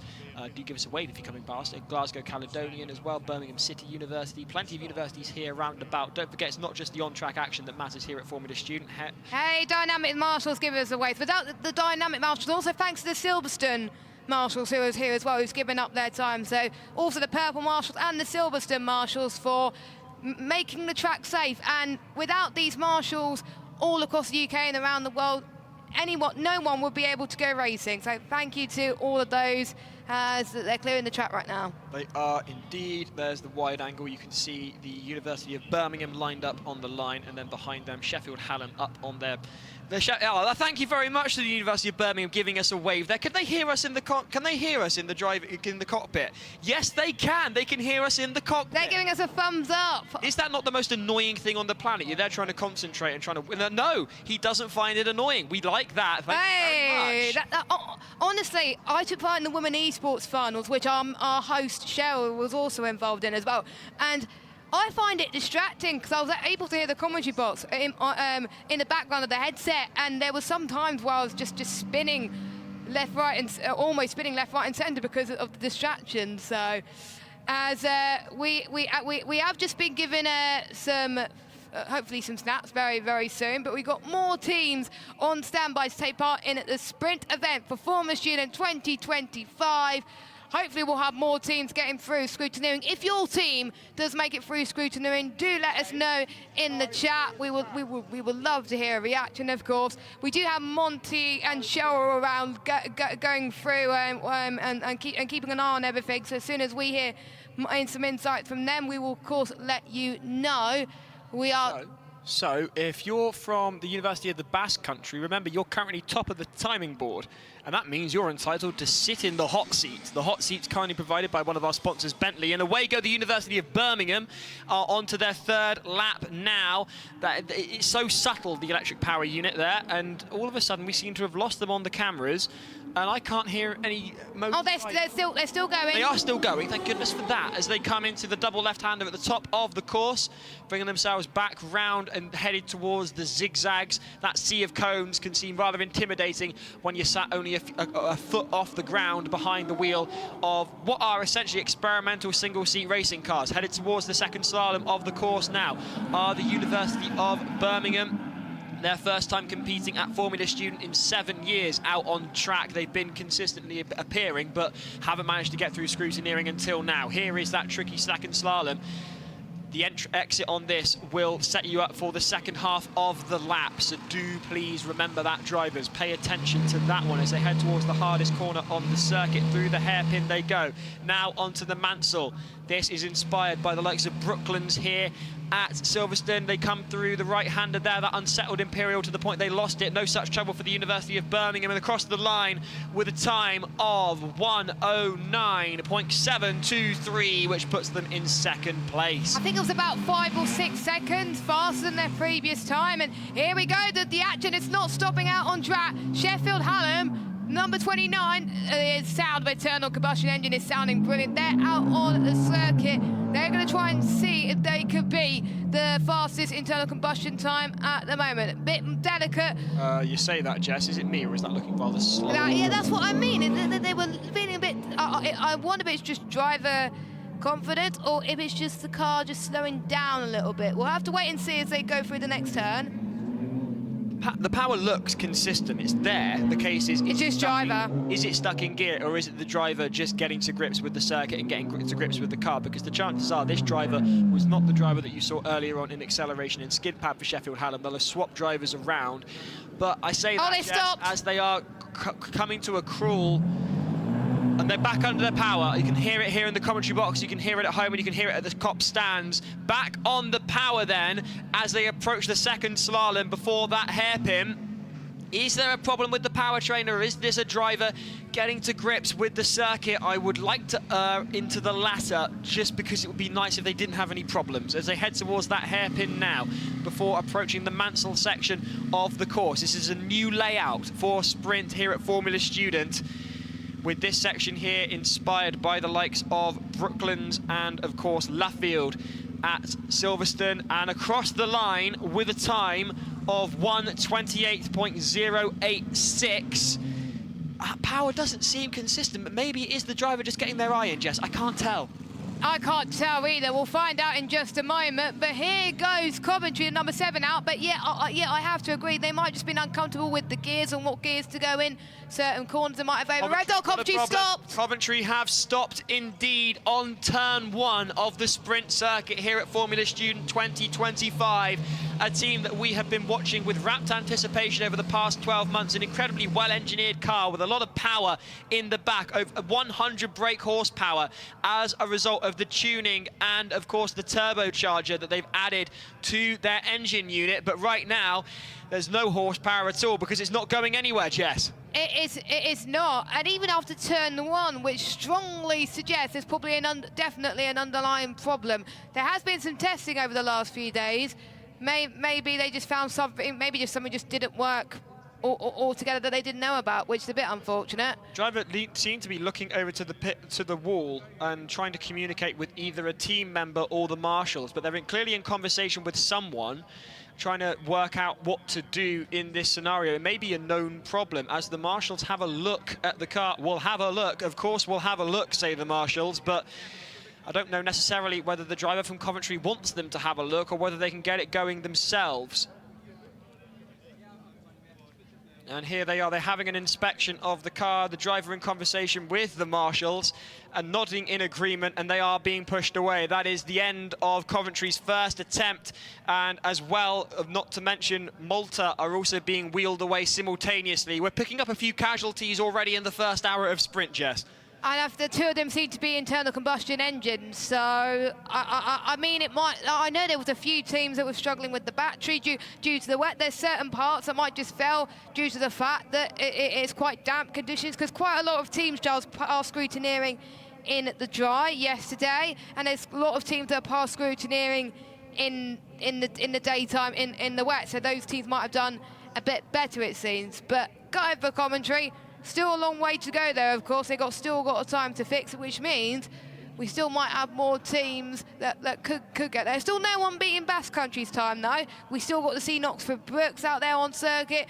Bath, of course. The EVs seem to be pretty much unstoppable today right now, which is something I wasn't expecting. I thought it would be an internal combustion engine, but it is the EVs that are out there on top, and it just shows the EVs are the way to go, but it's nice to see people win internal combustions as well. But Coventry are wheeled off.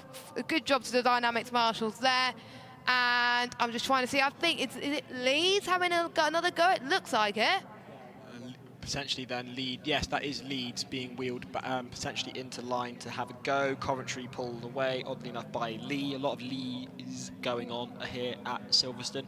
Formula Student 2025 sprint underway. Giles and Jess in the comments box with you throughout the afternoon, so do stay with us.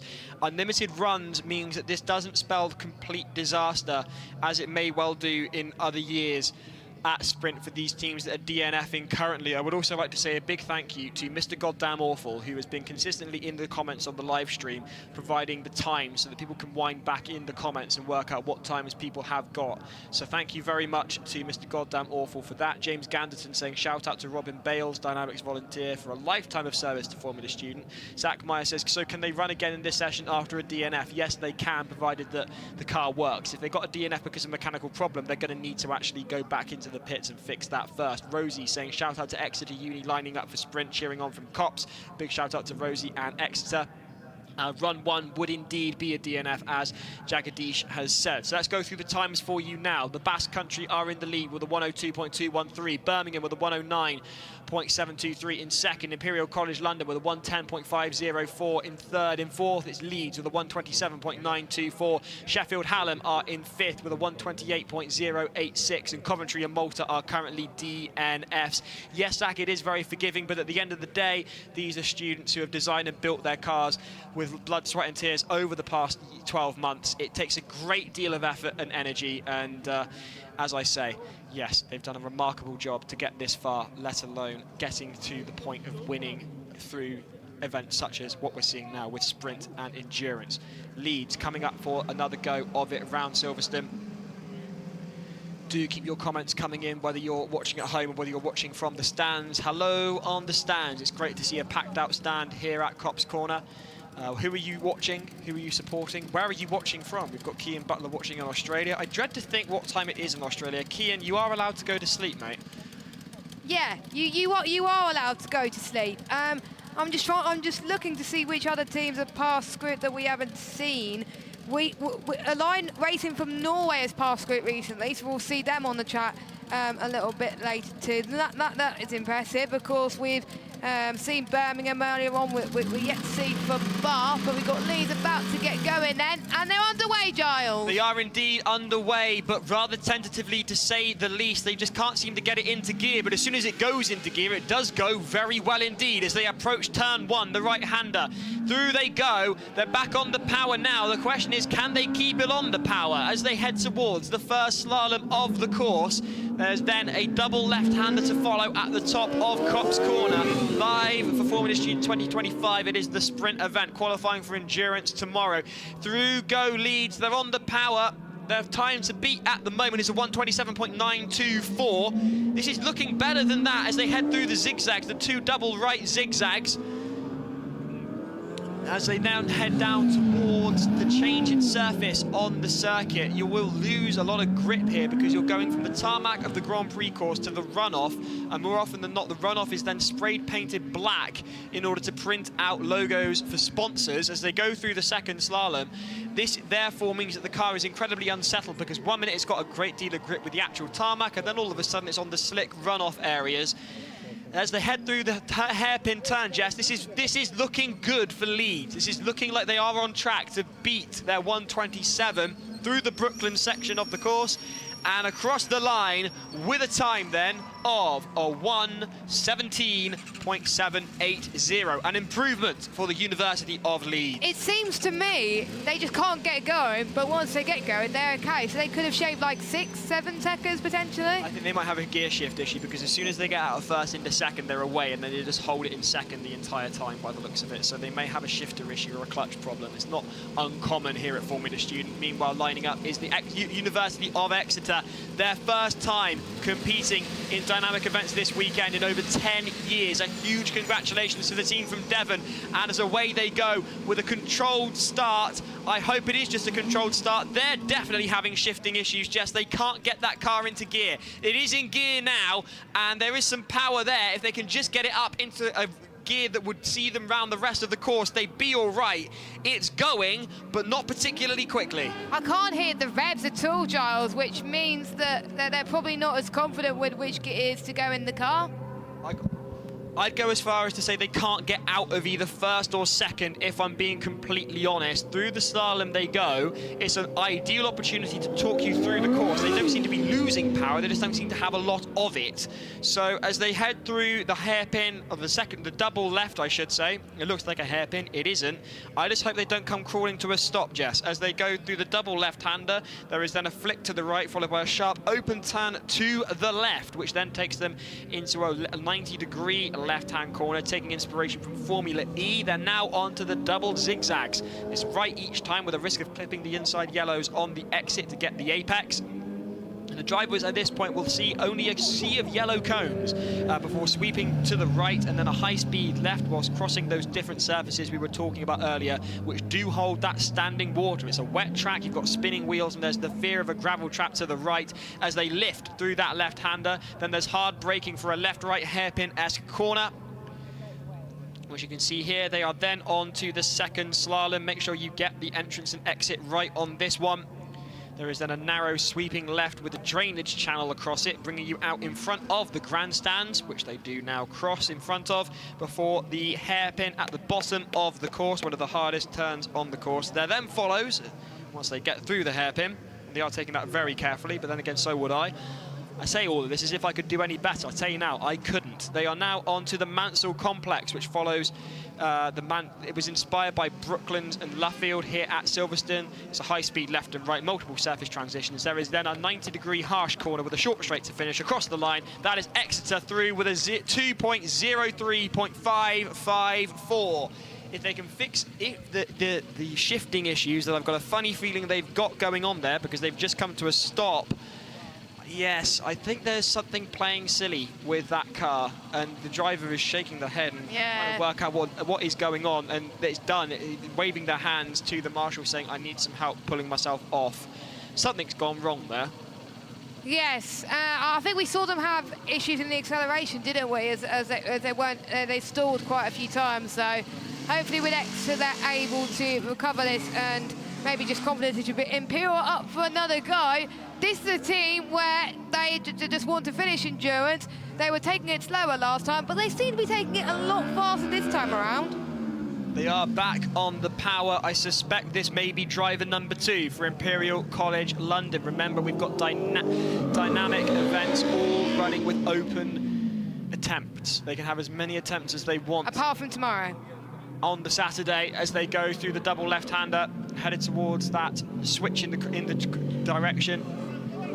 This is looking good, Jess, and you can hear them on the power, which was more than can be said for Exeter, who seem to be stuck in first gear. It seems to me that there's quite a few teams that maybe have one slower driver and one quick driver. This seems to me a very quick driver that seems to me like he's been at this circuit for quite a while, but even though Imperial has not competed for quite a bit. We didn't even know there was a Formula student team in Imperial College London. They were the first to get through scrutineering yesterday. They seem to be quite fast through this section of track coming up now. The track seems to be getting less wet and a bit more damp as they're heading past a section where they almost went off earlier, and they were taking it very careful there because they didn't want to have a bit of a spin coming up right now as we're about to head the end exit. What's the time going to be? That was, I was expecting it to be a lot faster there, but it seems to me the technical parts of the circuit, they were a bit slower. So 120, their fastest for Imperial College London is a 110. So that's driver number 2 getting their eye in here at Silverstone. Uzair Mulia saying shout out to Jack Lynch from Oxford Brookes. Mark Williams, come on staff's low budget for car made up by enthusiasm and commitment watching here in Spain. Bree says Imperial with the best launch so far from an ICE. Williams supporting Staffordshire Uni, and away go Imperial College again. And that is a far stronger start, Jess. Clearly driver number 2 has got their eye in, and they're into full send mode now as they approach the first slalom on the course ahead of those 2 left-handers. This is looking very quick. At times the camera's struggling to keep up, so this is an unexpected burst of speed from Imperial College London. I think it was confidence, Giles, and he seems to me he's taking technical bits a lot faster, but I think this is looking quite good for them, of course. I mean, they didn't do as well at the acceleration that they would have hoped, but they probably weren't aiming to be fast in acceleration. This is where it counts. This is technically, Giles, practice for tomorrow. Bear in mind, Jess, the time for these teams to beat has been set by the University of the Basque Country, Bizkaia, with a 1:02. If they keep this clean, I'm reckoning we could see a 1:07 or a 1:05 for Imperial College London. Through the hairpin they go, headed into the Mansell complex. This is where they lost it previously. Nearly losing it again. This is really struggling with Imperial College London as they cross the line with a time of 1:07.135. What did that tell you? And look who is on the circuit. We spoke to them earlier on in the week. University of Warwick. Good to see them here. Welcome to Formula Students. University of Warwick are away through turn 1, headed towards the first slalom on the course. Looking a bit chunkier, a bit wider in the bodywork than last year, as I recall, and a bit of a different paint scheme, but nonetheless in that classic Warwickshire green as they head towards the double left-hander at the top of the course. Before taking you through a double a turn to the right, and there's a sharp turn to the left. Trust me, we're getting to grips with the circuit just as much as you are. University of Warwick car number 20 through the zigzags now on the approach to a sea of cones, sweeping to the left and the right. Of course, you've got to remember there's a lot of standing water still, because although the track itself will dry out as the cars repeatedly go over it, the standing water isn't going anywhere, as we saw with Imperial College London nearly losing it again through the Mansell complex. Through the second slalom now on the approach to the hardest corner of the course. I say that, I'm thinking Did they just knock a cone there? They might well have done. I'm saying this, and all of a sudden we've got the University of Aberdeen out on track as well. So that is Warwickshire coming through to complete their first lap, and the University of Aberdeen are out on track as well. University of Warwick crossed the line with a 1:21.761. The University of Aberdeen, meanwhile, are out on track. You can see them on your screens now. If you're at COPS, you'll have no problem seeing them with that bright blue, a classic university from all the way in Scotland. Great to have them with us as they come through the double left-hander. They've now got this to contend with. There's a bit of a right, then a left, and into the zigzags they go. Just remember not to clip the apex cone on the left on each exit as they head across the surface changes with that standing water to contend with as well.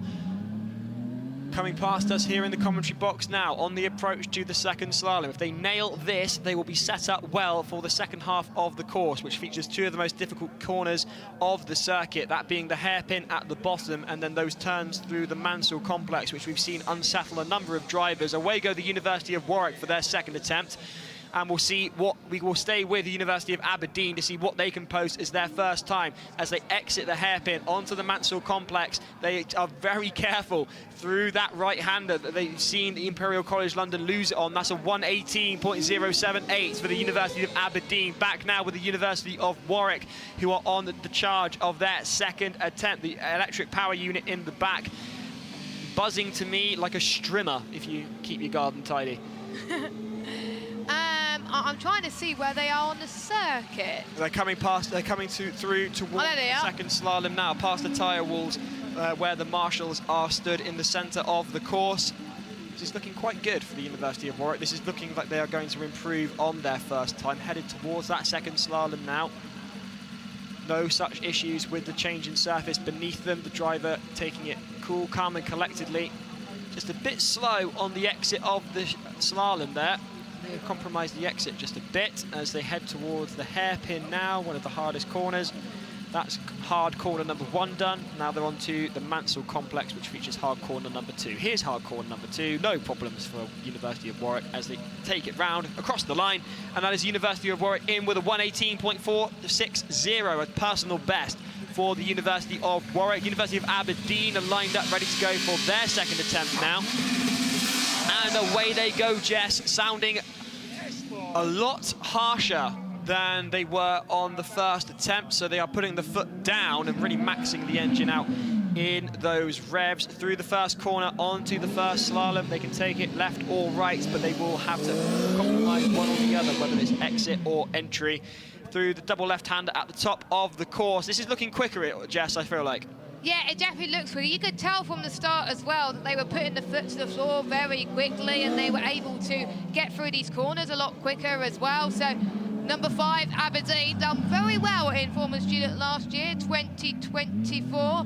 Of course, just missing out on 4th place to Staffordshire, who's also taking part in sprint later on, I presume, as well. Sprint going all the way until 6 o'clock tonight. Going through one of the most difficult parts of the course now and heading towards the hairpin very, very soon. That was well held by the University of Aberdeen, getting sideways onto the entry to the hairpin. They managed to hold that. I don't even think they got a cone, but they are now out of circuit. They've gone out of circuit. They've misjudged that, I'm afraid, and they went wrong. I'm so sorry to the University of Aberdeen after such a spectacular save into the entrance of the hairpin. Water sprayed up, and I don't think they got a cone, but they did actually exit the course through the Mansell complex. Away go the University of Birmingham now for another attempt for them.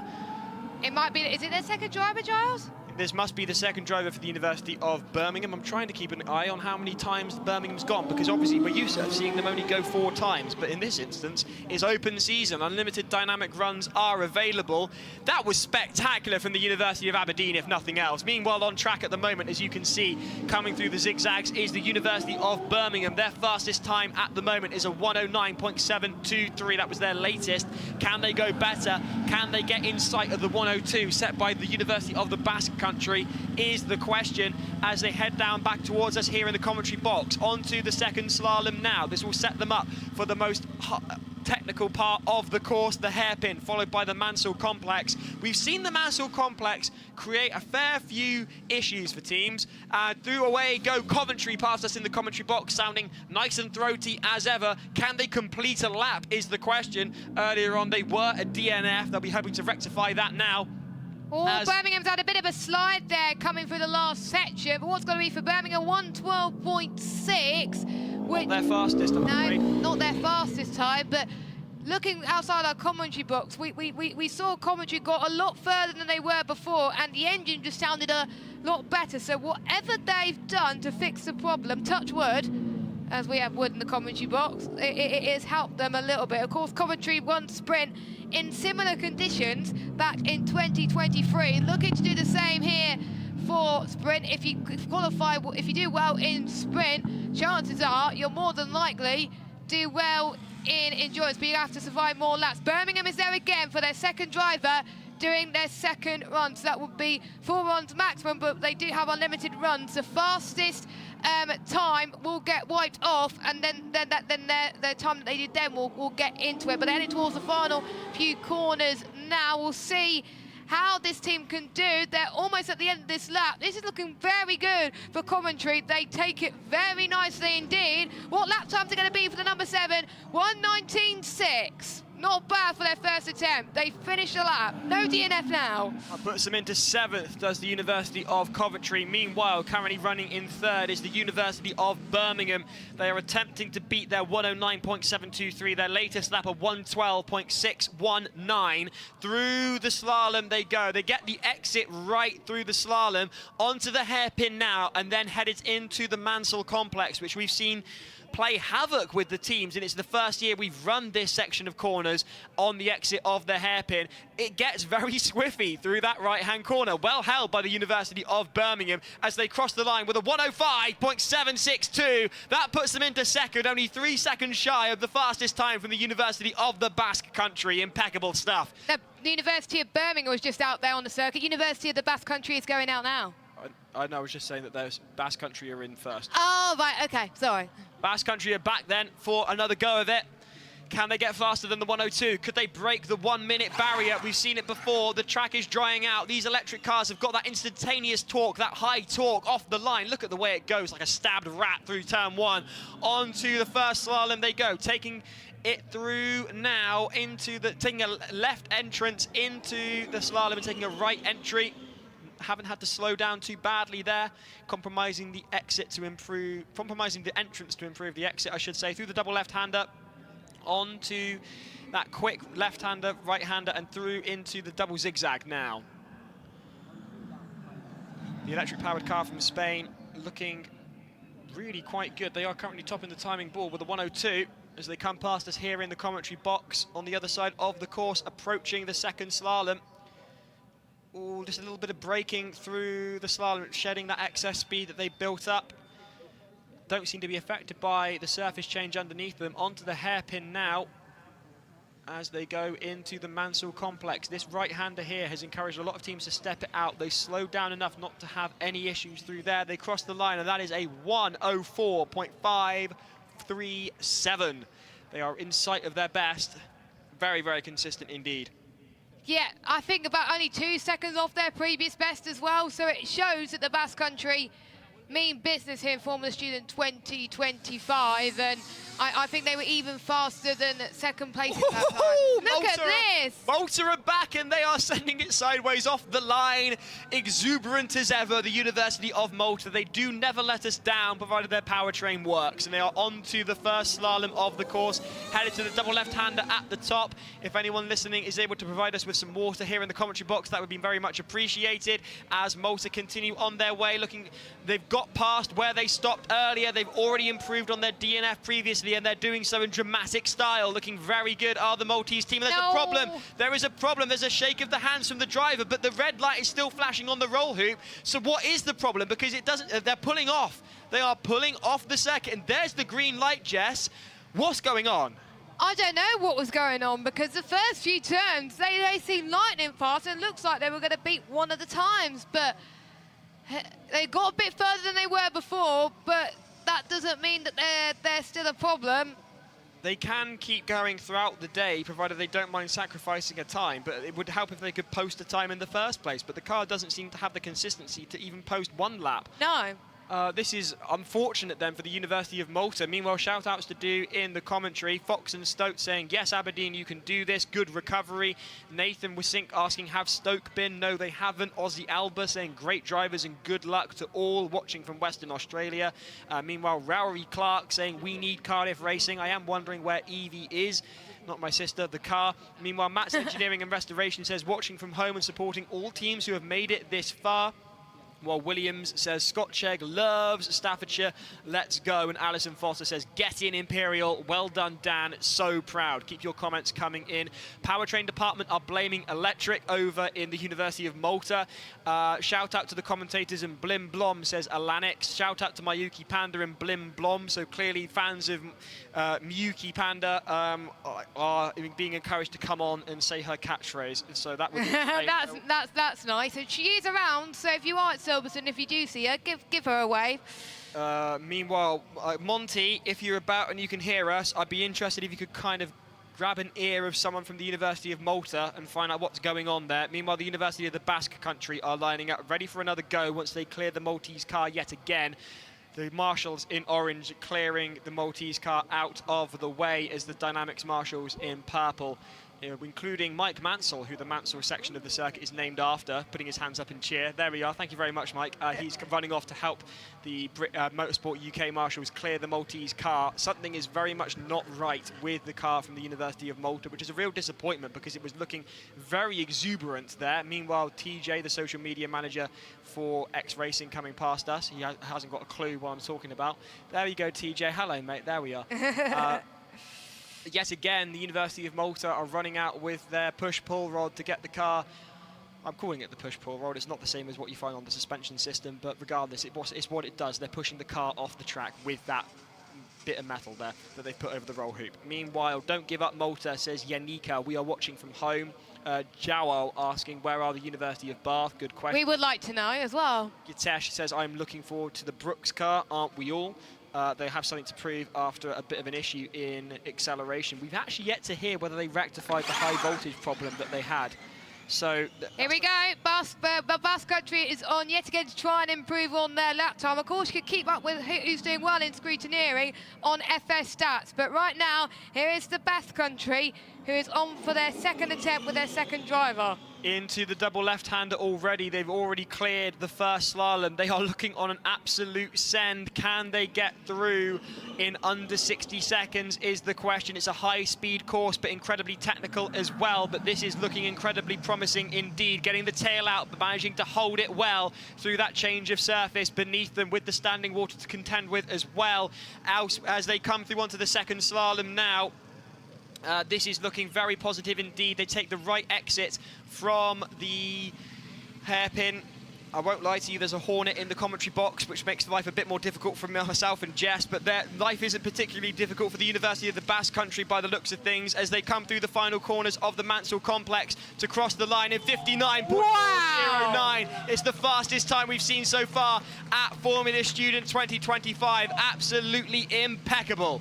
They mean business here in Formula Student. They did well in acceleration and they did well here in the sprint. And beat that, says the University of the Basque Country. Bizkaia, they want to win Formula Student 2025. So here we are then with Imperial College lining up on the line for another go themselves. And according to one of the dynamic marshals, Giles, track is now considered damp, not wet. So there we are then. The drivers have the choice. Do they run with wet tyres or do they run with slicks? Get in touch in the commentary box. I'd love to hear from you. What should the teams be running? Wet or slicks? Get in touch.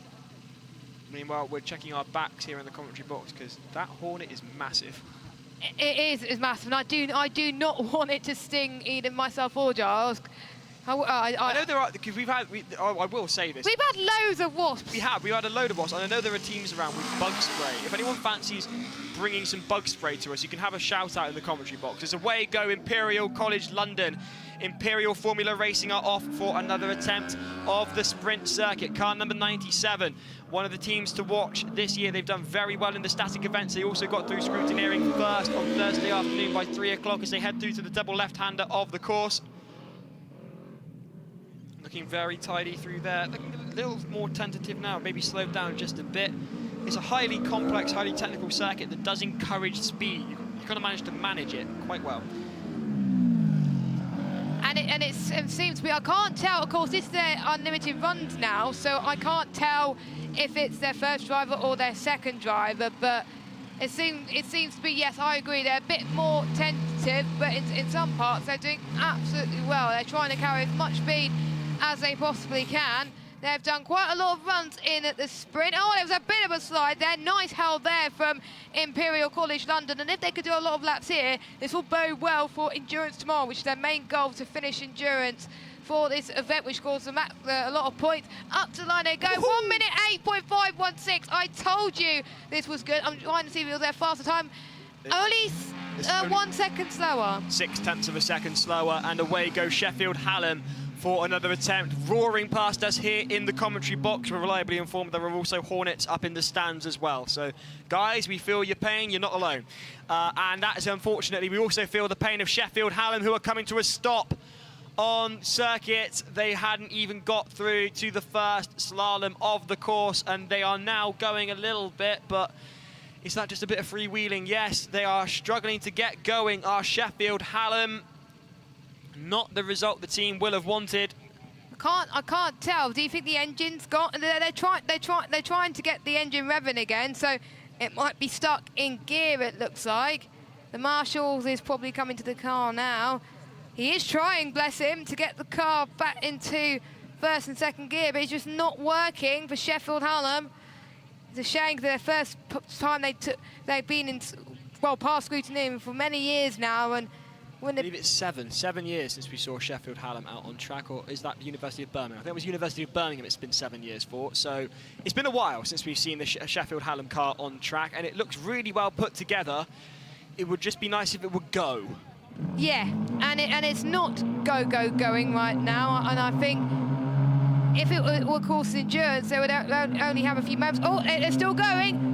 I think they're going just a little bit. Here they go underway, but can they keep the revs up for the majority of this lap, Giles? Let's see. Whatever issue there was, it seems to have been rectified, and Sheffield Hallam are under their own power once again into the double left-hander at the top of the course, but they are looking a little more tentative. I would be nervous if the powertrain was playing up on me like that, and I must say, though, they're looking very planted. You can see the car dancing through the corners, but maintaining that contact patch between the tarmac and the tyre at all times. Some teams running with aero, some teams running without. Sheffield Hallam have chose to run with aero. It will also help with their design points as the team come past us here in the commentary box for their second go of the slalom. The Hornet is out of the commentary box. I repeat, the Hornet is out of the commentary box, and Imperial College London are away for another attempt that maybe they'll be able to get better than the 1:59 as set by the University of the Basque Country, as the Sheffield Hallam car slows down considerably, and they still manage to get the tail out through that final corner of the Mansell complex. 2:25. It's a 2:25 with that stoppage. They were trying to make up for lost time towards the end there. Well held, and I must say this comment's come in from Bree saying it's a bit like the Grand Prix here a few weeks ago. The last couple of corners are still quite wet whilst the rest of the track is dry, so if you base it on that, then wets are best. Meanwhile, Mr. Goddamn Awful suggesting that the teams try inters. Meanwhile, shout out to Lebanon. Imperial College London looking really quite good through the second slalom of the course. Are they going to get the right exit? Just about. They manage it and in towards the hairpin, which preludes to the Mansell complex. They slow down hard through. Oh, just managing to hold it within track limits. They nearly lost it through the right-hand side of the course there, and they've learnt their lesson through that corner as they come past us in the commentary box to set a time of 1:05.141. which is their fastest time to date, and that puts Imperial College London in second place on the timing board. That is the benefit of us having unlimited runs, Giles. They can just keep improving, but Sheffield is at it again. They're looking to improve on their time as well. Let's hope they just can keep the revs up and in the right gears for the entirety of the lap. Let's see what they can do. They've got past where they stopped earlier, which is good news. They're on to the first slalom now. Can they just keep on the power? Fingers crossed as they head into the double left-hander past the timeshares at the top of Copse Corner. In through the left and the right-hander before we get into the sea of cones and the double zigzag. Bear in mind the teams might want to avoid, just getting the apex does run the risk of the back left clipping the cone on exit as they come up the double zigzags.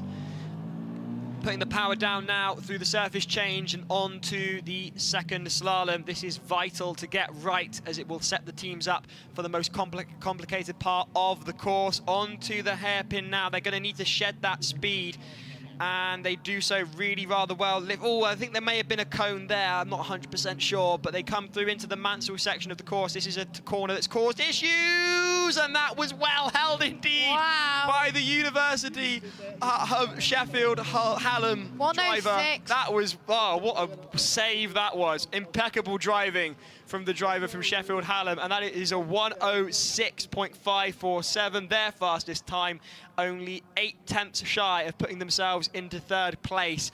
Ooh, I get the feeling the life of that driver flashed before their eyes going through that corner. It might be the greatest corner we've ever had on a sprint circuit of Formula Student, because that is spectacular. Massive shout out to the people that put this track together, because it seems to me it's a challenge for certain drivers, but it seems to me that people are absolutely loving it as well. Bearing in mind, it's going to be a similar track to what we're seeing in endurance tomorrow, and the top times, well, they'll be going last in endurance tomorrow if they pretty much are fast in the endurance tomorrow anyway. People can still compete in endurance, but if they want to have a chance of competing endurance fully, then they've got to compete in the sprint earlier on as well. We can see quite a lot more people in the grandstand. Give us a wave, everybody. You're on camera, you're live around the world on Formula Student UK's YouTube channel. And if you're sat there and you're watching and there are no cars, and you can get your phones out and you can go on YouTube and you can subscribe to the Formula Student podcast. Just search Formula Student online on YouTube and subscribe, and then wave your phones in the stand, because I can see you and I want to see evidence that you subscribed, please and thank you. Meanwhile, Afolaba is saying, go Sheffield Hallam, let's go. Meanwhile, Aussie saying, amazing to see the stand so busy. Great support for Formula Student, even if Hornets are about. We've had a lot of Wasps and Hornets here at Silverstone across the week, I won't lie to you. I had thought the rain would get rid of them, but clearly there are a few stragglers, which is a bit of a shame.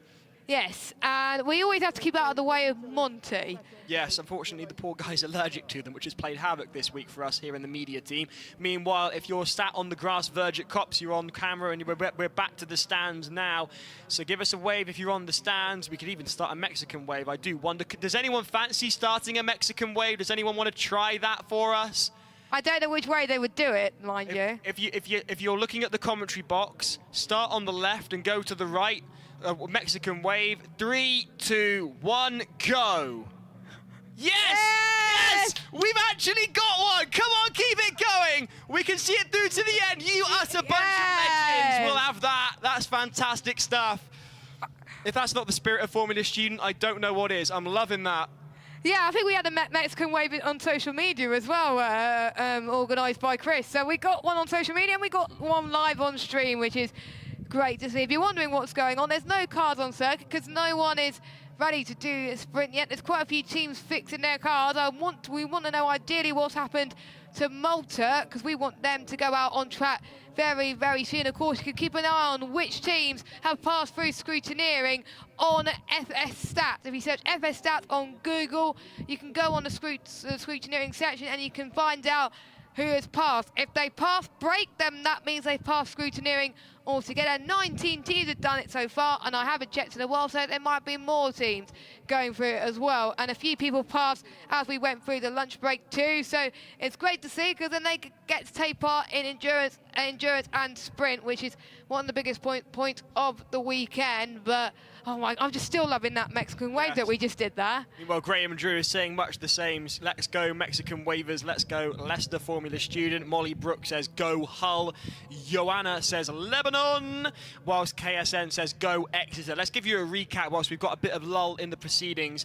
At 10, it's Malta, who are a DNF thus far in sprint. At 9, it's Exeter with a 2:03.554. Coventry are a number 8 with a 1:19.611. No, yes, that is their fastest time.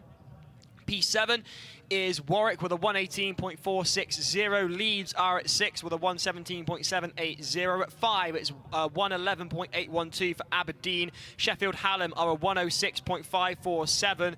At 3, it's Birmingham with a 105.762. At 2, it's Imperial College London with a 105.141. And breaking the 60-second barrier is the University of the Basque Country, Bizkaia, with a 59.409. Meanwhile, we've got a visitor here in the commentary box, an absolute legend from De Montfort. Oh, hello, we put us on camera. Well, come and stand up, because you can be on camera too. We've got an absolute legend from De Montfort University. Give them a wave and say hello. Daniel Letard, it's a pleasure to have you with us.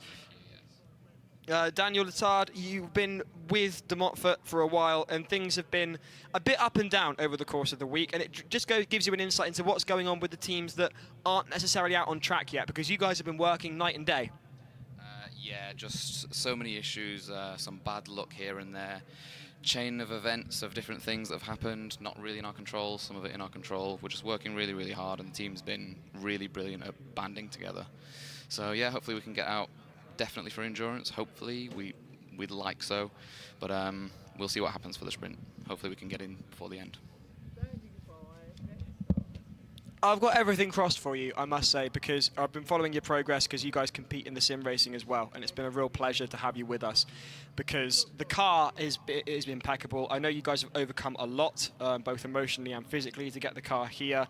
And not to mention, of course, its name's Sabrina. And as a fan of Miss Carpenter myself, it would be great to have a car called Sabrina out on track. So hopefully everything goes to plan and you're able to get the car out on track. And Daniel was very kind and got us some water. So thank you very much, Daniel, for that. Meanwhile, that is Coventry lining up for another go of sprint. Can they get faster than their 119.611 is the time set by Coventry. They're in currently P8. Meanwhile, for more info regarding scrutineering and other info, do visit, of course, the guys over at FS Stats. Leo Yeat says, any schedules? Great driving there from Sheffield Hallam, says Emma. Yes, that was a save and a half from Sheffield Hallam. That was mad. Meanwhile, how can we check who passed scrutineering? Says Rabal, go to FS Stats. Just search FS Stats on Google and you'll find it there. And anyone who's got all ticks, that means that they passed.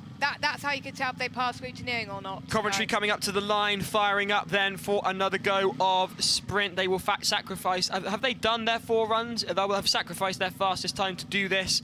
119.611 is their fastest time currently. Can they improve is the question. The answer coming to you momentarily.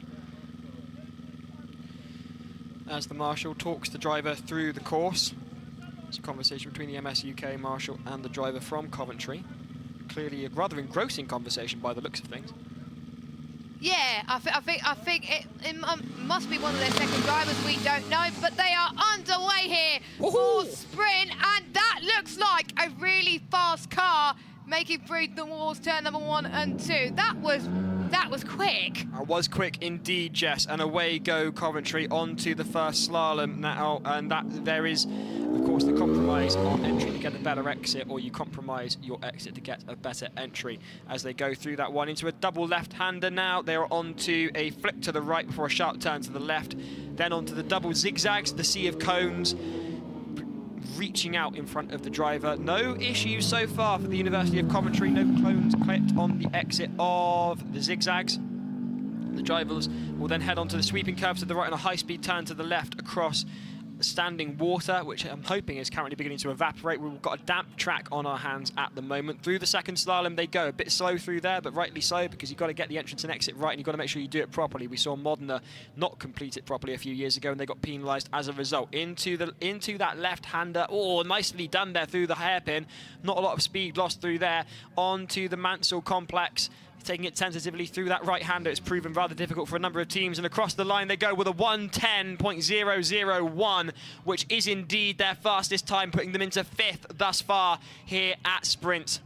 I had a feeling it was going to be their fastest time due to the fact they look so much more comfortable on the throttle as they make their way through. So hopefully they can go again very, very soon as well. We do have Malta in at the queue, and I'm keeping my fingers crossed for them, because I just hope nothing goes wrong for them, touch wood, because they've been doing their team has been working quite a bit of hours today to make sure they can get through Screw, but they've seen quite a lot of issues in their first few attempts of sprint, and they want to make sure that they can get a sprint time, because points mean pride, and the more points that you get, the more chance you get in getting a trophy for the top 3. That might have been the first team that we saw on slicks as well, because Coventry were running slicks there.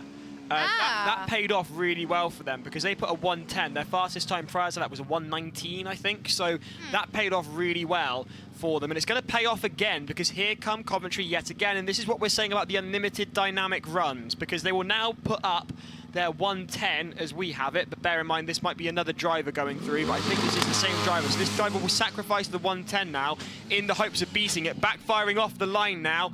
Coventry seem to have got the car dialed in the way they want, and they are now on full send mode. They have to beat the 1:10 in order for this to pay off. Otherwise, they will have sacrificed the fastest time for a slower one. Through the first slalom they are now, and through onto the hairpin they go. I say the hairpin, I'm so used to being at a hairpin at the top of the course. There is actually a double left-hander, so do excuse me. I'm getting used to the circuit the same way the drivers are.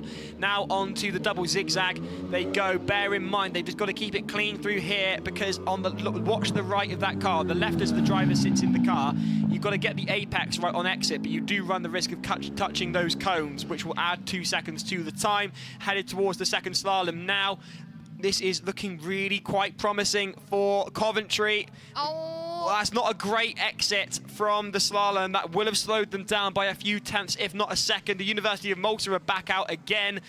That doesn't look particularly promising for the University of Malta, I must say, but it looks very promising for the University of Coventry as Coventry come across the line with a time of 1:04.400. It was worth sacrificing that 1:10. They went another 6 seconds faster, putting them in second place, 5 seconds behind the University of the Basque Country. Are the University of Malta still going, Jess? Yes, they are. But I'm fairly certain I could walk faster, I won't lie.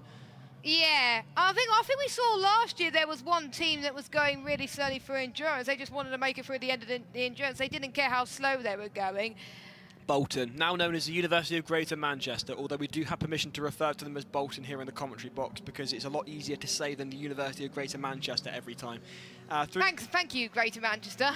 Through come the University of Malta onto the double left-hander. And I thought Exeter was slow earlier. This is interesting. Something's not right with this car, Jess. Yeah, because even the first half of their next run earlier on looked good compared to this. And you can see the red light on the roll hoop, which suggests the car's still working. So surely it's not driver error, because I think the driver would have gone faster than that. So maybe it's just the car just does not have that much electric power, it seems. It's got to be a powertrain issue, because we've known for a number of years now with the visits from Malta that they make to Silverstone every year for Formula Student that they can be incredibly exuberant with their driving. And I just sincerely hope that whatever is going on here, they can fix it. Because if that car gets up to power, you can expect a very dramatic, very exciting lap from these guys. But nonetheless, getting a time on the board is going to make a massive difference to their points haul come the end of the weekend. So regardless of how slow it is, having competed in the sprint, that means more so than those teams that have been unable to for various reasons. So. Yeah, I think Malta has been the only DNF so far in sprint, so at least they can get a time on the board that way, but they've got to make it through this final section first. And is it just them getting dialed in? We'll have to wait and see, but it probably is just a powertrain. Quite a lot of love in the chat for the University of Malta. Went through scrutineering around lunchtime. Through they go in towards the section that looks like Brooklands. They're almost at the end. It's probably going to be a relief for the team from Malta if they get through to the end. At least they could take this section safely, because we know in Imperial Racing they almost went off early in the damp. They go up to the line. It's going to be a slow time, but at least they finished sprint, and the driver was very happy with that. I think their main goal was just to get some points. Yeah. 2:42.743 for the University of Malta. And here comes Vermilion all the way from Denmark, and they are away with another electric powertrain powering them down the first straight of the course into turn one. That's looking very nippy indeed, Jess. Yes, Vermilion Racing, of course. I think they had troubles Oh, I said Dr. Cone, that would be a penalty for them, but they had trouble with acceleration earlier, which meant they only had to get one run that they did. They couldn't do any more, as there's quite a few cones knocked there, and any cones knocked will be time at penalties added to their final sprint time. But it seems to me they're going quite fast around this circuit. This driver seems dialed in, and the car seems dialed in as well. Both car and driver at one with one another. It's a real zen place to be. The cockpit of the Technical University of Denmark's car, Vermilion Racing, come all the way from Denmark, and they're going through the second slalom now. And meanwhile, the University of Malta are back out again for another run, but I don't think they're going to trouble Vermilion, particularly as they head towards through the final hairpin of the course onto the Mansell section of the circuit, through that rather tricky 90-degree turn, getting a bit sideways through there, just enough not to compromise too much on speed, and across the line with a 106.349. That's an incredibly rapid time for the first run of a car and driver combination. We're going to see that time tumble. You watch. Meanwhile, talking of watching, we're watching, meanwhile, the opposite That's end. a lot faster, it seems, from Malta. We're watching the opposite end, though, of speed when it comes to electric powertrains, because although that is an improvement on where they were earlier, I mean, me running might have been an improvement on where we were earlier with the University of Malta, but that is actually going a lot quicker than it was, so it may be a combination of sympathy. Well, no! Any time they take the car beyond a certain speed, it dies. I wonder whether that's a software issue. I don't know, but there's something. Anytime they take that car up to a decent speed, and all of a sudden it kills itself. I don't know what the issue is, but the power just drops away, and you end up with the green light below the roll hoops. I think they wanted to get a lap time on the board, so they didn't want to go through a certain speed to start with, and then they were like, you know what? Try and go through a certain speed, see if it's fixed the problems, and it didn't. We got more comments in the chat whilst we wait for Malta to be rolled, get out on off the circuit, and wait, and then Vermilion can go. But Giles, what's happening in the chat? H. Simo is suggesting the problems that Malta are facing might be an overcurrent issue. Yes, H. Simo saying Malta have an overcurrent. Bree saying, no, Malta, that was so good. While Jagadish says, I think the track is good enough for slicks. Coventry have proven this. Coventry have indeed proven this. So, yes, unfortunately, Malta have an overcurrent issue. So when they bring it up to power, it's drawing too much current, and as a result, the computer is saying, no, that's not safe, and then killing the car as a result, which is a real shame. Let's go Leicester, meanwhile, says Ben Drew. Meanwhile, lining up for another go of it is Vermilion from Denmark. We saw a 106 from them, which put them into... Where did they have... I can't see them on the timing board, oddly enough. That's rather odd. No, Denmark 5th. Denmark. I love how they're just listed as Denmark. They're in 5th at the moment. Vermilion Racing from, oddly enough, the Technical University of Denmark. And away they go for a second attempt. Will they get faster than the 106 that we saw just now? I'm in no doubt that we will. Could we see a sub-60 time? I think it's on the cards for these guys as they head through the first slalom of the course. Looking a bit bumpy through there, I must say. Yep, it does at the moment, but if I was this driver, you got to feel for the track on the first lap. Let's see what this car could do on the second lap. It does look a lot faster through this section of corners, so the driver seems to be more confident with the car. A zen feeling, as Giles would like to call it as well. And as the track gets drier, of course, the cars will be faster, so they got to... It feels like a different circuit in some places. They probably need to know how they attack these certain of the track. And you spotted something, Giles. Their suspension setup is interesting because anytime under braking, the car just bounces and bunny rabbits, which you wouldn't expect. Porpoising. Yeah, it's porpoising, and it's interesting to see. It's anytime under braking, clearly, sliding it through the hairpin. Some very exuberant driving there, very smooth, I must say, and across the line with a time of 103.310. Wow. Second. They are now in second place. I hear some cheers behind us in Cops Corner. Sheffield Hallam are up again for another go of this course. The time for Sheffield Hallam is 106.547. That's their best. Nice throaty noise coming out the back of Sheffield Hallam's car, and away they go into turn 1 of the course for sprint. Headed towards the double left-hander post that slalom they've got to do first. I'm almost ahead of myself. I imagine the drivers are also thinking about a few corners ahead too as they head now towards that hairpin. Through they go. And I think it's important as a driver just not to think what's in front of you. You've got to think ahead to the apex, because if you think what's in front of you, it's harder to react with what's going on around you. And it's particularly handy for endurance tomorrow when there's lots of cars around you, as we can see Sheffield struggling to get back on the power again, but they seem to be all right.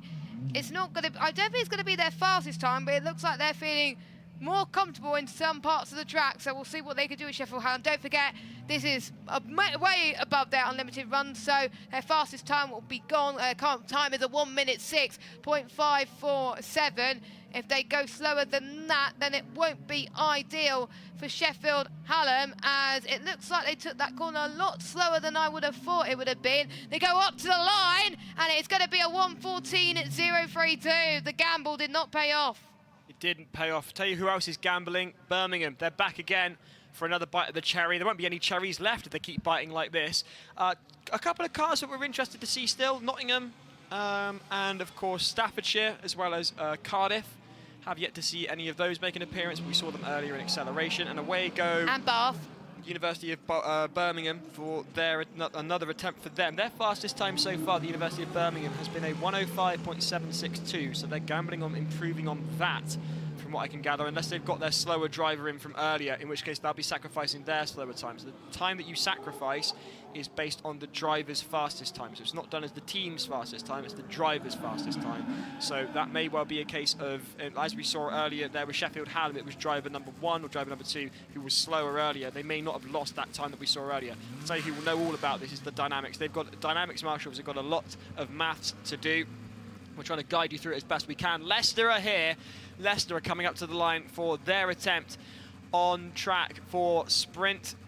A friendly rivalry between De Montfort and Leicester. Daniel nodding his head in improvement to see Leicester out on track. As through go University of Birmingham with a time of 1:03.122, and that puts them into second place. Congratulations to the University of Birmingham. Mike Mansell slowing them down there to bring them into the pits as the University of Leicester line up ready to go for their first attempt out on track, and away they go, Jess. And there's a cone gone immediately as they shift gears on the start straight. They've got a cone gone there, so I'd already be inclined to go again if I were them. It looked like the most travelled cone so far, and it hasn't even been in the middle of sprint yet, but I know there'll be a lot of cones that will travel further come tomorrow. But Leicester, of course, loving the striking livery. They keep informing us of progress every month with their monthly newsletter, which is absolutely fantastic, and I would highly recommend you have a read of that. And we usually broadcast that on the sim racing series. But here comes Leicester then, heading through this next stage coming up now, and it's their first attempt with their first driver. It seems to me they're feeling more comfortable already as they're past the commentary box now. They're heading towards the most difficult set of corners on this circuit. The next set of corners after that remind us of Brooklands, but through they go. Comes Leicester. The final part is going to be crucial. Ooh, how are they going to handle this hairpin? Taking a very, very tight entrance to that, and that's paid off very well. Through they go into the Mansell complex. This right-hand corner has proven very difficult for a lot of teams. No such trouble for the University of Leicester, who post a time of 1:15.580, a solid banker to start with for car number 58. You can see the evolution that's taken place over the past 24 months since we last saw them here in 2023. Last time out, it was dubbed a bathtub on wheels. This time they've dubbed it the coffin on wheels between myself and Leicester, and they are killing it out there, looking really great. But the power seems to have ceased. The powertrain seems to have stopped, and the visor of the driver has gone up as they communicate with the marshals. And they're pulled away now, though, so they're back under their own power, clearly. It might have just been whilst the idle is stalled. They're so back under their own power that they're ready to go again immediately. Car number, that was the conversation. There was no power loss. They were like, I want to go again. Let's go. There's no one else in the queue. It's their second time. They haven't broke the timing beam. They have stalled there, but they haven't broke the timing beam. This will be driver number 1's second go, which they are entitled to make if it's their first time. It's those that have gone previously get held back. They don't have priority. It's drivers like the guy from Leicester here. Oh, the nose has gone through the timing beam. Has the nose crossed the timing beam there, Jess? I don't know. They keep stalling it. I don't know what the issue is there. Maybe it's just nerves. And they are away. They are away. It's a bit of a Bumpy start for the University of Leicester, but they are off into turn 1 immediately. The time to beat for the University of Leicester is a 1:15.580. They got a lot of work to do, Leicester, but it seems to me they're struggling with getting the car started more than anything. Once they're going, it seems to me that they're all right, but there are certain corners that they're taking it a little bit tentative. Bit of insight from our resident expert here in the commentary box. Not myself, of course, Daniel Letard from DMU. We're reliably informed that Leicester have throttle issues. Oh. From what he can gather, having listened to the sounds coming from the pit lane as they attempted to start their second run. That would explain the consistent stalling there. So, but thank you very much to Daniel for that one. Meanwhile, Warwick are away for another go as Leicester continue on their way for their second attempt into the second slalom at the bottom of the course, headed towards the hairpin now. Jagadesh is asking, are some teams waiting for others to dry the track up so it saves extra job of having to switch to dries, from wets to dries, quite possibly. As through the hairpin go Leicester onto the Mansell section of the course with this right-handed kicker that has spat out a number of teams. No problems for Leicester as they come to the line with a time of 1:17.199. It is slower. I think they may well have crossed the timing beam earlier on at the start of that lap. Yeah, I think so. Otherwise, it would have been a way quicker time than that, probably at 1:12. So, yeah, it's got to be one part that passes the timing beam, and it's usually the nose. We saw that in acceleration earlier on, so a bit of a shame there. Keep your comments coming in the chat. Let us know where you're watching from at Silverstone, or if you're watching at the comfort of your own home. Who are you supporting? Aussie Alba, I think it's very clear where Aussie Alba is based, but they're saying on ya Birmingham. Meanwhile, Alec Atfield saying shout out to Kieran and the rest of the OBR team. Alison Foster says come on Imperial, get back up the leaderboard. Afolabi says the Sheffield Hallam University racing car is beautiful. I am biased, but it really is. Objectively, as someone who isn't biased towards Sheffield Hallam, it is gorgeous. Meanwhile, Alec Atfield says go OBR from British Columbia, and Aussie Alba 1:16.6 for Warwick just then. Thank you very much, Jess. Aussie Alba also saying great to see some very well-designed aerodynamic cars on track. You don't necessarily need aero, as Warwick have just proven with a 1:16, a very respectable time. I'm also seeing people from Oxford Brookes arriving at Copse onto the grass verge. Does that mean they are about to head out on track? I can't see them in the queue on my screen there. They might be getting ready. Earlier on, they had a high voltage issue, which stopped their chances of getting through acceleration runoff. So Warwick going again. Behind them, the University of Leeds and the University of Staffordshire. Away go Warwick. They are off now for their, I believe, fourth attempt. Would it be, Jess? Looking very zippy through there. Very nice through the right-handed corner. I think it's their second driver in their second attempt. I can see a zippy, but I can't see a rainbow. Through the slalom they go now as they head towards the double left-hander at the top of the course. Quite a wide wheelbase, but no issues really. Taking it a bit slow into the double left-hander, but rightfully so. The problem is you've got that sweeper as it first goes left, and then there's a 90-degree kicker thereafter. So you can go faster through the first section, but it doesn't bode well because you will have to slow down immediately for that really harsh left-hander thereafter. Talking of left and right-handers, we're through into the zigzag part of the course now. Watch your rear left and into the second slalom. Go the University of Warwick, looking a lot more consistent, a lot faster than last year. So this is a real improvement on the bar they set themselves at FS 2024. So congratulations to them. Purely on an engineering front alone, they really have engineered and they've learned from last year clearly, and they've evolved their design. It's looking faster. Can they go better than the 1:16 that they posted earlier on in the session as they come across the line with a time of 1:11.678. It's only 2 seconds behind. That's not bad, Jess. That is not bad at all. I believe it's their fastest time. It is actually at 1:11. I'm so sorry. 1:16 is slower than 1:11. Who would have thought it? Congratulations to the University of Warwick. They have in fact posted their fastest time, so congratulations to them. Meanwhile, the University of Leeds are lining up for another go. They are currently in 10th with a 1:17.780 as their fastest time. It's time for Staffordshire to unleash the beast. Track records, be aware, says Mark Williams. They are in the queue indeed. Meanwhile, David saying give a shout out to Vermilion Racing from Denmark. Big up those guys. It was great to see them. They're currently in 3rd. And watching from Bath and supporting Team Racing Bath Electric and Malta, says Robert Watson.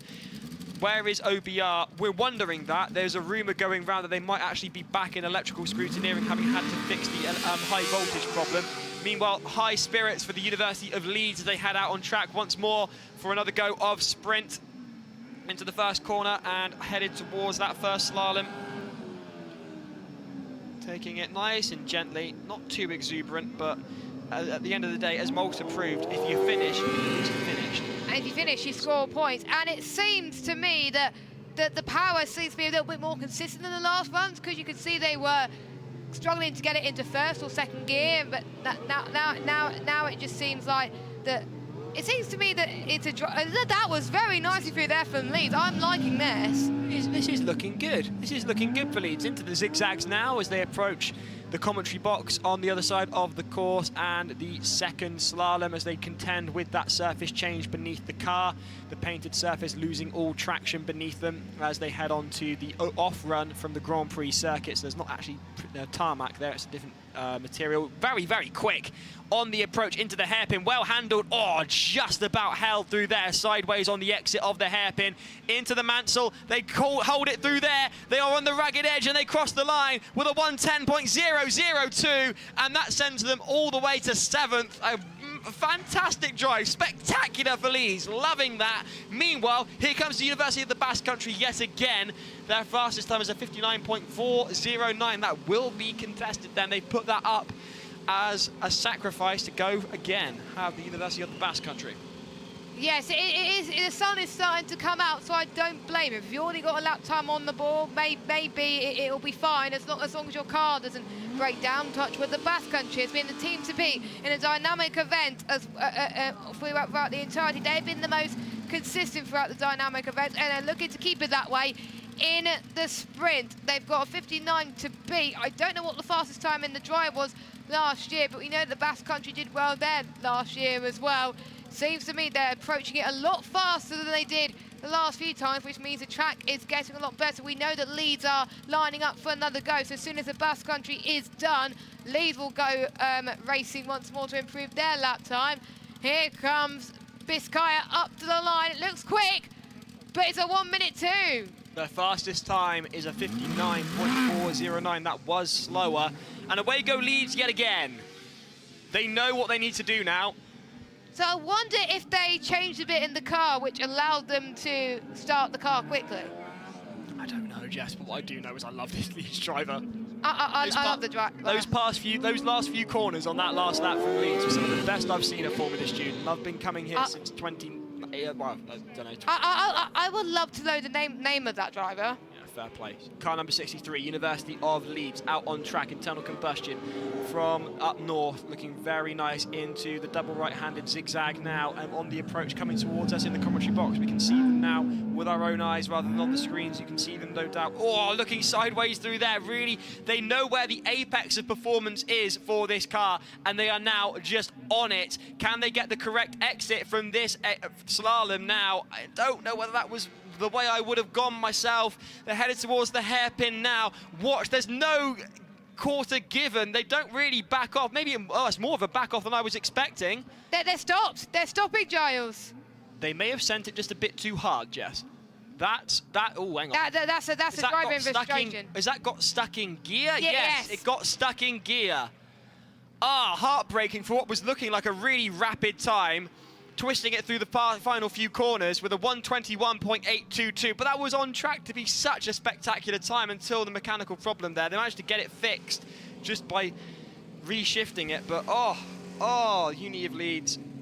I love the determination from Leeds, because how many times have we been out on circuit? Must have been loads of times, which I think the unlimited runs that Formula Student have introduced has probably been the best thing, and we've seen it come into effect in endurance. Not as much, not endurance, sprint. We haven't seen it come to effect for acceleration and skid pad because there was so much going on and it was chucking it down. We have one car ready to go. It looks like it's car 4 from the sound of it. There's lots of cars which have black and red liveries that look remarkably similar. So we'll see what that team can do for their first run in acceleration. I think I can see commentary that would like to have another go very soon. They're underway. Staffordshire underway. Staffordshire are underway on full send mode. Chris Aldridge asking, why do I use the phrase goes like a stabbed rat? Because to my mind, when rats are stabbed, they don't want to stick around, so they move very quickly. And this was looking quick, but that's looking a little slower as they're back on the power. A bit of a tentative approach to the slalom there for the driver from Staffordshire, up onto the double left-hander. In they go through there, and it's not looking as fast as we've seen Staffordshire in the past, but nonetheless, keeping it consistent and keeping it within the cones, which is exactly what you need to do. There were some teams who were questioning the need to stick within the cones because with these unlimited dynamic runs on the Saturday, the rules state it is your fastest time without cone penalty. So they were thinking, well, we can just send it and not have to worry. Well, actually, you do, because one, the marshals will disqualify you if you're taking the mick, and two, at the end of the day... That we saw last year. At the end of the day, your fastest times when you finish the events will be any cone penalties you're due for those particular runs, they will add the cones. So there's no point hitting the cones. And they just managed to avoid hitting the cones there, did Staffordshire, on the entrance, I should say, to the hairpin, into the Mansell section of the course, taking that corner very gingerly. It's rather notorious already, and it's only the first year we've run it. Across the line then with a 1:12.592 for the University of Staffordshire. Puts them in the top 10 in sprint so far. So I think after their first run, they're going to be thinking, right, how could I tap this corner more effectively? How can I gain more power in the gears potentially as well? I think they're going again. Yes, they are. So second attempt for driver number 1 as they make their way onto the start line. As soon as the green flag is up, then it's up to the driver. Just like we saw in acceleration, they can go when they want, as the marshals has been briefing the driver once again as they've been moved forward. So we'll see. Can Staffordshire improve on their 1:12, which was 1:10, but anyway, they're underway and it looks like a lot faster up the line, and I love the sound of the internal combustion, but Staffordshire, you can tell that they're going up the gears quickly. Let's have a look at what they do into this first slalom then, because they were a bit ginger through here previously, and they're looking a bit more on the power now. But remember, they've got to contend with the fact that they've got that front wing, which is rather wide and increases the wheelbase compared to those teams that are running without aero. As someone has pointed out on the chat, these aero cars do look gorgeous, and this is really impressive stuff for the University of Staffordshire as they head into the double zigzags on the approach to the second slalom. Meanwhile, the camera going wide round here, and here they go. They found the camera again, looking very nice. Staffordshire, they got 1:12 to beat a team that we've seen compete very impressively over the past number of years and sounding absolutely gorgeous to us here in the commentary box, but we are a bit biased towards the sound of internal combustion. Through the second slalom they are now. Can they get the exit right? Looks like a very good exit from the slalom onto the hairpin now. We saw them on the entrance to the hairpin previously get a bit sideways, managing to hold it there, going a bit easier into the entrance, getting the exit sublimely now into the Mansell section of the course. This right-hander has proven rather difficult for previous teams, but they have no issue with that. And across the line with a time of 1:08.820. A brilliant time there for the University of Staffordshire. They're shaving about, I think, 4 or 5 seconds off their previous time, so they moved from 10th to 7th place. As we can see, Exeter Uni are back on circuit, and that looked a much better start from Exeter. They were plagued with troubles earlier on, and we could see if those problems seem to be fixed or not. The first time they've competed in dynamic events for ages, as in quite a lot of teams. We've seen quite a lot of comeback stories here at Formula Student UK, and it's always great to see those underdog stories, but can they make it through this very tight section here, coming through the double left-hander? It's not a hairpin like last year. It is a completely different circuit compared to what we saw last year, completely designed specifically for Formula Student UK 2025, live here at Silverstone, and it seems to be Exeter just wanting to get through this first lap, really. Exeter were looking exuberant from the start, and then post the first slalom, they seemed to come off the speed and power. I was expecting to see them on this side of the course far earlier than they actually were. So I'm not entirely sure whether those gremlins on the power have gone away, but they are looking... They're going a bit slower. There we go. There's the speed again. It's inconsistent. I wonder whether they're having issues with the gearbox. I can't lie, Jess, because, very well held through there.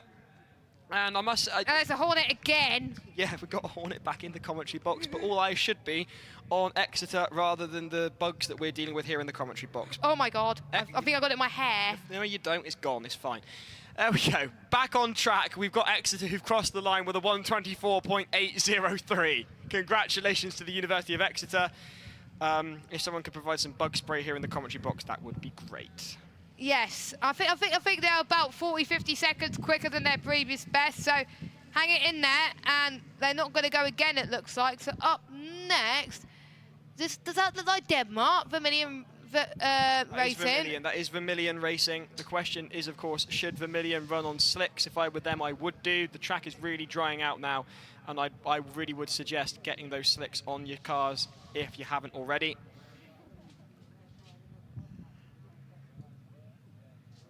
Vermilion ahead of, is that car number 5 behind them, which is Imperial College London. They're coming back again for another. No, that's car number 5 is Aberdeen. Ah, yes, it is. Do excuse me. I saw position number 5 and I saw Imperial College London, who are currently 5th in sprint. That would be what that is. So yes, Aberdeen are there behind Vermilion. And then coming up later behind those guys, is that Oxford Brookes? It is indeed Oxford Brookes. Oxford Brookes will be coming to the track very shortly as Vermilion come up to make their first run. They're moving Oxford Brookes past Aberdeen because Oxford Brookes have yet to run at all, so that therefore gives them priority. Vermilion, meanwhile, lining up on the line to go. What can Vermilion do? Plenty of love in the chat for the Danes. And they are away. A cool, calm and collected start for Vermilion from Denmark. They are off now down the circuit, going through turn 1, headed towards that first slalom. You don't tend to hear the drama out the back of the engine because obviously these teams are running with electric power units, but they are incredibly quick. The fastest time, 59.409, set by that electric power unit from the University of the Basque Country, as Vermilion head now into the double zigzag at the top of the course. They've now got to contend with the surface change beneath the cars, which will unsettle the drivers and the cars, and the fear of that gravel trap as well. I believe it was Hertfordshire in 2017 who went into the gravel trap, I'm reliably informed. And they head past us here in the commentary box and on to the second slalom. Quite ginger through there, it strikes me, as I won't lie, but there we are, headed towards the hairpin at the bottom of the course, getting a bit sideways through there, shaving off the power. Oh, very sideways through there and very well held as the oversteer kicks in. And into the Mansell circuit, and off they go. And that is a time of 1:04.622. Wow. And that puts Denmark in 3rd. Brilliant stuff. That's not their fastest time. Their fastest time was a 1:03.310, but it shows that they've been consistent throughout these last few runs, so giving them the confidence that this car means business. And I think they could go quicker, I'm almost certain, but I believe that's their second driver, so they're going to go again. So it's only a banker lap, so that's really, really impressive. So we'll see as they come through. Plenty of comments coming in the live chat. A lot of love for the Danes. The number 27 then is making their way through the course one final time, and in its electric power vehicle, and it was very speedy heading through the first section, and the double left hand that they got to nail that. They've got to take it with a bit more speed. So let's see what they could do here then, and they definitely take it with just a bit more speed. That's looking just slightly quicker, but still just as controlled, which is exactly what they need to do. A 1:04 is nothing to be sniffed at, but they want to get below that 60-second barrier, as the University of the Basque Country did, and they seem to be on track to do so if they keep at this pace without having any offs. Bear in mind, they're approaching the most complicated part of the course as they go through the second slalom now and approach that hairpin at the bottom of the course, which we saw them getting their tail out on earlier. Meanwhile, Oxford Brookes are out on track as they go sideways. Do Vermilion on the entrance to the hairpin. Not as much a torque steer on the exit of the hairpin for Vermilion as they come across the line with a time of 1:02.879, which sends them into provisional second place. Oxford Brookes out on track as they go through the double left-hander at the top of the course. On the approach to the double zigzags now are Oxford Brookes University, a team in high spirits and in competition to win FS UK. They have yet to do so. It's been their ambition for several years. They've come very close, but they've never quite managed it. Can they do so this year? Their biggest competition, University of the Basque Country, currently leading sprint with a 59. Can they get under 1 minute out of the gate? Doesn't look like it yet, though. I think they're just getting a feel for the circuit right now. It's a exciting lap then for Oxford Brookes Racing as they come through the hairpin. But to me, they took that hairpin quite nicely.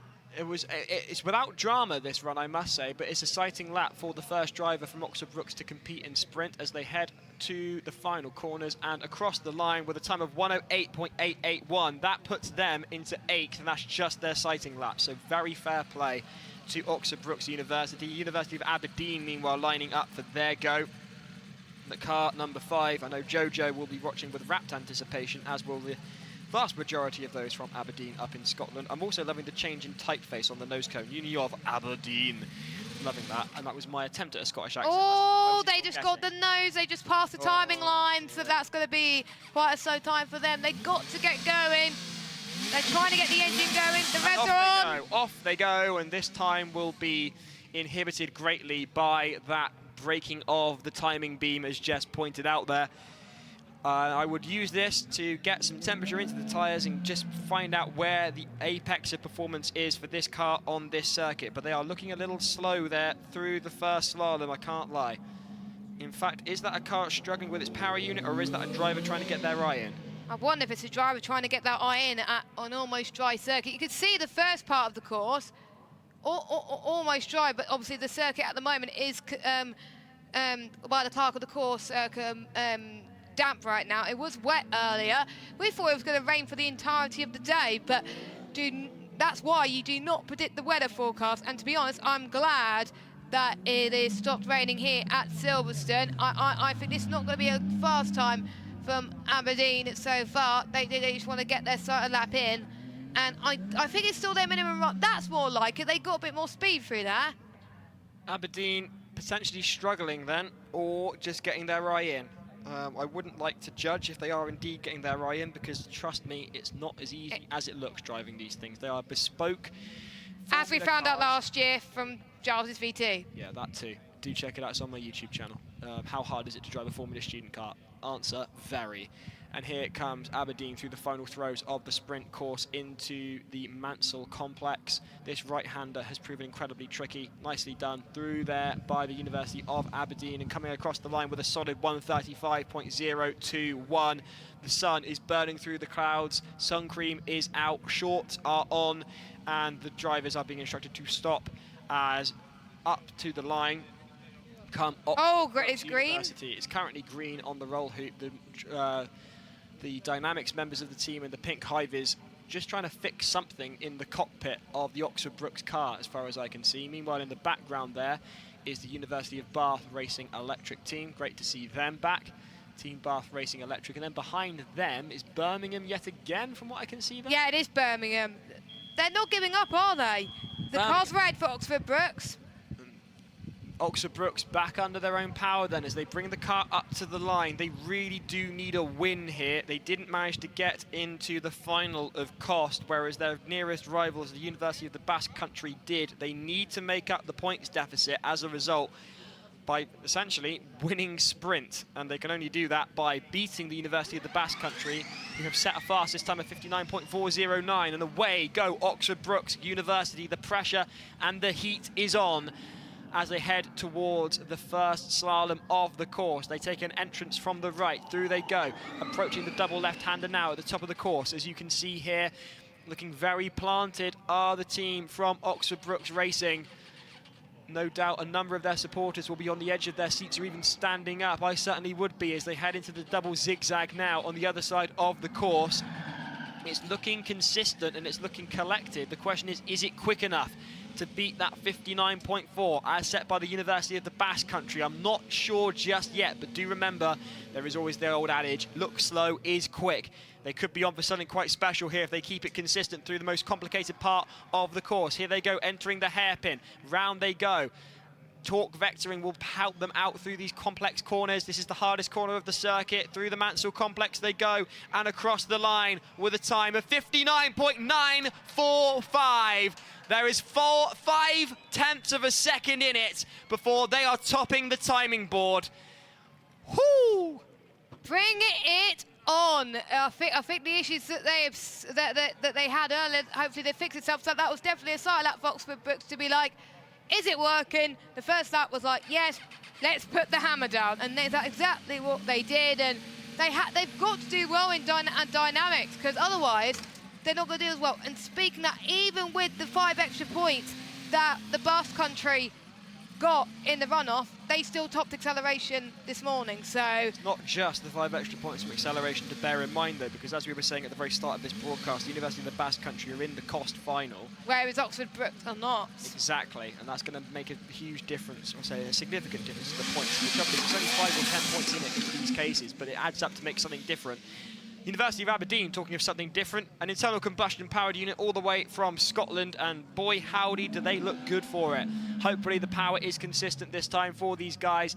It's just looking a little slow on the approach to that slalom. I'm not convinced they're going to get a particularly rapid time, but nonetheless they have actually competed. Their fastest time was a 1:11, their latest was a 1:35, so they've got points on the board, which is more than can be said about other teams. So We've still got about 6 teams that past scrutineering that we have not seen yet. Absolutely, including some very exciting teams and some teams who've named their cars after my sister for reasons I can't quite understand. But meanwhile, Aberdeen are looking rather slow all of a sudden, Jess. Their wheels are turning, but very slowly indeed, and they've come to a stop. They've come to a stop. Can they get it going again is the question.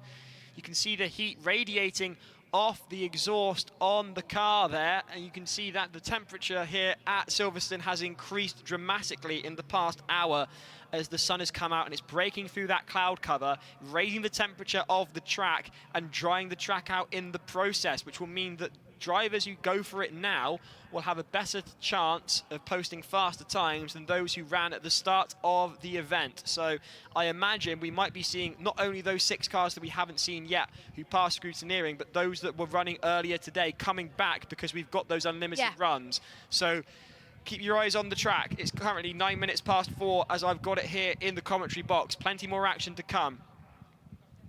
We've got we've got a weather forecast being shown to us right here, right now. There is currently rain in Oxford, and if the wind blows it our way, we could see a significant, and the wind is indeed blowing it our way. So if you are a team that's past scrutineering that wants to take part in sprint, get in the queue now. It's currently raining in Oxford and the wind direction is blowing it straight for us, but it could have evaporated by that point because of the temperature, so it's touch and go, but there could well be rain on track. Right now on track is Aberdeen. University of Aberdeen, who have had a problem and are being wheeled away by the Motorsport UK marshals as headed towards them come members of the TAFIA to bring them back to the pits. Disappointing for the University of Aberdeen, but they do have times on the board already. What a shame, Aberdeen, says Audi Alba. Indeed. Caramel Crispy says, so car broken, now they can go and fix it. Yes, they can. Oh, Aberdeen, feeling gutted for you, says Fox and Stoked. Meanwhile, Ben Taylor says, shout out to the OBR guys for putting in a mega job to get the car up and running again. That is really, really fair play because they had a high voltage issue. And if you've got a high voltage issue when you're running with an electric powertrain, not only do you have to fix said issue, you've got to go to scrut. You've got to get it re-scrutineered, which is no mean feat. So they've had a really rapid turnaround over the course of the lunch break in the first couple of hours of this event. Meanwhile, Christine saying, waiting to see Bolton, University of Greater Manchester, formerly Bolton. Good luck to the team. Meanwhile, Fox and Stoke said, thank you for helping everyone. Aussie Alba saying rain coming in 30 minutes possibly. Yes, indeed. Keep an eye on the forecast. Latest that we have at the moment is there's rain in Oxford and it's blowing the way of Silverstone. The question is, will it have evaporated by the time it gets here? We'll find out in the next 30 minutes. Meanwhile, lining up for their first run of sprint is Team Bath Racing Electric, and away they go.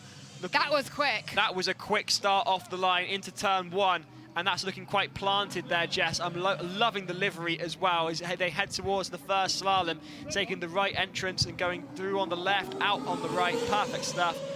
Headed towards the double left-hander at the top of the course. They're so quick. Look at this. I mean, they're so quick the cameras can't maintain focus on them. This is really promising from Team Bath Racing Electric as they head into the double zigzag midway through the top end of the course, crossing over the tarmac and onto the escape runoff as they come into view of us here in the commentary box. Onto the second slalom now are the team from Bath. This is their first run, remember, and it's already looking very promising. Well, Health and there as the torque steer got the wheels to step out on the driver, and the driver was having none of it. Well controlled there. Onto the hairpin now. Only the Mansell section of the course to contend with.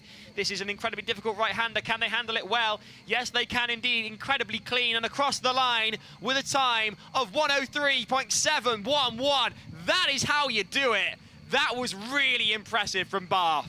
And especially since the banker lap, there's more time to find. So I would see they're going to get into the sub 1 minutes. But one team that wants to improve their time massively is Staffordshire. They followed our advice and they're going out on the circuit before the circuit gets a lot worse. So here they come then, past turn 1 and in towards turn 2 into the double left-handers. It seems to me the car's looking a lot more healthy than what we've seen earlier. So their time to beat for Staffordshire is a 1 minute 8.620. And it seems to me it definitely looks faster than that, but don't forget there was a more damp track then.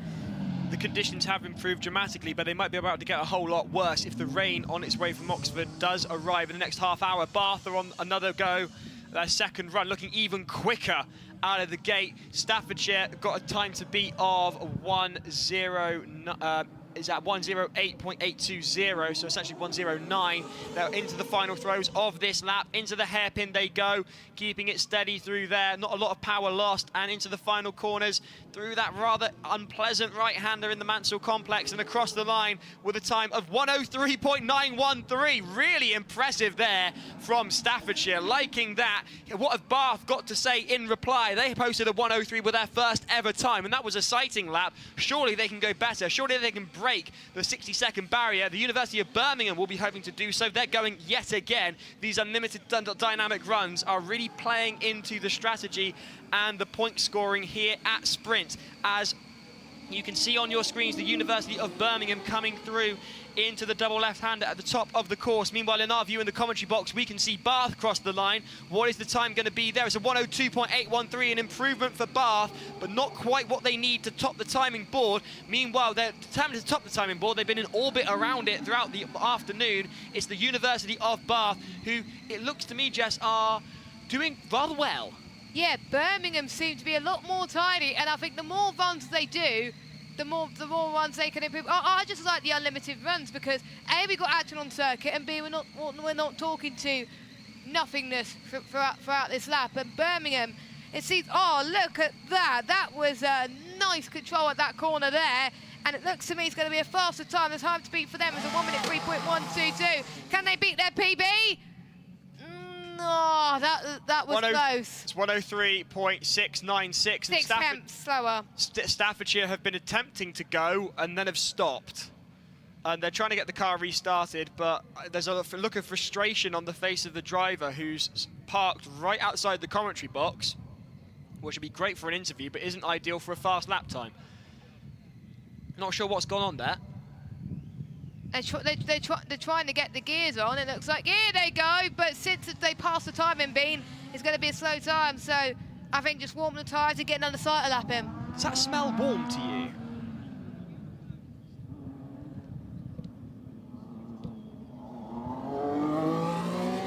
There's the potential there for not a mechanical issue, but a question of the driver not knowing whether they can go or not. There's a possibility of a bad release there. I can neither confirm nor deny, but it has been suggested in my ear. Meanwhile, Staffordshire are currently the only car on track. Plenty of comments coming in. Ryan, Michael, Williams, does Swansea Uni still have a team? Been a while since I've looked into this. Yes, they do. I think they're trying to get them through scrutineering. Car stopped, and they're going again. They are just about moving, but it's not looking particularly great. No. Yeah, there's something going wrong with the Staffordshire car. What is that? What is up with them? That's odd.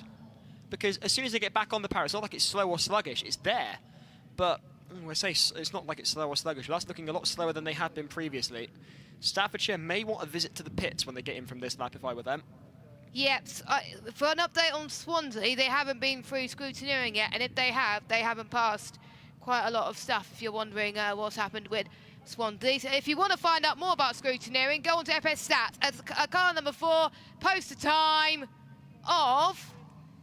Well, we didn't see what the time was, but I'm guessing they aborted that run, a bit of a sight of that. But here is car number 7, commentary, about to take their next run in the sprint contest. We now have an additional team that's passed scrutineering. I don't know which, so if someone has recently passed scrutineering, let us know in the chat. I do know who it is, Jess, and I'll tell you in a bit. Let's just see what Coventry can do. They've got a time of 1:04.4 to beat. They're currently in 7th position. Away they go with a very aggressive start, a point to prove. They will want to get as high as they can in the standings, because that not only means additional points, but it also means a clearer track when it comes to endurance, because they will have teams of an equal pace around them, or potentially as you go throughout the day. By the time you end up with the last car on track who was the fastest today when it comes to endurance, you'll have an empty track. You've got free reign of the circuit. They'll be aiming for that. They should have had that in 2023, and then they had a number of issues which meant that they weren't able to compete until a lot later in the day, if I remember correctly. Yeah, that is correct. Here come Coventry then with a time of 1:04.400 to beat. Headed towards the second slalom now are the team from Coventry. Seems to me that there's some parts of the track that they're not very consistent in, it looks like, with the power. Really slowing down through the slalom, and as soon as they're free of the slalom, they're straight back on the power, Jess, indeed. Into the hairpin they go. The complex Mansell circuit is beckoning now. Through they come, no problems through there, across the line, and the time is a 1:05.099. It's not quite enough to beat their 1:04.400. The times towards the top 10, top 8 are all incredibly close indeed. And here comes Align Racing, car 142, favourites here at Formula Student. They've made a number of appearances over the years, and they're back again with a driver looking like the Stig in the first series of Top Gear. If you can remember back that far, I've got a funny feeling a lot of the team members this year were born after 2002, which really does make me feel rather old, as Daniel Letard is nodding at me from DMU here in the commentary box. He was born after 2002. I feel like I want to get my pension. They stopped. The car from the University of Adgar, Align Racing. They've stopped on track. Green. That's not great. There's a green flag. And also, is it me, Jess, or are they outside of the cones? They're outside of the cones. I think they lost power and lost control. Yes. It looks like they stopped as well. Well, they have stopped indeed, but the question is as to why. There's a thumb up from the driver to the marshal, the driver's now looking, back and forth at the dashboard. There's a thumb up though. They need some help moving. I think they're not going to be able to get back without some help. I think we've seen this before with Align. This is seeming there's a bit of deja vu to this. I won't lie. Yes, I think it's a bit of deja vu to what we saw earlier as well. Several cones being raised there by the marshals. So did the driver, the car back under its own power, you can hear the alarm sounding. Did the driver lose power and as a result lose control? Quite possibly. The car back under its own power now. I think they're going slowly as a result. That's what I would do. See how you can approach certain corners. Why not? Your time is compromised anyway, and then in the next lap, go for it. Oh, getting the tail out there. They're going for it already. When the power's there, they might as well use it, and Align really are using it, going through the double zigzag at the midpoint of the top end of the course. Looking a little less confident at that point, and there is no power there. And I can't quite tell what light is flashing on the roll hoop either, which makes our life even more... Does that mean that it's off? I don't know. It could well mean that it's off. Or there's a green light, so it was completely off. It just died. Now they got re-energized. The red light is flashing. They should be able to be under their own power yet again. But the car seems to just completely shut off. It doesn't even go into limp home mode. It just stops, which is rather... They're going again, but how long are they going to stay? Well, who knows? Rather disconcerting for the team from Adgar. Can they get back to the pits, zipping along like some of the Hornets that we've had here in the commentary box? And quite a lot of them. Far too many for my liking. Anyway, the question is, can they maintain power long enough to actually get back to the pits and have someone investigate what is going on here? Because when it gets going, it looks great. It looks absolutely fantastic. It looks fast. From the University of Adgar. Yeah, it does, Jess, but it's not consistent enough to challenge any of the teams, and that is at the moment a 2:33.339, which is just nowhere near fast enough, which actually, to be fair though, it is faster than Malta were earlier on their limp home round. Meanwhile, Warwick are clipping every cone known to man on their entrance into that first run. That's 3 cones gone, and when I say gone, I don't just mean gone, I mean crushed. That's rather impressive. They managed to send it off the line just a bit too quickly, and caught 3 cones on the start straight of the sprint course. I'm hoping that that won't have actually damaged any of the suspension components, because that was on the right side of the car. I can't see any damage to I can't see any damage. No, that doesn't. It looks all right. I think those chunky tyres just absolutely killed the cones. Yeah, it looks like it, doesn't it? It just went whoop. Can't see any issues with the wishbones or anything of that nature, but yeah, not the start they will have wanted, but then again, and they will have to sacrifice the time here. The only concern I have for Warwick at this point is, have they caused a puncture there by going over the cones in 3 cones in rapid succession? I hope not. Fingers crossed for them that that's all okay. They'll be able to do an investigation when they get back to the pits. And they've got back to the pits very quickly. They've gone across the line with a 1:10.605, which is their fastest time, albeit with 3 cones gone and a rather exuberant start. Yeah, so I think, of course, it will knock them down a peg because of those cones. But right now, we've got a line racing ready to give it another go. Let's just hope that they fix their electrical problems that they got in the car. And can someone remind us about the Basque Country's time? It's a 59.4 is the fastest time. And look at that. I'm just praying, Giles is praying that this power, this energy is just constant. Well, I've had a comment here from, who is this? Darren G. No light means potentially dangerous fault, which is a bit disconcerting to say the least. Meanwhile, Robert Watson, you've been reminded of the time there, 59.409, the fastest time as set by the University of the Basque Country. A line on track. This is looking good from Adger. They held through those slalom sections quite fast, which means whatever they did must have been a minor issue.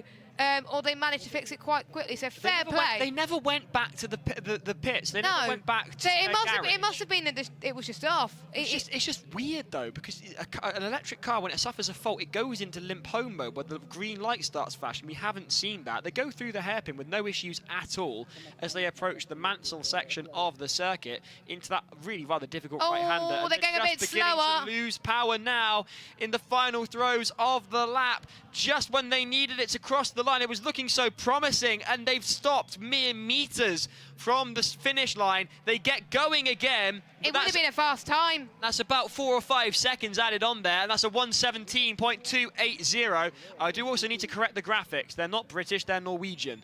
And I can only apologise to anybody at home who was caused offence by the wrong flag being presented there. I know some people get very passionate about flags. And here we go, a rivalry to beat all rivalries. Oxford Brookes are trying to beat Basque Country's time of a 59.409. Their fastest time, Oxford Brookes, is a 59.945. I do believe it's their second driver in the car, and they mean business as the track is drying up. There is meant to be rain on the horizon, so the sooner they get going, the better for Oxford Brookes. There's a lot of them waiting for anticipation for the car to get going. We can see a red light on the roll hoop, which means the car is running on its own power. So let's hope they can get underway. Here we go then. Oxford Brookes University, currently second in sprint. 5/10 separate P2 and P1. P1 currently held by the University of the Basque Country preliminary with a 59.4. 59.9 was the time set last time out for Oxford Brookes. A rivalry for the ages. And here they go. They go. The power straight on, charging down towards the first corner, headed towards the first slalom. They're going to have to nail every section of this course if they want to be in with a shout of challenging the University of the Basque Country. And they are doing everything they need to as they head to the double left-hander now. Keeping on the power, no cone issues that we can see, and certainly no power issues either. They had a high voltage problem that prevented them from competing in the top 6 shootout. They've been away in the pits for a number of hours, and they had to go through electronic scrutineering again, and it's paid off for them because they are looking primed as they push the car to its limit throughout every element of this course. They are really charging towards that P1. The question is, can they match the 59.4 as set by the University of the Basque Country? It's certainly looking like it at the moment. Only the Mansell section of the course to go. The hardest corner has proven no issue for Oxford Brookes, and they cross the line with a time of 57.956. Oxford Brookes are leading sprint. Oxford Brookes, I would like one of your reps or one of your drivers to go to the National Pitch Straight where the Bentley chairs are waiting for you, and you get to stay there until someone beats your time. And look at the cheers from Oxford Brookes. They're going again, Giles. They think they could beat it. Crikey Moses, I mean, I shouldn't be surprised. This is Oxford Brookes after all, and I'm fairly certain that the vast majority, a lot of people in the stands. Give us a wave if you're supporting Oxford Brookes in the stands. Or at Cops Corner, even though we can't see you. And they're away again. Your leaders in sprint, they go away with a cheer. The unlimited dynamic runs, they don't even need them. I think this is only their third run, Jess. This is looking incredibly impressive from the University of Oxford Brookes Racing. Oh, they stopped. They've stopped. They've lost power. They've lost power, and they're back on the power. This won't be as quick. There was a moment there, and I felt anxious. I dread to think how the team from Oxford Brookes and those around the world watching them are feeling as they head into the double zigzag at the midpoint of the top end of the course.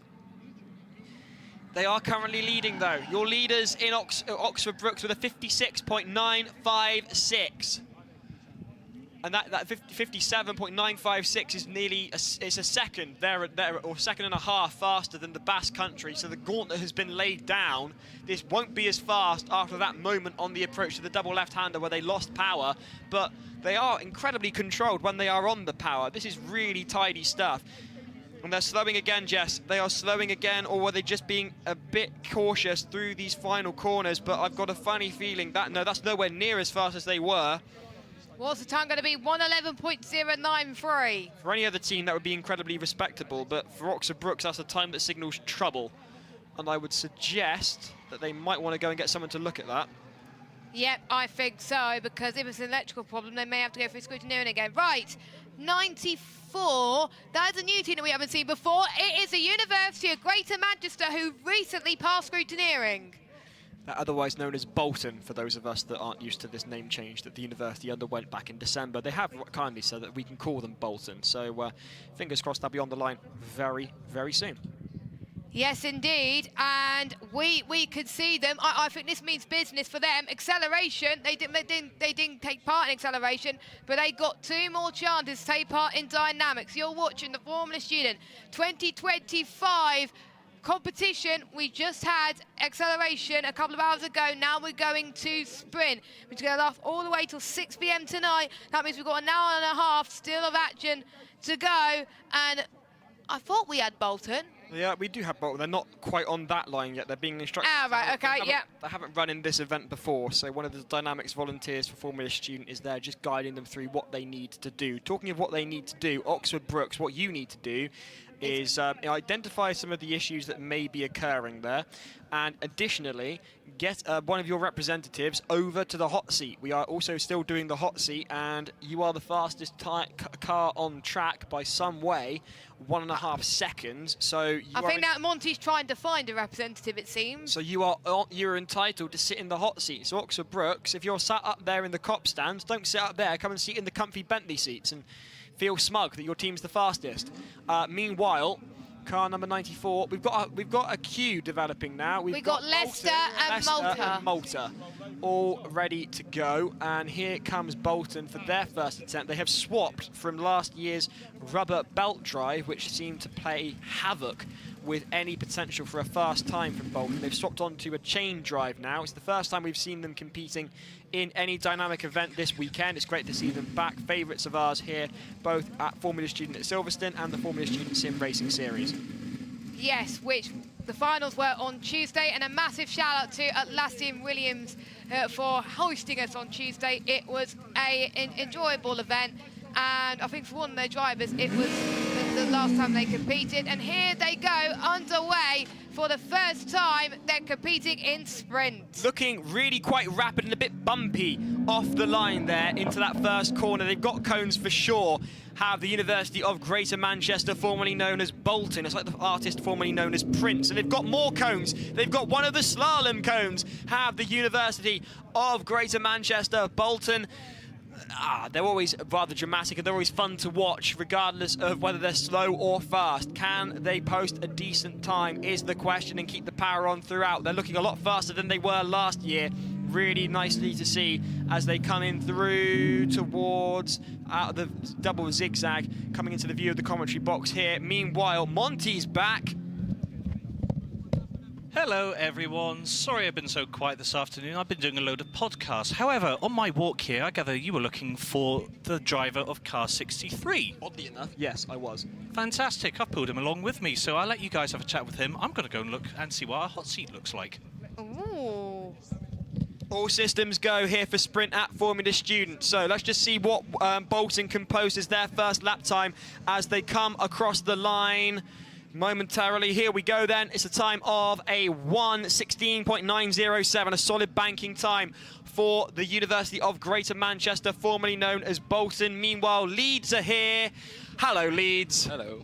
What an absolute send through those last couple of corners on that lap. That was spectacular. It had to be. Why did it have to be? Had to be the time of the other driver. And everyone was putting slicks. They put me on wets. So it was send time. We knew we were putting the slicks after.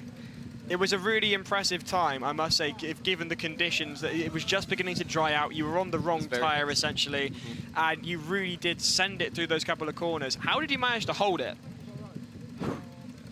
Luck. Luck, and I would like to say skill, but the car's really, really good in handling this year. It's incredibly easy to catch, so well done to the Leeds team for designing such a beautiful machine. Wish it shifted a bit better on the second run, so that's something for next year.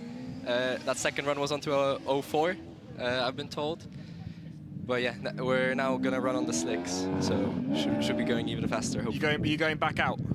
Other driver first, me second. Right, I won't keep you. Best of luck. Meanwhile, talking of teams going far quicker than they have previously, the University of Malta, whilst we've been talking, have been posting an incredibly rapid time, and that is a 1:02.038. They are over the moon with that, and so they should be. An impeccable time for the University of Malta. They have defeated the Gremlins that have played havoc with their powertrain, and as a result, that is a spectacular time. That was in the car waiting to happen all along. Congratulations to the University of Malta. That puts them into third position. The team are running off to cheer on their driver. Meanwhile, they made it. Yeah, though, I'd be happy. I'd be over the moon with a 1:02. Meanwhile, here is Bolton, Greater Manchester, whatever you want to call them, looking a bit sideways into the entrance of the hairpin, and they've got the cones yet again. That's 2 cones gone for the University of Greater Manchester as they come through the Mansell complex. That awful right-hander, they've managed to hold that fine, but the exit on the hairpin, there were 2 cones gone there. So 1:09.437. It is an improvement, but bear in mind there's at least 4 seconds to add on to that with those 2 cones earlier, and maybe some cones we didn't see as well. So getting their eye in are the University of Bolton, but great to see. Meanwhile, Leicester are now lining up for their go. Oh, this is great, isn't it, Jess? I'm loving this. We're apart from a few moments here earlier on, we've just had non-stop action in the sprint, and it's absolutely fantastic. The unlimited runs are making a difference. A lot of people are loving it. We're having Bolton getting into the pits now. They'll be over the moon as we're waiting for Leicester. Jeremiah's back. He doesn't have a stake. Do you know who else is back? University of Leicester. They're ready to go for another run at sprint, car number 58. Meanwhile, someone asking, Monty, have you guys named the Hornet? No, we haven't. Monty is a friend of ours who does the roving reporting here in the sim racing, and also, of course, here at Silverstone, live for you for Formula Student 2025. Giles, Jess and Monty in the comms box, and away go Leicester. With a slow start, they struggled to get into gear there, and they don't seem to be on the power as much as they have been previously. Leicester's fastest time has been a 1:15.580 has been their fastest time. So it looks to me like they are potentially having issues, or maybe the driver's just getting their eye in, but no, that's crawling to a halt, I'm afraid to say. just about back on the power are the University of Leicester, but we know this car can go significantly quicker. It's been up to 1:15 previously, but this is looking like it might be over 2 minutes if they keep up at this pace. I'm not quite sure what's going on there, but that's rather disconcerting for the University of Leicester as we get the wide angle there from the exit of the double left-hander heading towards the sea of cones, greeting the driver on that exit on the way to the double zigzag. And reliably informed Sabrina will be giving us a visit later. I very much look forward to that. Sabrina's welcome to visit me anytime. As we've got Leicester, I think they're taking it very, very cautious at the moment, but with their times right now, I think as long as they could be a 1:17.1, that is achievement in itself. You can see as they make their way through this next part of the lap, and I think this could be okay for them. I think this could be consistent for them. Of course, we can't see hear the noise from our side of the commentary box, but you'll be able to hear it on the circuit. They go up to the line.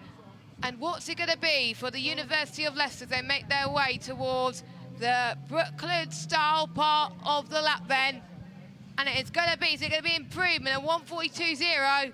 A lot of time to be found, of course, but they're just getting used to it once more. We've got the University of the Basque Country, Bizkaia, that are saying to Oxford Brookes, if you think you could do better than us, well, we're all going to try and beat it. Come on! I'm loving this. If this is what we get out of unlimited dynamic runs, why haven't we been doing it for ages? Because this is just impeccable. Anything you can do, I can do better, is the rivalry between Oxford Brookes and the University of the Basque Country across the week. And Oxford Brookes need to win this because the Basque Country got into the cost final and they didn't, so they need the points here at Sprint, and the Basque Country are on the back foot at the moment. They are in second place with their best time of a 59.409. Oxford Brookes leading with a 57.956. Can they go better? The University of the Basque Country looking a little slow there on the approach to the second slalom. I can't lie, I do wonder whether they'll be able to match that 57 laid down by Oxford Brookes, but it looked to me when the Oxford Brookes went again that they were having problems that second time out post the 57, so who knows what's going on. And through the hairpin they come into the Mansell complex through that awful right-hander, but they manage it very well and across the line with a time of 1:05.627. It's nowhere near enough to the 57. Meanwhile, on the line now is a 58 car. It is Leicester who've stalled off the line and broken the timing beam. Have they got those problems with the throttle that was suggested to us by Daniel from DMU? There is the possibility there. Does seem to be a case of throttle issues, having spoken between Leicester and De Montfort, who are both from the same city and have a friendly rivalry going on. So it's a nice insight that we can provide you here in the commentary box. Away go, Leicester. A ladybird. We're collecting bugs here in the commentary box. Meanwhile, we've got a ladybird now. Thanks. Just sat there crawling around here. Leicester not looking their usual frivolous selves through the sprint course, looking rather controlled and potentially a bit dull, I must say, because they've got issues. They have issues, do the guys from Leicester, with their throttle, by the sounds of things. Yes, it looks like it, because again, they're just not putting too much power in with the gears, and it just seems to me that it's not a driver issue, but it's a powertrain issue. Could well be a powertrain issue for these guys. Hey, I mean, they've also picked up a cone by the looks of it on the exit of the first slalom. They're coming towards us here in the commentary box for the second slalom now, through that change in surface beneath the drivers from the tarmac of the main Grand Prix circuit onto the runoff area that doesn't have a lot of grip, to say the least. And onto that second slalom they go now. And you'll be interested to know, lining up for their next run is another team from Leicester. We'll get on to that in just a moment. Right now, all eyes on the orange of Leicester as they come across the final hairpin of the course. It's a rather tight corner, and they just about managed to make that work without any issue. I say that, it's looking rather cool, calm and collected. I think nervous or potentially held back by problems. They crossed the line with a 1:27.393. It's not their fastest, but it is a lap time on the board. Another team about to put a lap time on the board are their fellow compatriots from Leicester. Next up in the queue, a team that we weren't sure we were going to get to see here at Silverstone, a team that we've got a lot of time for here in the commentary box. They're just into double digits, but everybody has worked flat out all year, and now again at the track, they've solved some of their main issues. They've got back on track through it all, and trust me, through it all, they have come good. And they're out on track, ready to go for their first go of acceleration and sprint, I should say, in a number of years, several years. They tried the transition to electric. In the same way as Imperial College London, they reverted back to an internal combustion unit, taking inspiration from their last challenger back in 2022. The first time I ever commented on Formula Student. Full Send University, De Montfort are back. And this is incredibly exciting stuff. They're likely to go gently at first, we're reliably informed, to at least ensure points. Given the past couple of days, there have been some real issues for this team. They've been back up to Leicester. They've been working through the night. And Sabrina is about to take to the track. Good old Sabrina heading towards the sprint track for the very first time. And that must be a very special moment, because we thought that they wouldn't even make it, but they managed to get the parts that they needed. They actually had to go shopping for a few parts in order to fix it, and that's what made them pass through. They were confident anyway. I think we've seen more cars queuing anyway. I'm just trying to decipher what the number is. 31 is waiting out. So De Montfort are waiting. Exeter are coming up to the line currently. So it's just a case of, can Exeter get on the power consistently enough? Because they looked quick. On their second run, they looked quick, and then all of a sudden the power just seemed to drop off yet again, and they were there crawling around. We know this car can be fast. We've seen test footage of this car. Now as driver number 2 approaches the line and goes away, it's a slow start for Exeter University. Have they got shifter issues? They don't seem to be putting it up into a gear. There's a gear. You found it. Now keep going is the answer to the question, why are they going so slowly? I think they're going a lot slower than we thought, Giles. That's not looking. To a halt. That's looking rather dangerously close to coasting. I can't lie. Car number 73 back on the power just a moment there potentially, as we begin to stress here in the commentary box. Both myself and Jess with family ties to Devon. Jess actually living there, and this team have come back through a number of setbacks and have really come together in the past 12 months to try and work as a cohesive whole and get themselves through.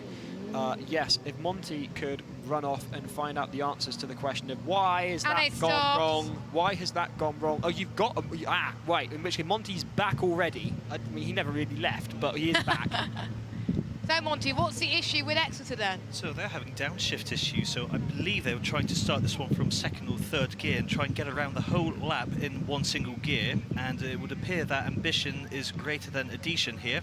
Looks like they've been able to find a gear here, but yes, it's a downshift issue which they are experiencing. If they can get those downshifts sorted, we'll be seeing them go a lot quicker, but basically they're stuck in third gear for most of the lap. And you do not want to be in third gear for the entirety of that, because the lower the gear, the more power that it brings to some parts of the car. So thank you, Monty, for that. Monty is going to be going back to the pits to see if he can get more information about certain cars on the circuit. Fair play to Exeter, they're still going. Exeter are still going. From my experience, the third is not the worst gear to be stuck in for this course. I don't know whether they're still stuck in third or whether they're stuck in a different gear here, because it's looking slower than one would expect. Fourth, maybe they're stuck in fourth. Well, no, because the higher gear you go, you should be able to just, you know, I don't know, second would be ideal, really, but if you're at the bottom end of third, it wouldn't be the worst thing in the world, and it wouldn't go this slowly, from what I can tell. It doesn't seem to me that the issue, them being in third gear, is not helping out a bit for Exeter, but like as Monty said, that the more chance they have to improve the car, the better it will be. If they don't get it improved in time, they will get it improved for endurance coming up, but at least they're going to have time to complete their lap time here for the Sprint of Formula Student 2025. We're live here at Cops Corner at Silverstone, and we are going to, I think they're just going to try and coast it across the line. Yeah. It looks like they're coasting right now. And someone is looking very happy in the commentary box as De Montfort is in the queue. They are indeed. De Montfort coming up to the line, a team comprising significantly of first and second years as exit across the line with a 2:57.072. They've got transmission issues to contend with. And Daniel Letard from De Montfort taking a deep breath as all his hopes and dreams come together on the line. This is a team that has transformed themselves in the past 12 months with a skeleton crew of first and second years with very limited experience, and they're taking a cool, calm and collected approach as they pull away from the line. We know from testing that this car can perform incredibly well, but as unfortunately the air intake wasn't in line with the rules in terms of the roll envelope, so they had to shorten the air intake, and in doing so lost a lot of time to get through scrutineering. There were then other issues. They got delayed in scrutineering whilst the engine was still on, so lost battery, so had to go and purchase a new battery from the nearest Halfords. And through all of that, and I am just skimming the surface of the issues that they've had to contend with, they've managed to get Sabrina out on track, which is a huge achievement.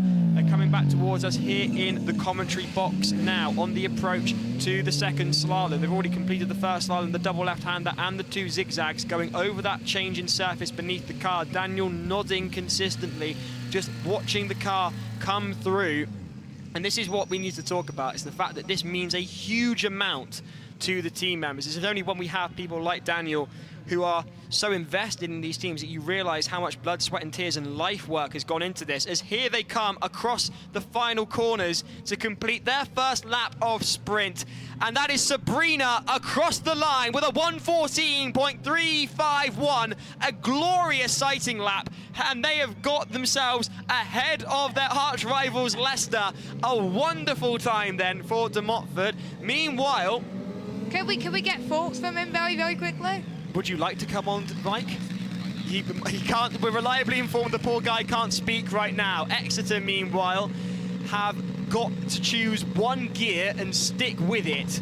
And they are managing... That seems to be working. That does seem to be working here. Have they managed to find second? Because it looks a lot quicker. They might be maxing it out a bit, but at the end of the day, it is looking a damn sight quicker than it was a few minutes ago. So they've got transmission problems. We know that. Sacrificing a fast time won't be the biggest deal in the world to these guys. At the end of the day, it's more a case of on-track experience. They have, and De Montfort are going again as well. Two teams, I can't believe this, two teams that we've been rooting for here in the commentary box for the past 12 months. Those lower key teams that you don't see grabbing the headlines, both on track at the same time, both having overcome significant issues and both having not been on track for several years. This is impeccable stuff. This is what Formula Student truly is about, because you only see on the coverage the top level of Formula Student, and there'll be a number of teams in the paddock as Exeter cross the line with a 1:33.253. Not quite faster than their fastest time, but getting there. Sliding there, as ever, as Full Send University by name and by nature. De Montfort, we know they're back. Sabrina getting sideways out through the zigzags, and they're going through the second slalom now, headed towards the hairpin. These are teams with a low number of members, a small budget, and yet they've overcome all the odds to get out on track. It's a huge achievement as they come through the hairpin. Bear in mind, several teams will spend the entire week in the paddock never seeing their car run. So this is a huge achievement, and De Montfort crossed the line yet again with a 1:05.353. That puts them right amongst the big boys. That is hugely impressive. That puts them into 10th. Congratulations. That's really very impressive. Another impressive car, and we've seen how many people love how gorgeous this car looks. It looks beautiful. Car number 29, Sheffield Hallam, lining up for a go. In the background there, I can see Vermilion and Imperial College wanting to go yet again. Nice one, DMU, says Robert Watson. It's James King. King James is driving my goat, says Heretic Raider. Daniel's having a moment to compose himself. Through all the odds, De Montfort really have overcome everything that fate has thrown their way in the best way possible. So hats off to De Montfort. Hats off to Exeter as well, coaxing an unwell car, a poorly car around, which is impeccable stuff. They've got through.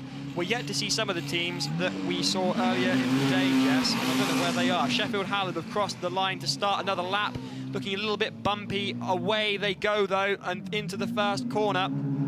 it does seem to want to jump about a bit, doesn't it? Bit of porpoising from that car, it looks like. Oh yeah, quite badly, Jess. That's really that's like that's remind me of Zebedee from the Magic Roundabout. It's like a jack-in-the-box up and down.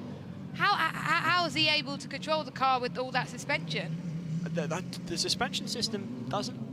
I don't know what. Oh, hang on. Oh, that was a bit. Really snapping at the wheel, really snatching at the wheel through the corners there. And you can see the rear wing vibrating as the car goes along. Whether that's and they've stopped. That wasn't a healthy car. And I wonder whether something's shaken loose as a result of the porpoising, or whether there was an underlying issue causing the porpoising to begin with. But they're back under power. That was cones they hit. That was the issue that they had there. They picked up a number of cones on their front wing. So no mechanical problems, but problems nonetheless, because cones will inhibit your time. They are penalties, and I don't know what's going. Is that just the suspension setup, or is there an issue there? I don't know. I hope it's not a major issue for Sheffield Hallam, but they've done multiple runs, and this may sacrifice their fastest lap time for that driver, so this is not going to be good for them. We know that James is driving for DMU, but we've got Daniel from DMU here in the commentary box. As across the line comes Sheffield Hallam with a time of 1:22.306. There will be cones added to that. Yes. And Imperial College London now set off for yet another stab at sprint. That's looking rather rapid off the line there, Jess. Yeah, that looks very rapid, and with the unlimited runs, the drivers are getting increasingly more excited and more speedy as they make their way through the track, and it's definitely going to be looking good tomorrow, especially if you have the same drivers in sprint running endurance. Indeed so. Meanwhile, Ozzy Alba says, I never thought I'd see porpoising on a Formula Student car. Now you do. Well, yes, it was that. It looked very much like porpoising, whether that was caused by the same issues that porpoising tends to be to do with in terms of ground effect and then losing the ground effect suddenly. I couldn't tell you. Imperial College coming through back into our site here in the commentary box. Meanwhile, Emerson asking, is OBR still top? Yes, they are.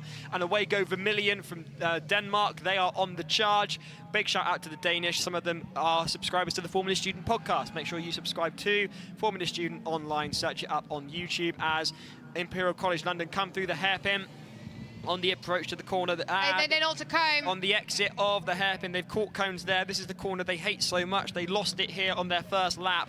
And across the line with a time of 110.323. I was expecting a 109. Meanwhile, H. Simmer say more likely to be low dampening. I did wonder whether it was a suspension setup on the Sheffield Hallam car. So that we had the nod in the commentary box. That would explain a lot. They could do with adjusting that, because that's not going to be comfortable when you run the risk of shaking something loose in the electrical box. And I speak from experience there with Cardiff back in the day. Meanwhile, on track is Vermillion as they come through the final couple of corners and heading towards the finish line, across the line with a time of 1:00.387. Look calm, collected, undramatic, and it's put them up into the top three. And that's their best time as well, just about 3 tenths shy of them getting to the sub 1 minute mark. I really hope they can do it, and they can try and take the competition to the Basque Country and Oxford Brookes. And don't forget, they are I'm just looking at the results at the moment. The top 5, all EV cars. I don't think I'll be expecting that. Do we have anybody waiting in the queue?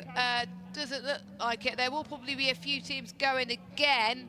I know Denmark would want to go again and try and beat their fastest lap time, because we know they want to try and do that. They seemed really lovely, and they really enjoy Formula Students so far, as I've been speaking to them almost every day. Now, really good spirit, that team. We welcome teams from all around the world here at Formula Student UK. We're not just a Formula Student for British teams. I know somebody from Formula Student Spain that was watching this broadcast as well. There's plenty of Formula Students happening all around the world for the next few months, and there's plenty of our British teams taking part in some of them as well in a few weeks. So best of luck to them, of course, as we have got one team. I think that's Birmingham again, if I'm not that too mistaken. That's Birmingham next, and in behind them, is that a line racing or is that Leeds? That's Leeds. So Birmingham and Leeds ready to go again. And with hopefully Leeds are on the right tyres this time. Fingers crossed for Leeds. So they should get a faster lap time. Their fastest lap time right now is a 1:10.002. and they could shave, I think, 6-7 seconds off of that. So we've got another electric car making their way through. I don't think it's Birmingham. I might be wrong. That is Birmingham. Yeah, that is Birmingham. Birmingham lining up again. Meanwhile, shout out to BRT from Joanna. +1 for damping, almost getting axle tramp. As we've been discussing here in the commentary box, porpoising is aero-instigated only, whereas bumpiness and weight transfer here will be a case of suspension dynamics choices. They're not dampening enough there by the looks of things, are Sheffield Hallam. They could do with putting some more dampening on those shocks. And away go the University of Birmingham off the line and headed through turn 1 immediately. That's a rapid start for the University of Birmingham as they head down to the approach onto the first slalom. Now they've got to pick that exit and make sure they get it just right via the entrance prior. Meanwhile, onto the double left-hander now. And getting it just a bit squiffy through the exit of that, but managing to hold it there. Now onto the double zigzag. No sign of the rain we were expecting just yet, but the clouds are darkening above us, so don't count your chickens just yet as they come down towards the second slalom. Do the University of Birmingham. Through they come then, and headed now towards the hairpin at the bottom of the course, one of the hardest corners on track. This year's circuit redesigned to be both technical and high speed, or just about managing to keep it within the cones, and through the Mansell complex, the double right-hander, and there they go across the line with a time of 59.984. Wow! That is impressive to say the least, and Birmingham are back into third with only 0.5 of a second separating them and the second place team, the University of the Basque Country, at about a second or 2 seconds between themselves and Oxford Brookes. That looked quick from Birmingham. It might be that the track is drying, or maybe the driver's more confident, or maybe a signal between the two. We have another car waiting to go. It looks like Bolton, if I'm not too mistaken, ready to go out of the University of Greater Manchester. They were now called out of December, and when we spoke to them for the Formal Shooter podcast, they were quite proud that they were called that as well, which means that hopefully they'll get a lot more opportunities because of it. So they're lining up now on to the circuit. You can keep an eye on who is past scrutiny on FS Stats, and you can also see the times of sprint on FS Stats as well if you want a reminder of how your favourite team is doing. So here we go then, University of Greater Manchester, formerly known as Bolton, on the line, ready to go. It's nice to see them with a consistent drive that will allow them to do fairly competitive times. The question is, they're wrestling with that. Oh, this is a car that's quite wide and clearly quite powerful, or certainly wants to step out on the driver. So it's a case of trying to keep it clean in through the cones, some of these tighter sections of the course with that wide wheelbase. Through the first slalom they go onto the double left-hander. Initially it's quite sweeping and slow, and then it kicks right harshly on the left there. That's the second left, and it's rather difficult to get through. The sea of cones now beckoning towards the drivers as they approach the double zigzag. Watch the rear left here and just try and see if they clip it on the exit. They don't, which is good news for them. The cleanest we've seen the drive from University of Greater Manchester as they head towards both the grandstand and the second slalom, coming past us here in the commentary box. But I think they did indeed catch the first cone on that second slalom. So not yet to see a clean lap from the University of Greater Manchester, even though they seem to be determined to keep it cleaner. They are this rather high, complex section of the course. And they've got cones again. Unfortunately, they're on the right-hander into the Mansell section of the course with a time of 1:11.760. It's just a question of cleaning it up. It's a car that works now. They've just got to get their eye in. Meanwhile, Staffordshire are here to make another go of it. There's a team that have got their eye in, but seemingly are a little slower than we would expect from them. Yes, because they usually go well in sprint and endurance, usually the top 3 or top 4, and usually quite a lot of support too. So I think what Staffordshire need to do is figure out what went wrong and clean it up, which hopefully they will do right now here on the circuit. And we usually get a lot of Staffordshire support out there on the circuit and live on the Formula Student stream. You got myself, Jets Ball, Giles Cosgrove, and you got Monty floating about, getting some insights for us for Formula Student to find out how certain teams are doing. Don't forget, or each team has got to pass through 5.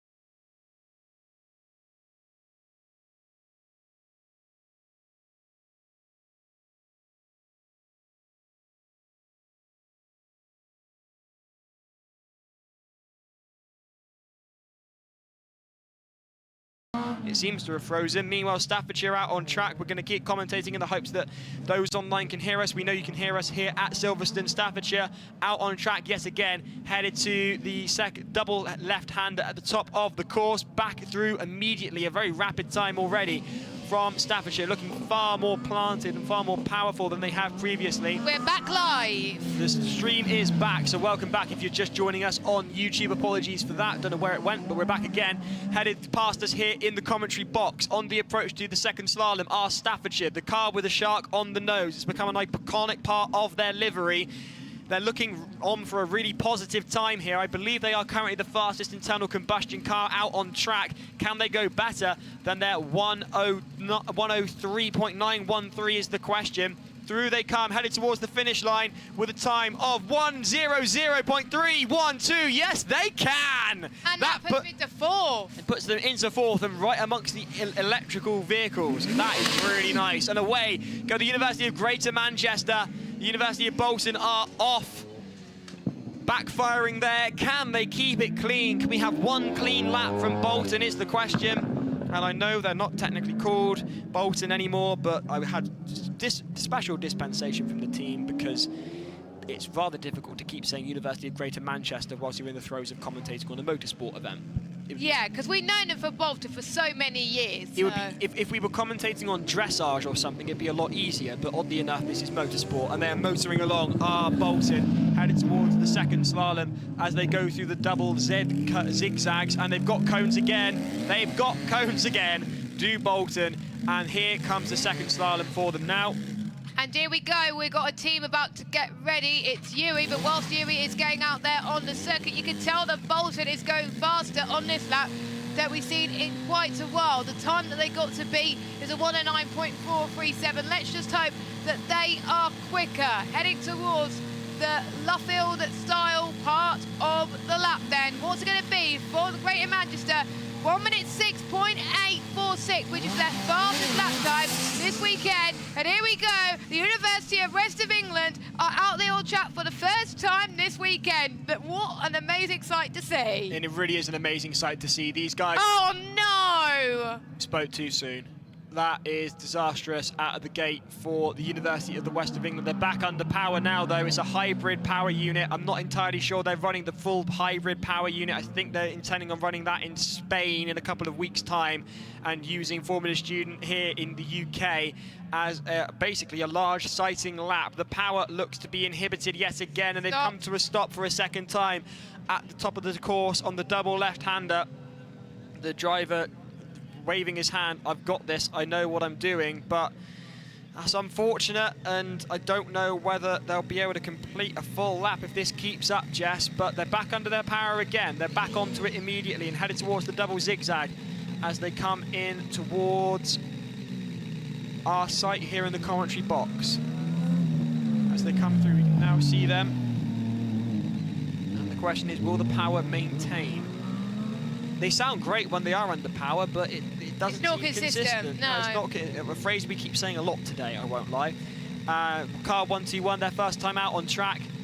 The time on the board is a time on the board. It's better than some other teams have managed, including teams that we have actually seen already earlier today in acceleration and skid pad, who have yet to complete a lap for Sprint, and the question I have to ask is why?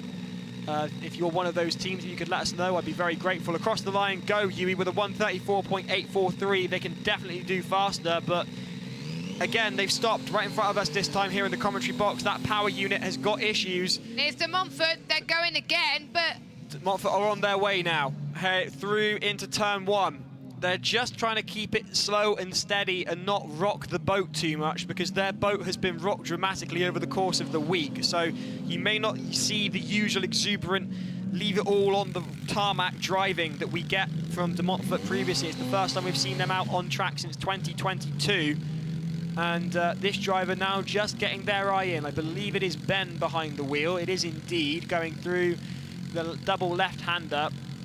We know this car can be quicker. Don't be pulled in by the slow lap time and be concerned. I've got a funny feeling it's under team orders to keep it slow and steady, especially with this being the first lap for Ben behind the wheel. This team typically just over 10 members, and most of which are 10, maybe first and second years, so there's not a great deal of knowledge transfer. They've lost the experts in internal combustion power and setting up a Formula Student car to graduation and employment. So as a result, they're finding their way around in the dark, and they've done it so successfully, having reverted from the electric power to internal combustion power at the start of this academic year. And the results are there for all to see. Yui away for another go. Right now we're with De Montfort as they come through and head towards the hairpin at the bottom of the course in front of the grandstand. Pulling round they go and heading through the Mansell complex. Across the line then with a time of 1:38.510.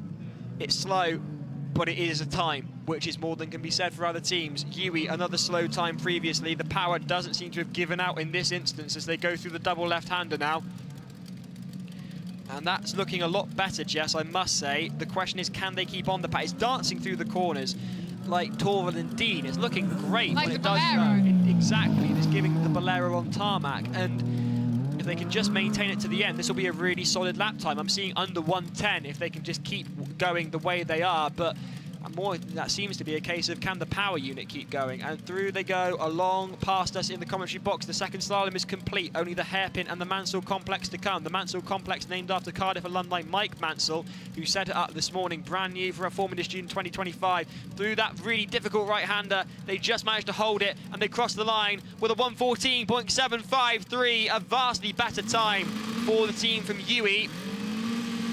Meanwhile, De Montfort have stopped directly at the exit of the track, and I don't see, and they're just pulling away now. Meanwhile, University of Leeds having some problems getting off the line. They've managed to do so, and away they go to make another go of it. We've seen some very exciting driving from the University of Leeds. This is driver number 1 for Leeds back out again with these unlimited runs that we're running across the Saturday events here at Formula Student.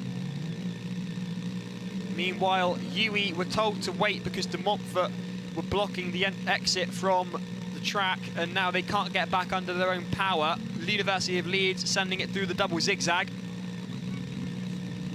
Let's just hope that the Yui move out the way before... there's plenty of time. There's nothing to worry about. University of Leeds can full send because there's plenty of time for Yui to get the car out of the way. Car 121 being wheeled out of the way. Meanwhile, we've got a bit of a problem for Leeds. They are crawling to a halt, which is rather disconcerting. Unpleasant every time we see it. There's so much investment from us in the commentary box. We go up and down the pit lane all week interviewing these teams, talking to them, and we know how much blood, sweat and tears goes into this, whether it's from interviewing them or from experience ourselves, and this is the sight no one likes to see. A car stopped on track. There was a moment of life. It lives! Here we go! Leeds lives! She lives again, does Leeds, and car 63 is back under its own power and it's away. It will be a slower time as a result, but with these unlimited times, it's a little bit of a unlimited runs, I should say. It's a sacrifice they're going to have to make if they want to keep going. And away go De Montfort again for what looks to be a quicker run. There's a far more exuberant start from De Montfort. Meanwhile, I must say, Leeds are back here at the exit of the course. They've crossed the line with a time of 1:51.347. That stoppage has cost them dearly, and they will have sacrificed the fastest time for that driver to post it. So problems for Leeds. They're going to have to get back out there and post a quicker time. Otherwise, they're going to be... They haven't got long, though. They've got 50 minutes. 50 minutes is not a long time here at Formula Student. Jess, you're right. Meanwhile, De Montfort coming through the double zigzag. I have yet to see Cardiff. I have not either. If someone can, if we could see, if we can find out what's going on with Cardiff and a few other teams that's past scrutineering that haven't gone through sprint yet, it'll be much appreciated. But I think for a few teams, it might just be... I think Cardiff are the only one that's gone through scrutineering that hasn't done sprint. We've seen them for acceleration. We've seen them for skid pad. We have yet to see Cardiff for sprint. Potential problems then for Cardiff. No problems at the moment though for De Montfort, who are two teams. So we got two. We got an extra team that's got passed through scrutineering. So yeah, we got two. De Montfort fought tooth and nail to be here, and that's a 1:14.104. It's not their fastest, but they don't necessarily need to post their fastest because more points on the board as the laps come in and the driver's understanding of the car improves. Here, meanwhile, is a line racing. They are back. Behind them, I can see Coventry and Warwick in the queue, as well as, I believe, potentially even Exeter there at the back. Meanwhile, here comes a line. They're right at the front, and they go away looking very, very inspired. This is looking really good. While it was looking good, it's now looking slow. What they could do with picking up the pace if they want to be challenging the electric cars at the top of the running board, Oxford, Brookes, Basque Country and Birmingham. Yeah, it doesn't look like it's going to be a fast time because they would have, I think, taken at least a double left-hander a little bit more fast compared to what we saw with other teams. But it seems to me they're just getting their eye in to the track. I believe, is it their second driver or is it their first? It's hard to tell, but... I think this might well be their second driver. Meanwhile, on our view of all the different cameras, Monty's on our trackside cam waving at us, so hello to you, Monty, as well. Meanwhile, a line are still going and could do with putting their foot down if they want to get a faster lap to be up there with the big boys of the electric power units, but nonetheless a time on the board will be great for them. They are currently orbiting 18th position. Away go Coventry. A nice throaty noise of an internal combustion unit. They are in 8th at the moment. Their fastest are 1:04.4. Meanwhile, a line racing coming through the final corner of the Mansell complex to take the checkered flag for this run of sprint with a time of 1:19.557. Looked slow, was faster than I was expecting. They can go a lot faster, we know this. Talking of teams going faster, Coventry on an absolute send here. This is part of the dynamic runs with those unlimited run ability here. Oh, look at that. The way it rolled through that corner is lovely. The suspension setup is brilliant because this is what we were talking about earlier with Sheffield Hallam. They had a rock-hard suspension setup that was vibrating them along. This is what you want to do. You want to really dive into that corner and maintain the contact patch. Let it roll just enough to maintain the contact and maintain the speed through the corners, which is exactly what Coventry have done as they come through the final turns of the Mansell complex to cross the line. This is going to be a fast time for sure, and the time is 55.423. That's an IC back on top in the timings for sprint.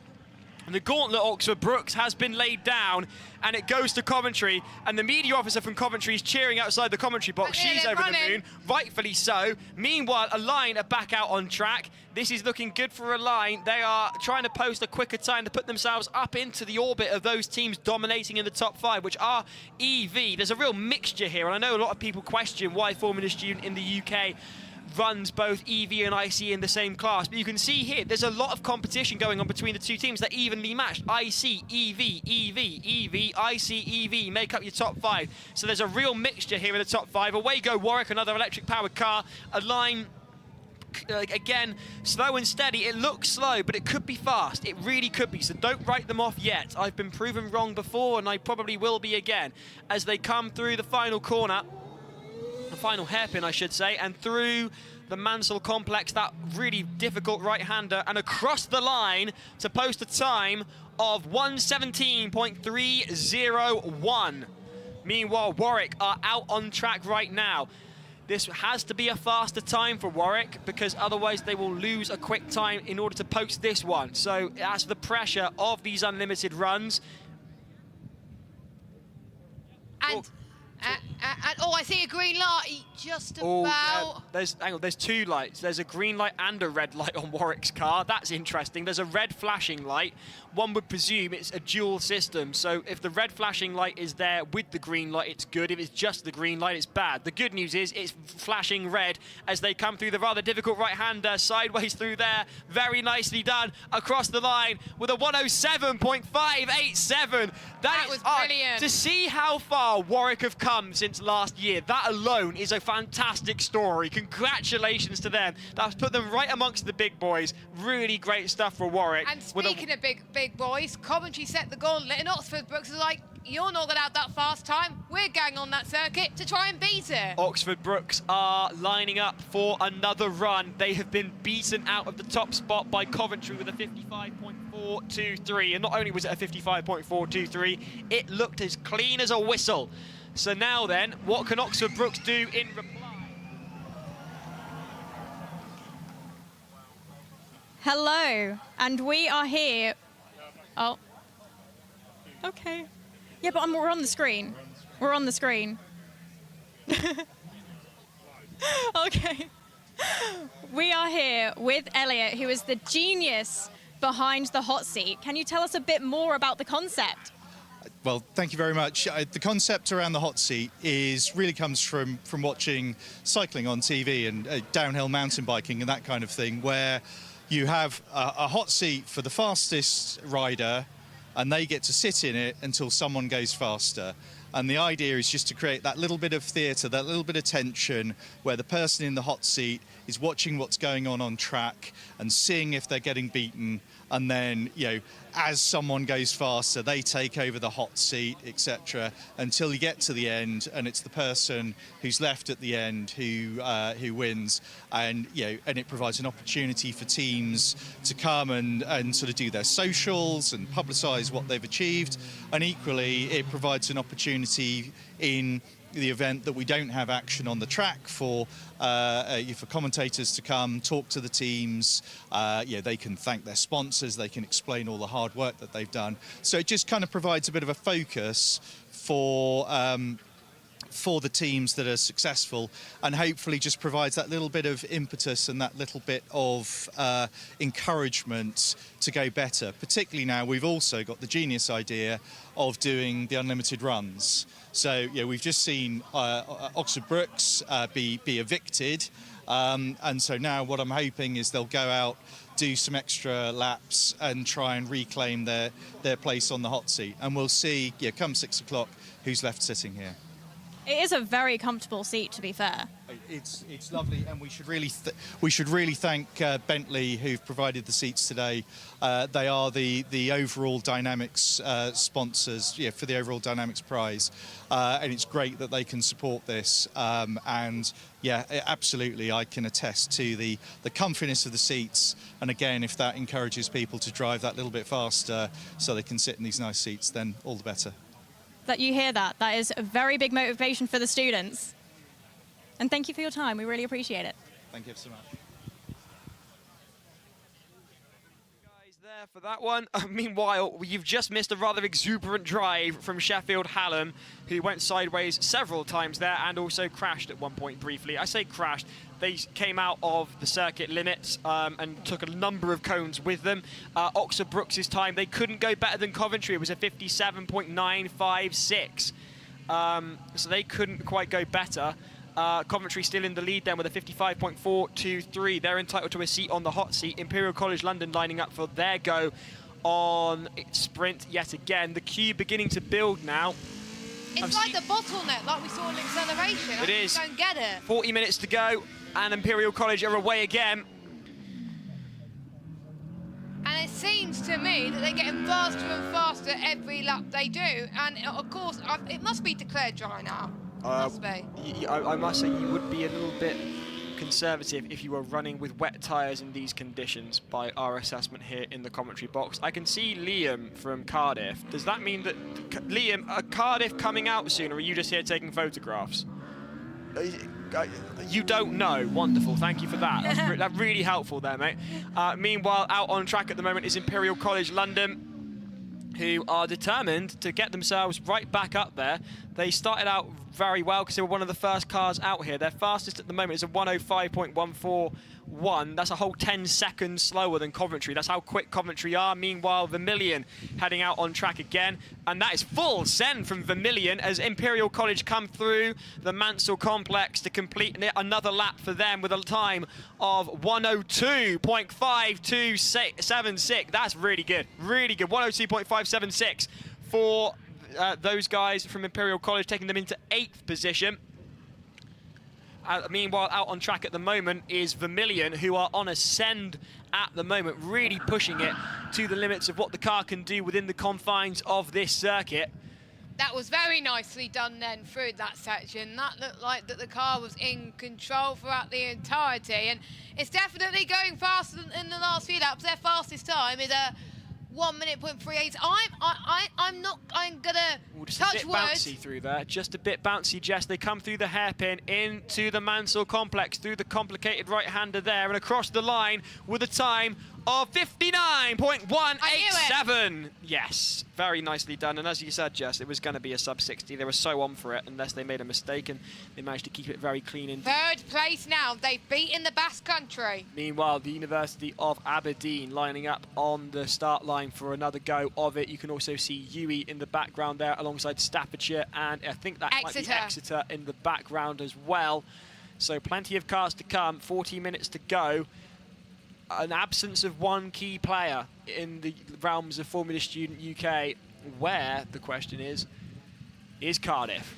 We don't have an answer. What we do have for you is the University of Aberdeen as they head off with a great start. That is a fantastic start, laying the power down there.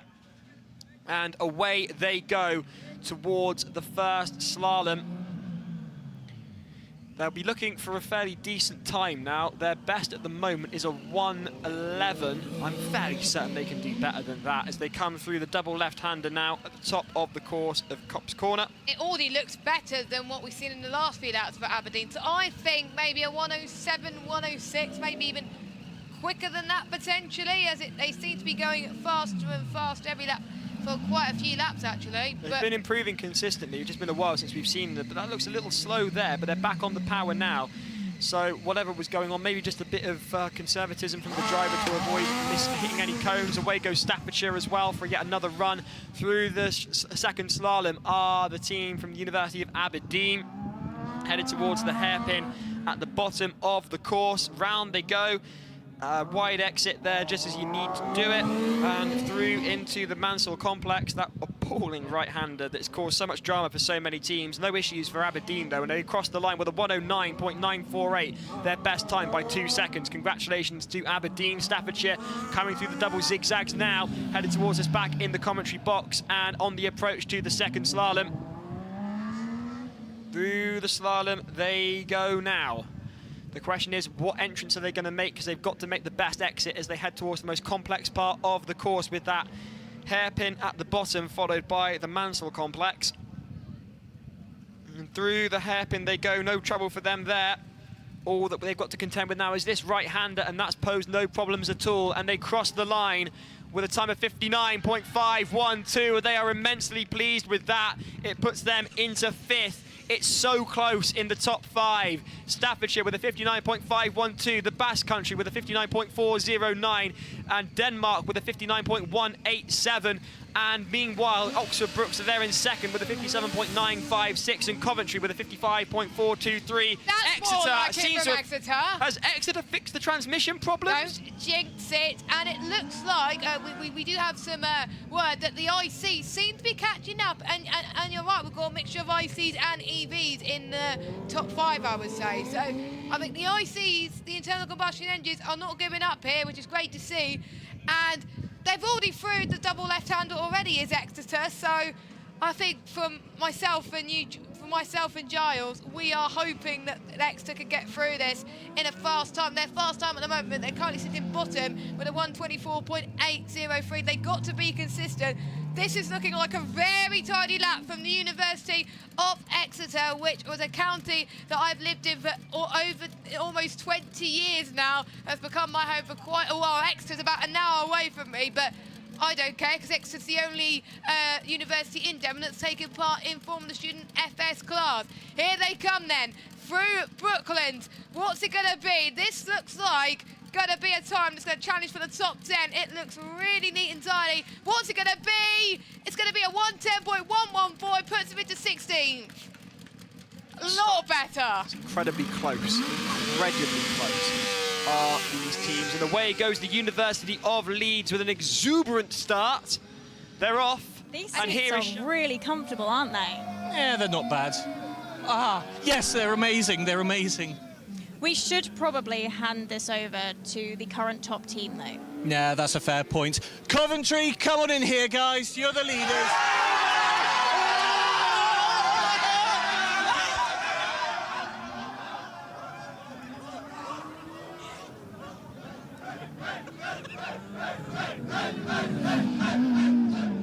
Is all about currently leaders in sprint are Coventry University CU Phoenix Racing. They have risen like the Phoenix and they have absolutely sent it through sprint with a 55-second time. Impeccable stuff. Meanwhile, a drive that has been incredibly exciting for us here in the commentary box. We had a brief visit from them. It's the University of Leeds. Through the hairpin they go. What are they going to do? Through the right-hander of the Mansell complex. They're going to send it, and they do so cleanly. A great time there for the University of Leeds with a 104.662.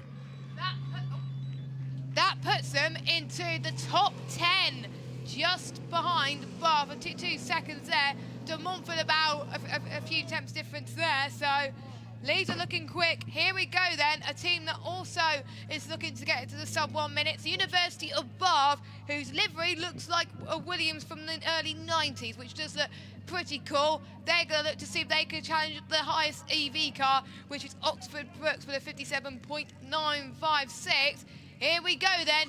Can Bath do it? Here they go. Away they go then. Bath on ascend with the electric power unit in the back, which will pay dividends for them. The internal combustion cars this year have had a number of issues, just as a field in general. So, you know, to see them matching it with the EVs who have been so consistent this week and got through scrutineering incredibly well, given past experience. Teams like Team Bath Racing Electric are doing really, really well.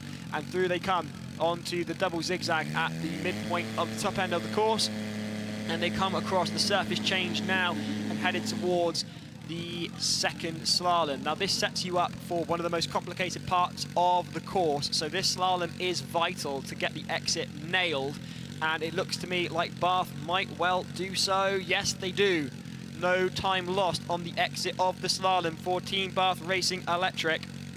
And they come round the hairpin again very cleanly with no time lost into that right-hander. A bit of breakthrough there and across the line with a time of 101.501. That puts Bath into 7th. That's how close these teams are. Uwe are back and away they go with a very rapid start. Nice throaty noise coming from that internal combustion power unit, and they've stopped yet again, Jess.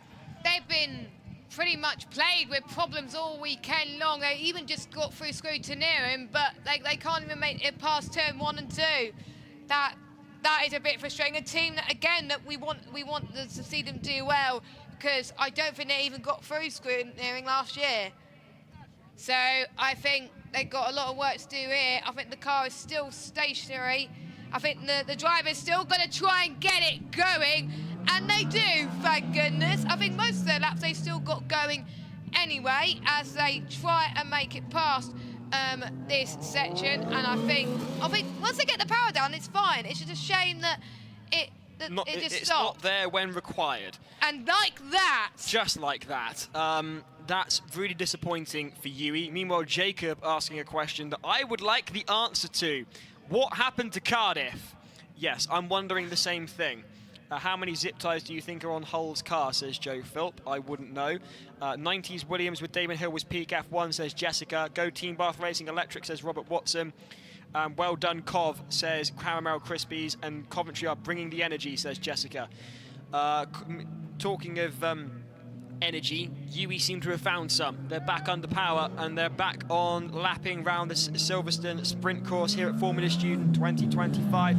Currently occupying the hot seat are Coventry. They're sitting there proudly with a time of 55.423. The team closest to them are Oxford Brookes with a 57.956. Meanwhile, away goes, who was that just shot past us? That was Bath. Bath are going on an absolute send, clearly. Very well done to them. Meanwhile, Buoy are into the final throws of this lap. They go through the hairpin, and they come back round through the Mansell complex and across the line with a time of 2:03.536. Not representative of the pace we know that car has somewhere in it. If the power could just be consistent, that would be great for Buoy. Talking of greatness, Bath are on the way through past us into the second slalom. And this is looking even quicker, I must say, for Bath. They've already posted a 1:01. Surely a sub-60 time is on the way, Jess. I think it is. It looks a lot more faster. Just look at that tight turn. They managed to do that very, very well. And how are they going to nail the Brooklands and Luffield section? What's going to be a 55.6? They're currently in second place. Only 0.2 of a second from the lead are Team Bath Racing Electric. The Coventry are now happy about that. Coventry might be sitting on the edge of their hot seat right now. They might be about to lose it to Bath if they go again. And here come Imperial College London. Meanwhile, we're reliably informed that Cardiff are sat next to the AI area trying to get their car running. That's rather a difficult problem for Cardiff. That's rather disappointing. Caramel Crispy's coming in with a rather harsh comment. Cardiff, car doesn't work. That's a bit harsh there from Caramel Crispies. Meanwhile, going through the hairpin are Imperial College London, headed towards the double zigzag at the top of the course here at Copse. Half an hour left of running for sprint. Giles and Jess with you, Monty and Cheryl out and about. And at the moment, Team Bath Racing Electric are in with a hair's width of taking the win from Coventry, who came out and posted a monumental 55-second time, and then Team Bath Racing Electric came in with 0.2 slower than them. Meanwhile, here comes Vermilion. There's a car that could well challenge for the lead as well, Jess. It's really hotting up here for sprint as Imperial College London come through a corner that they have come to hate, but they've got through it with no problem now, and they cross the line with a 1:00.723. Their best time, that puts them into P8 so far in this event, but now we've got Denmark as we are seeing cars going out of there, but Denmark are still going, and it looks like they seem to be handling those corners quite well. We've still got more cars in the queue. Aberdeen is making their way through to set another lap time. Their fastest time from one of their drivers will get wiped off. Will anyone be able to beat the University of Coventry? Phoenix Racing. The Phoenix is riding from the ashes. Will it stay there? As we could see, comes Denmark through the final corner. What's it going to be? It's a snap. It is a 57.823. They've beaten Oxford Brookes. They're in the top three. Oxford Brookes, I appreciate you may well have issues and may not be able to make an appearance. Chaos. What? Get in the queue. Same with Basque Country. Yeah, that too. Meanwhile, University of Aberdeen on the line again for another go of it, and off they go again, Jess. Here they go. The wind is coming, and I think we may get forecast of rain soon. So if you're not in the queue yet and passed through, get in the queue. Aberdeen seem to be a lot faster. Aberdeen pushing it as best they can, coming through into the double left-hander at the top of the course. Meanwhile, comments here from Robert Watson. Woo, go Team Bath Racing Electric. Looks like someone was paying attention in Dr. Joss Darling's vehicle dynamics lectures. I wonder if OBR can get a good pace, hoping for some competition. Says Iran. Staffordshire's on track. Staffordshire headed out on track. Currently absent from the track are Oxford Brookes. You can see the University of Aberdeen on your screens now as they come through into the second slalom. They've got to get this right in order to put themselves in the best position for the final part of the course. That hairpin lying at the bottom of Copse Corner into the Mansell complex. Here comes the hairpin, and they've gone through that with no problem at all, like a knife through butter. This corner's spelt issues for a number of teams. No such problems for Aberdeen, and across the line with a time of 1:04.844. That puts them into almost in the top 10, 2 tenths behind Leeds.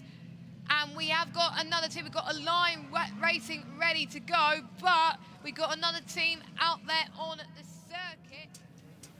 So after all of that chaos, let's talk about that insane lap you just did. Talk us through it.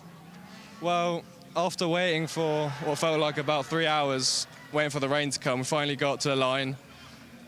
Had a lot of pressure on me as I set a good lap, then Jordan set a good lap, and then it was on me. Obviously, I wanted to make the team proud, so had a lot of pressure, but pulled through, linked up a good lap, and almost the perfect lap. Almost perfect lap. That was an incredible lap, and congratulations to your team. Now moving to the team principal, who takes the other throne here. From the outside, it was wonderful to listen to that. However, as the team principal, watching that lap unfold, how are you feeling? Well, I did not expect 55 seconds. However, when they first went out and when we looked at the data, we realized that they're not even using the boost.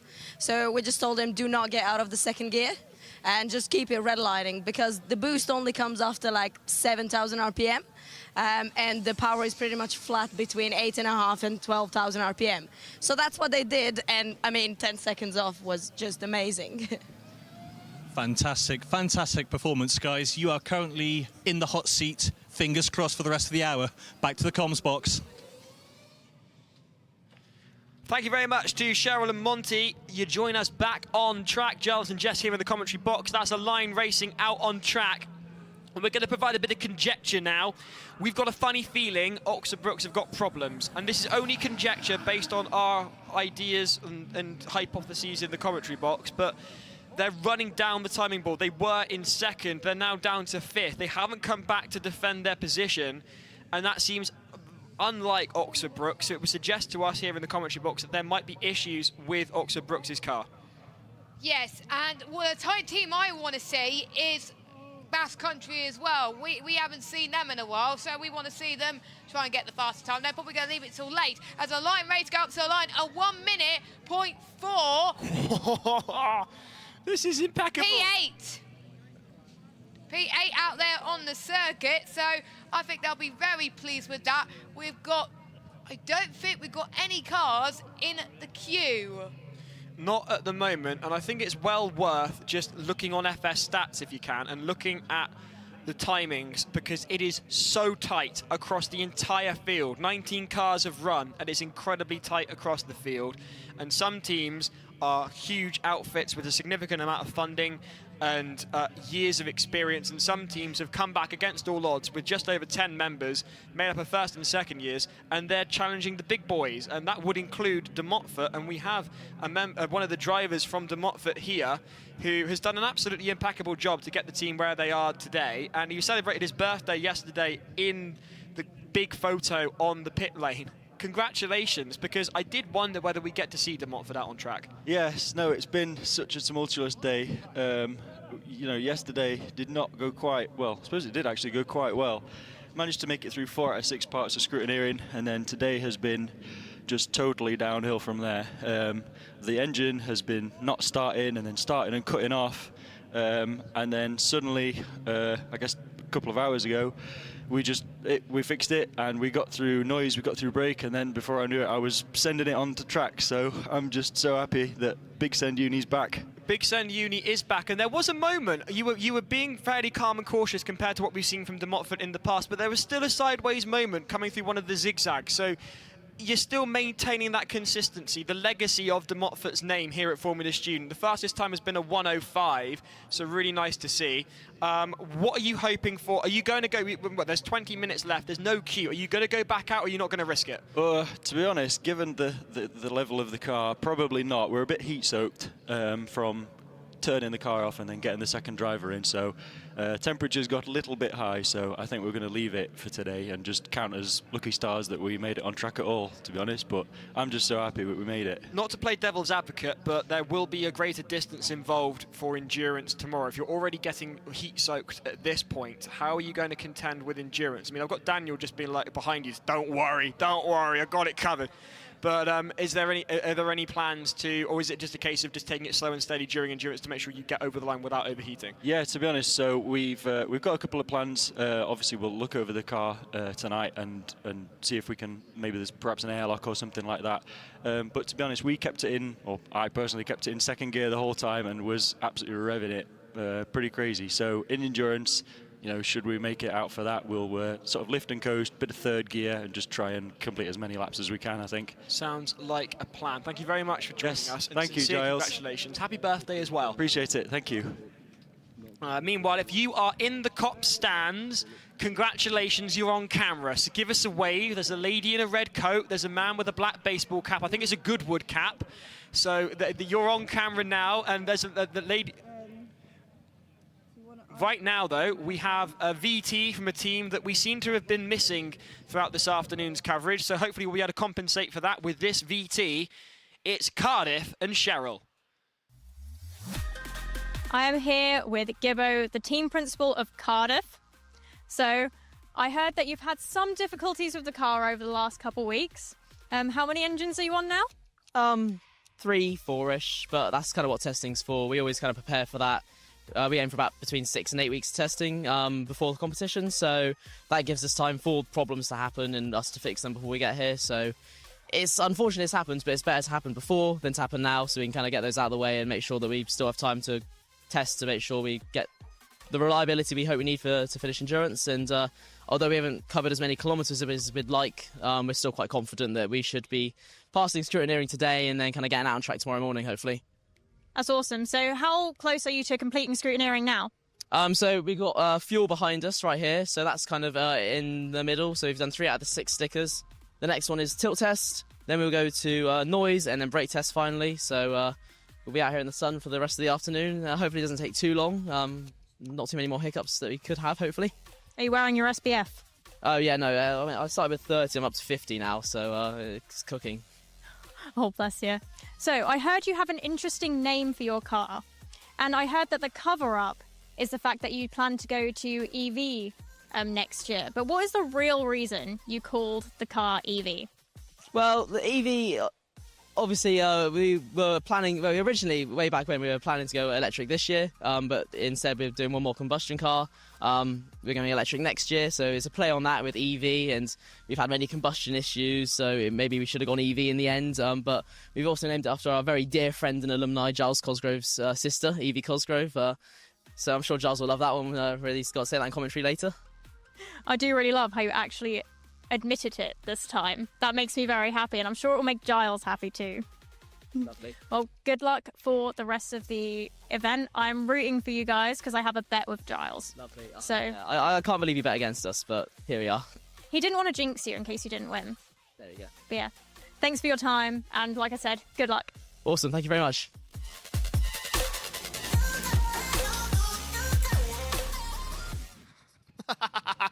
Thank you very much to Gibbo and Cheryl there. And yes, very clearly Cardiff have named their car after my sister. Unfortunately for them, whilst they did appear this morning, they've yet to appear this afternoon, so that I don't have to talk about Aaron taking Evie for a ride. Meanwhile, coming across the line is a team we were very excited to see. Sheffield are back with a 106.101. We haven't seen them in a number of years. It's great to see them back. They look gorgeous. That's a great looking car, and that's a great banking time. Their very first time out on track. Brilliant stuff. Honestly, don't get confused with Sheffield Hallam. There's 2 different universities. We had De Montfort and Leicester hang a rivalry. I wonder if we've got a rivalry between the 2 Sheffield universities, and they're quite close in times, I have to say. So I can't wait to see what they can do. The first driver is doing their second one right now. We've only got 15 minutes almost of sprint left. There's a lot of drivers in the queue ready to get going. Hang on, I recognise that car. Crikey Moses, I spoke too soon. I didn't think I was going to have to talk about Evie, but in the background there behind Lee Traherne is Cardiff's car. So Sheffield, maybe that's why that VT was playing. Sheffield and Cardiff have managed to just sneak in with 15 minutes of the event left to go. The driver from Sheffield currently in conversation with the marshal from Motorsport UK. 15 minutes on the clock. The time is counting down. Can these teams get at least 4 laps completed before 6 o'clock? Thumbs up from the marshals. Thumbs up to go then. This will be Sheffield's second attempt. I think there was a concern about something mechanical on Sheffield's car. It did look like it was putting some sort of vapour out behind it at one point, but no such issue there, and away they go for their second run. Do Sheffield into turn 1 already. And then onto the first slalom. At the top of the course with a double left-hander to follow. Outside the timeshares, here at Copse Corner at Silverstone, you're live for Formula Student 2025. This is Sprint. We will have full coverage, and that is a disaster for Sheffield. They had completed one lap cleanly. No such luck for the second lap. Car number 11 has stopped on track, and whilst it's a great pun on the rear end of their car, that is not going to be what Cardiff want to see, because they want Sheffield out of the way so they can finally make a go of it. They are blocking the course now, are Sheffield, and they are out of the car. Sheffield are out of the car. They're done. There's only 15 minutes left. Can they get the car out of the way for Cardiff is the question. This is going to hold them up. And that's going to hold the teams behind them up, in particular the ones who want to beat Coventry off their perch as well. I won't be surprised if the likes of Bath and Staffordshire are in the queue. I'm almost certain of it. I'm looking at the queue, Jess, and it's currently I can see it's Cardiff, and then that might be Uwe. Uwe coming through. Imperial College London just seem addicted to this, which is completely understandable with the unlimited dynamic runs. But the team that we have yet to see out on track is Cardiff University, who are now lining up as they wheel Sheffield out of the way at the top of the course, right before that double left-hander. Here is car number 2. We got Bolton still waiting. That was Bolton that was still waiting in the queue there. Great University, Greater Manchester. That would be them, but they have already gone a significant number of times. Uwe and Cardiff, sister teams, have yet to go particularly far. Cardiff not at all. Uwe inhibited by a power issue. Cardiff then finally able to put Evie out on track. Thank you for that one, Gibbo. As Sheffield get wheeled away, the team, the driver helping the Motorsport UK Marshals to wheel their car into a safe position away from the track. They are going to have to wait until the car is cleared, and until such time the time is ticking away, which is not going to bode well for both Cardiff and Uwe. And Bolton. Are they going to get it all the way back to the pit lane, or are they going to park it up on the grass? I genuinely don't have the answer to that, but I know it's a question many will be asking. They are, I think they're going to try and what are They're on the grass. They're on the grass. Are they on the grass, though? Yes. That's an escape road they're on. They're wheeling it in behind the tyre wall, which they're questioning. Is that sufficient? I hope so, because that means we'll be able to get some of the other cars going. Expectant faces here on the entrance to the course, as plenty of people start questioning in the comments whether we're ready to go. And the Cardiff are being beckoned forward, or are they being pulled away? They're being pulled out the way to allow, is that Uwe to come on? Cardiff seem to be, from what I can see here. Oh, did they have a problem? I sincerely hope not, but another team is being beckoned. Yeah, I think they pulled to the side. Cardiff. They pulled to the side, which means that I think Cardiff have a problem and Uwe are ready, so they're going. An absolute disaster for Cardiff, unfortunately, just as things started to look like they were about to come good. Right out of the jaws of positivity comes more negativity for Cardiff. Meanwhile, car 121, Uwe on the line.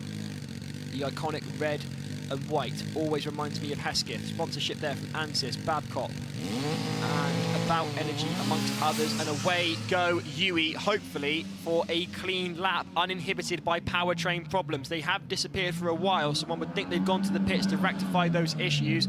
I'll talk them through the lap, Jess. You keep an eye on what's going on with Cardiff, because I'm intrigued to see what goes on there as well. And through go Uwe, through the first slalom, into the double left-hander at the top of the course, past the timeshares, into the double zigzag now. The right-handed zigzags that can cause you to clip the cone on exit. Just watch the rear wheels. No such issues there for Uwe, looking very planted. The suspension setup is sublime on the Uwe car. Through they go into the second slalom now. Remember, this is incredibly vital if they want to get through the highly complex portion of the course. Here goes Bolton. Bolton's out there on circuit. There's quite a few teams that are going ahead of Cardiff. I am seeing another team, looks like Birmingham again, that want to knock Coventry off their perch. That's going to be a very interesting rivalry, because Coventry is not that far from Birmingham. And that is a time of 58.215. We knew Uwe could do it, provided the powertrain played ball, and it did for 58.2 seconds, and that's enough to put Uwe into 6th position. And we are going to see what the University of Bolton could do out there on the circuit. Greater Manchester, they're now called, but we are allowed to call them Bolton, and it looks like to me that their power is very consistent behind the wheel. Of course, they've done a remarkable job to get here today, only passing scrutineering this afternoon. We'll see what they can do in the final few moments of their lap then. We just over 11 minutes to go of sprint, and time is at a crunch here. Once we hit 6 o'clock, that is it. What is Bolton going to post as a time? It is a 1 minute 7.684, which is not their fastest time because they get the 1 minute 6s. And we've got a team out there on circuit. We've got Evie, car number 2, Cardiff Racing, about to take it to the track. One of the early teams that are past scrutineering to not get out on the track yet for sprint. They need to get this right, and we're going to see if they can do it. This could be genuinely quite interesting, because not only have Cardiff yet to run, as a result, they get priority out on track over the teams that have run. If you look who is second in the queue, it's Oxford Brookes. Now, they have been relegated way down. And here they go. Cardiff Racing are out there on track, and that looks very tidy for a first lap. It's looking all right for Cardiff, but we know the driving team from Cardiff are incredibly competent. It's a case of, will the car play ball? Evie with, I believe, Aaron Farmer behind the wheel, coming past the stricken Sheffield car. Into the double left-handed they go. Now onto the double zigzag. The car with the Triumph Street Triple in the back, looking really all right for the first time since the afternoon session started. They've been missing in action, have Cardiff, and they now head towards the second slalom, putting the power down. The final combustion car from Cardiff University. As they head towards that second slalom, this will set them up for the hairpin and the Mansell complex. The question, of course, now is, can they get through in a sufficient time to put them up amongst the big boys? It's easier said than done with an internal combustion power unit in the back. Here comes that right-hander. No issues for Cardiff. Here comes the line. The time is a 1:00.275, and that puts them into the top 10, into 9th. Away go Oxford Brookes to defend their honour. They are currently sat in 5th. They were in 1st. Can they take the lead back? And Phoenix Racing are hoping not, but we got a lot of Oxford Brookes in Cops Corner that are hoping that Oxford could knock Coventry off their perch. A few years ago, it was between the likes of Oxford Brookes and Coventry for the win. I think it was Coventry that only did one run, and they managed to get first straight away then. And so here they come then. It's looking quite fast, but is it going to be enough to beat Coventry? It's going to be really tight. It is internal combustion versus electric, and they're not the fastest electric at the moment. The fastest electric is the University of Bath. That looking very good towards the Mansell section. I wonder if it's going to be enough to beat Coventry or even get into the top 3. We'll have to find out. Let's see, it's going to be a 58.1, which puts them still in 5th. That's not even their fastest time, which is disappointing for Oxford Brookes University. Cardiff lined up, Cardiff given the thumbs up, they're good to go. The second run, the driver number 1 from Cardiff, and away go Cardiff. That would have been a sighting lap with the 1 minute. Now is a case of how far can they send it? Where is the apex of performance for this car on this circuit? The final combustion car from Cardiff University. They came second last year. They have had a significant number of mechanical problems throughout the weeks leading up to filming a student, and including here this week. They've been sat in the pits all afternoon trying to get their car to work, and by the looks of things it is finally working, dancing through the corners as it goes through the double zigzag at the top of the course, headed towards that surface change beneath the car. No lost traction for them into the second slalom. This will set them up for the hairpin to follow. Watch their entrance into the hairpin. Can they get in as quickly as possible without losing any speed? Yes, they can. They then go into the Mansell complex, named after a Cardiff alumnus. Through they go then, and across the line with a time of 57.124, and that puts them into 3rd. The wait was worth it for Cardiff Racing. We thought we were never going to see them on track. They're in the top 3 for sprint for now, but we've just seen the University of Leicester out there on the circuit. They're still going, which is good news. They've had some problems earlier on. Currently, they're sitting in last place out of all the teams with a 1:15.580. They want to go quicker than that. Otherwise, you don't want to be last of the wooden spoon. But if you are last, you will be competing first in endurance tomorrow, so you will get a clean track to start with, but you may have to move out of the way or out of certain teams that are going out. We've still got more teams waiting. Staffordshire is out there to get another go. Just managed to hold that through that iconic right corner in the Mansell complex. 106.1, that's more like it for Leicester. That puts them into P17, just ahead of Sheffield Hallam. And here goes Staffordshire to have another crack at it. Impeccable stuff. We've got 5 minutes to go. There's a groan as it seemed to be they sent it just a bit too hard, did Staffordshire, and I'm sure there's some cones gone there. Into the first slalom goes the team with the shark on the nose. It's all hotting up. This unlimited dynamics run rule has really put the cat amongst the pigeons. We've had 21 runners and all of them are within 15 seconds of one another, and that's a mixture of internal combustion and electric powertrains.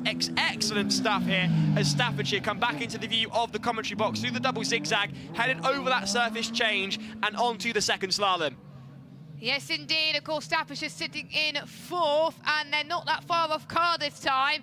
And it looks like they've only got one attempt to do it, but with hardly anybody in the queue, they could technically go again after this one if they want to with their next driver, but they could forfeit their fastest lap time. So what could Staffordshire do? Heading towards the final corner, this looked more comfortable to me. 1-0. 1-0. That's not their fast time at all.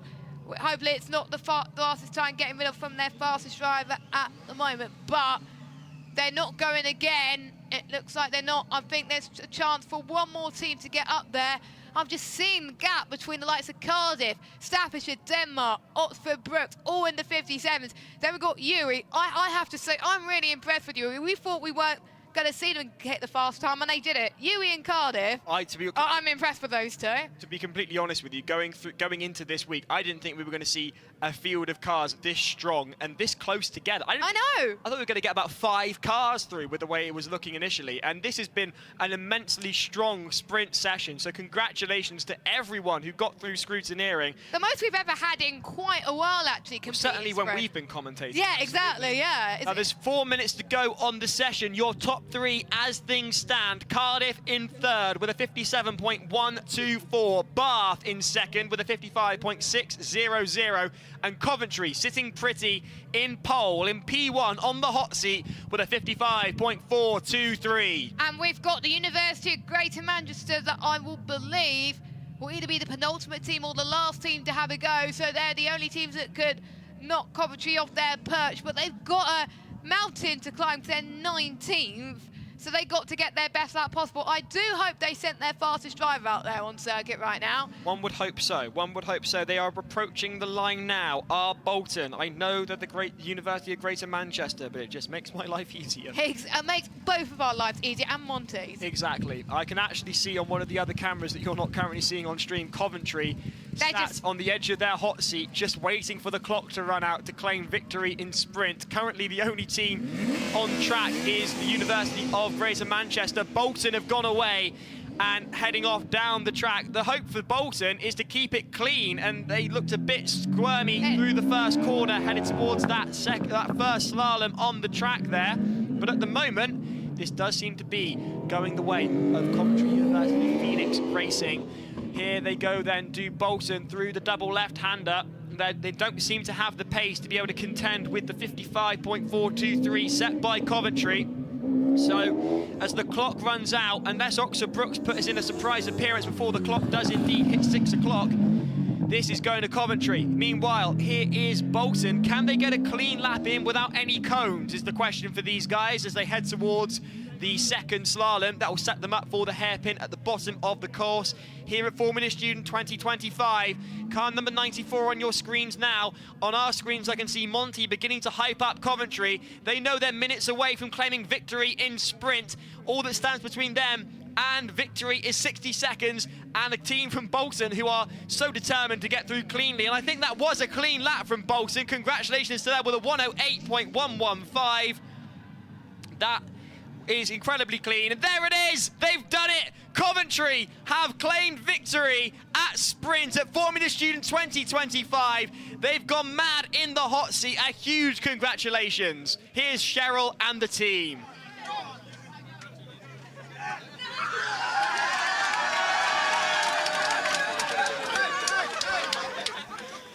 Oh, can I catch you for a second? Oh, are you okay for starters? Yeah. I just can't speak. Well, it's been a very exciting day. You have provisionally won the sprint. How do you feel? Amazing, because I do have to say 5 days ago we had a massive engine failure, and on Wednesday when we wanted to leave for Silverstone we were actually doing an engine swap. Wait, I thought it was the last car. Anyway, they'll be slow. So I love the confidence. It will be. What I was gonna say is, yeah, we had a massive engine failure basically 5 days ago, and we just thought, okay, we don't have a car. Everything, 3 years of development thrown in the bin, all gone. Wait, what's going on? I don't know. Keep on going, they're listening to us. Oh, okay. Happened at the same time. Coventry claimed victory, and rightfully so, because no one was going to be able to contest it, but there was still a minute left on the clock, so they sent Staffordshire off. So Staffordshire are out on what will be the last lap of Sprint. Their current best time is a 57.677. Unless they can find 2 seconds, that really is Coventry's. So I should imagine this isn't going to change the standings, but you never know. Stranger things have happened at Formula Student. Across the line comes Staffordshire with a 1:00.498. Victory does indeed go to Coventry in Sprint. What was I going to say? Sorry. Yeah, so not every FS team, opens up the engine, redevelops everything inside of it, puts it together, and then goes and race it, and then manages to make the quickest car. So it took us 3 years to get here, and I think this is now an answer that EV is not the only option. Okay, you can still do some innovative things that are relevant in industry, so the students are prepared when they leave. So we're really, really, really proud. We're really proud of you too. So how many runs did you do of Sprint? Because you had a little more leeway with the unlimited runs this year. So it was wet on our first go. So Jordan did that. It was firstly DNF, and then he set a lap of 1 minute and 20 seconds. Then we sent Chris out, and that ended up on 1:05. And then we decided to gamble with a slower driver. Okay, let's try to get him to go quicker. And I think at that point we put the softs on as well. And then as soon as everyone else saw that we're going on softs and it's just drying out, everyone started doing it.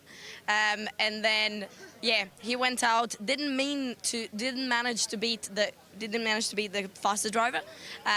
But then he was only half a second quicker, and we discovered, yeah, maybe we should preserve the car for endurance and just settle for this, and not gamble on this half a second in a position. But I had a conversation with a faculty advisor, and we just decided to go like, yeah, let's just try, let's just go, and then 10 seconds quicker. Perfect. So, yeah. Absolutely amazing. I'm going to pass you over to Monty. There's more. No more. I just want to say a huge congratulations once again. That was nicely executed. There's only one last thing left to say. Coventry, you have won the sprints. How does it feel? Back to the comms box.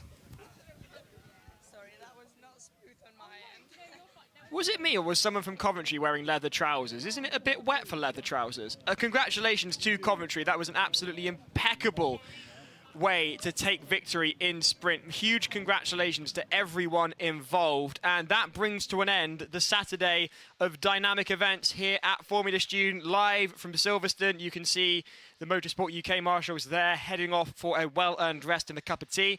Congratulations to everyone who took part. We've had a fantastic field, an incredibly close field, and that unlimited dynamic runs today, especially in the sprint, that's truly paid off. That's created some really great competition. Jess, what's been your highlight today? I think lots of De Montfort being out there on track, teams that you wouldn't expect to be out there on track. I think it's nice to see Denmark being up there. We thought we were going to see Oxford, Brookes and Basque Country compete with the likes of Coventry, Bath and Cardiff, but they weren't able to do it. But they had more of a chance later on as well. And I think it's just how the fact that we've had 21 teams in sprint is going to be amazing. And we're about to head to endurance tomorrow. And endurance, we're on camera, everybody. And you can see Giles more than me, it turns out. But I'm excited for endurance tomorrow because that is where, Giles, the majority of points is gained. If you finish endurance, you'll do well in Formula Student, but as long as you do well in static. You really will. Big up to all the marshals involved in putting on this event today, whether those are from Formula Student volunteers like Hugh, who's coming past the commentary box now, or whether it's the Motorsport UK marshals. They've all been impeccable, so thank you to them. Thank you to Highvis, and don't forget if you're here at Silverstone, and you can come to the award ceremony, please do. It's at the Pavilion. It's at 8:15, so do join us. Plenty of awards to hand out there, including the award for the champions of the Sim Racing Series this year. And Engineering Challenge. Exactly. But for now, we're going to say goodbye. Do come back tomorrow, because if that was anything to go by, tomorrow is going to be just as exciting. But for now, she's been Jess, and it's goodbye from Jess. And it's goodbye from Giles Cosgrove. Goodbye.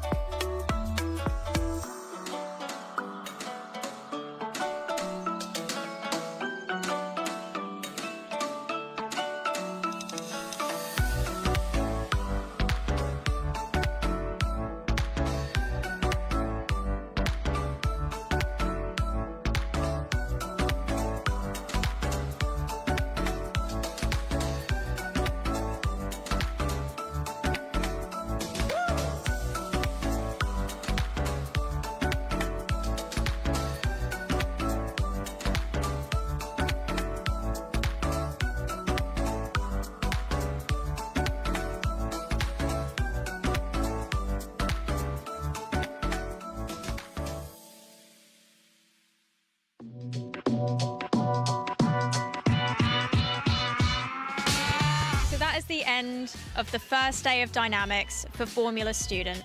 We started the day off very, very wet, but that didn't dampen the students' spirits. You do not want to miss tomorrow for endurance. So don't forget to tune in for another day of Formula Student 2025.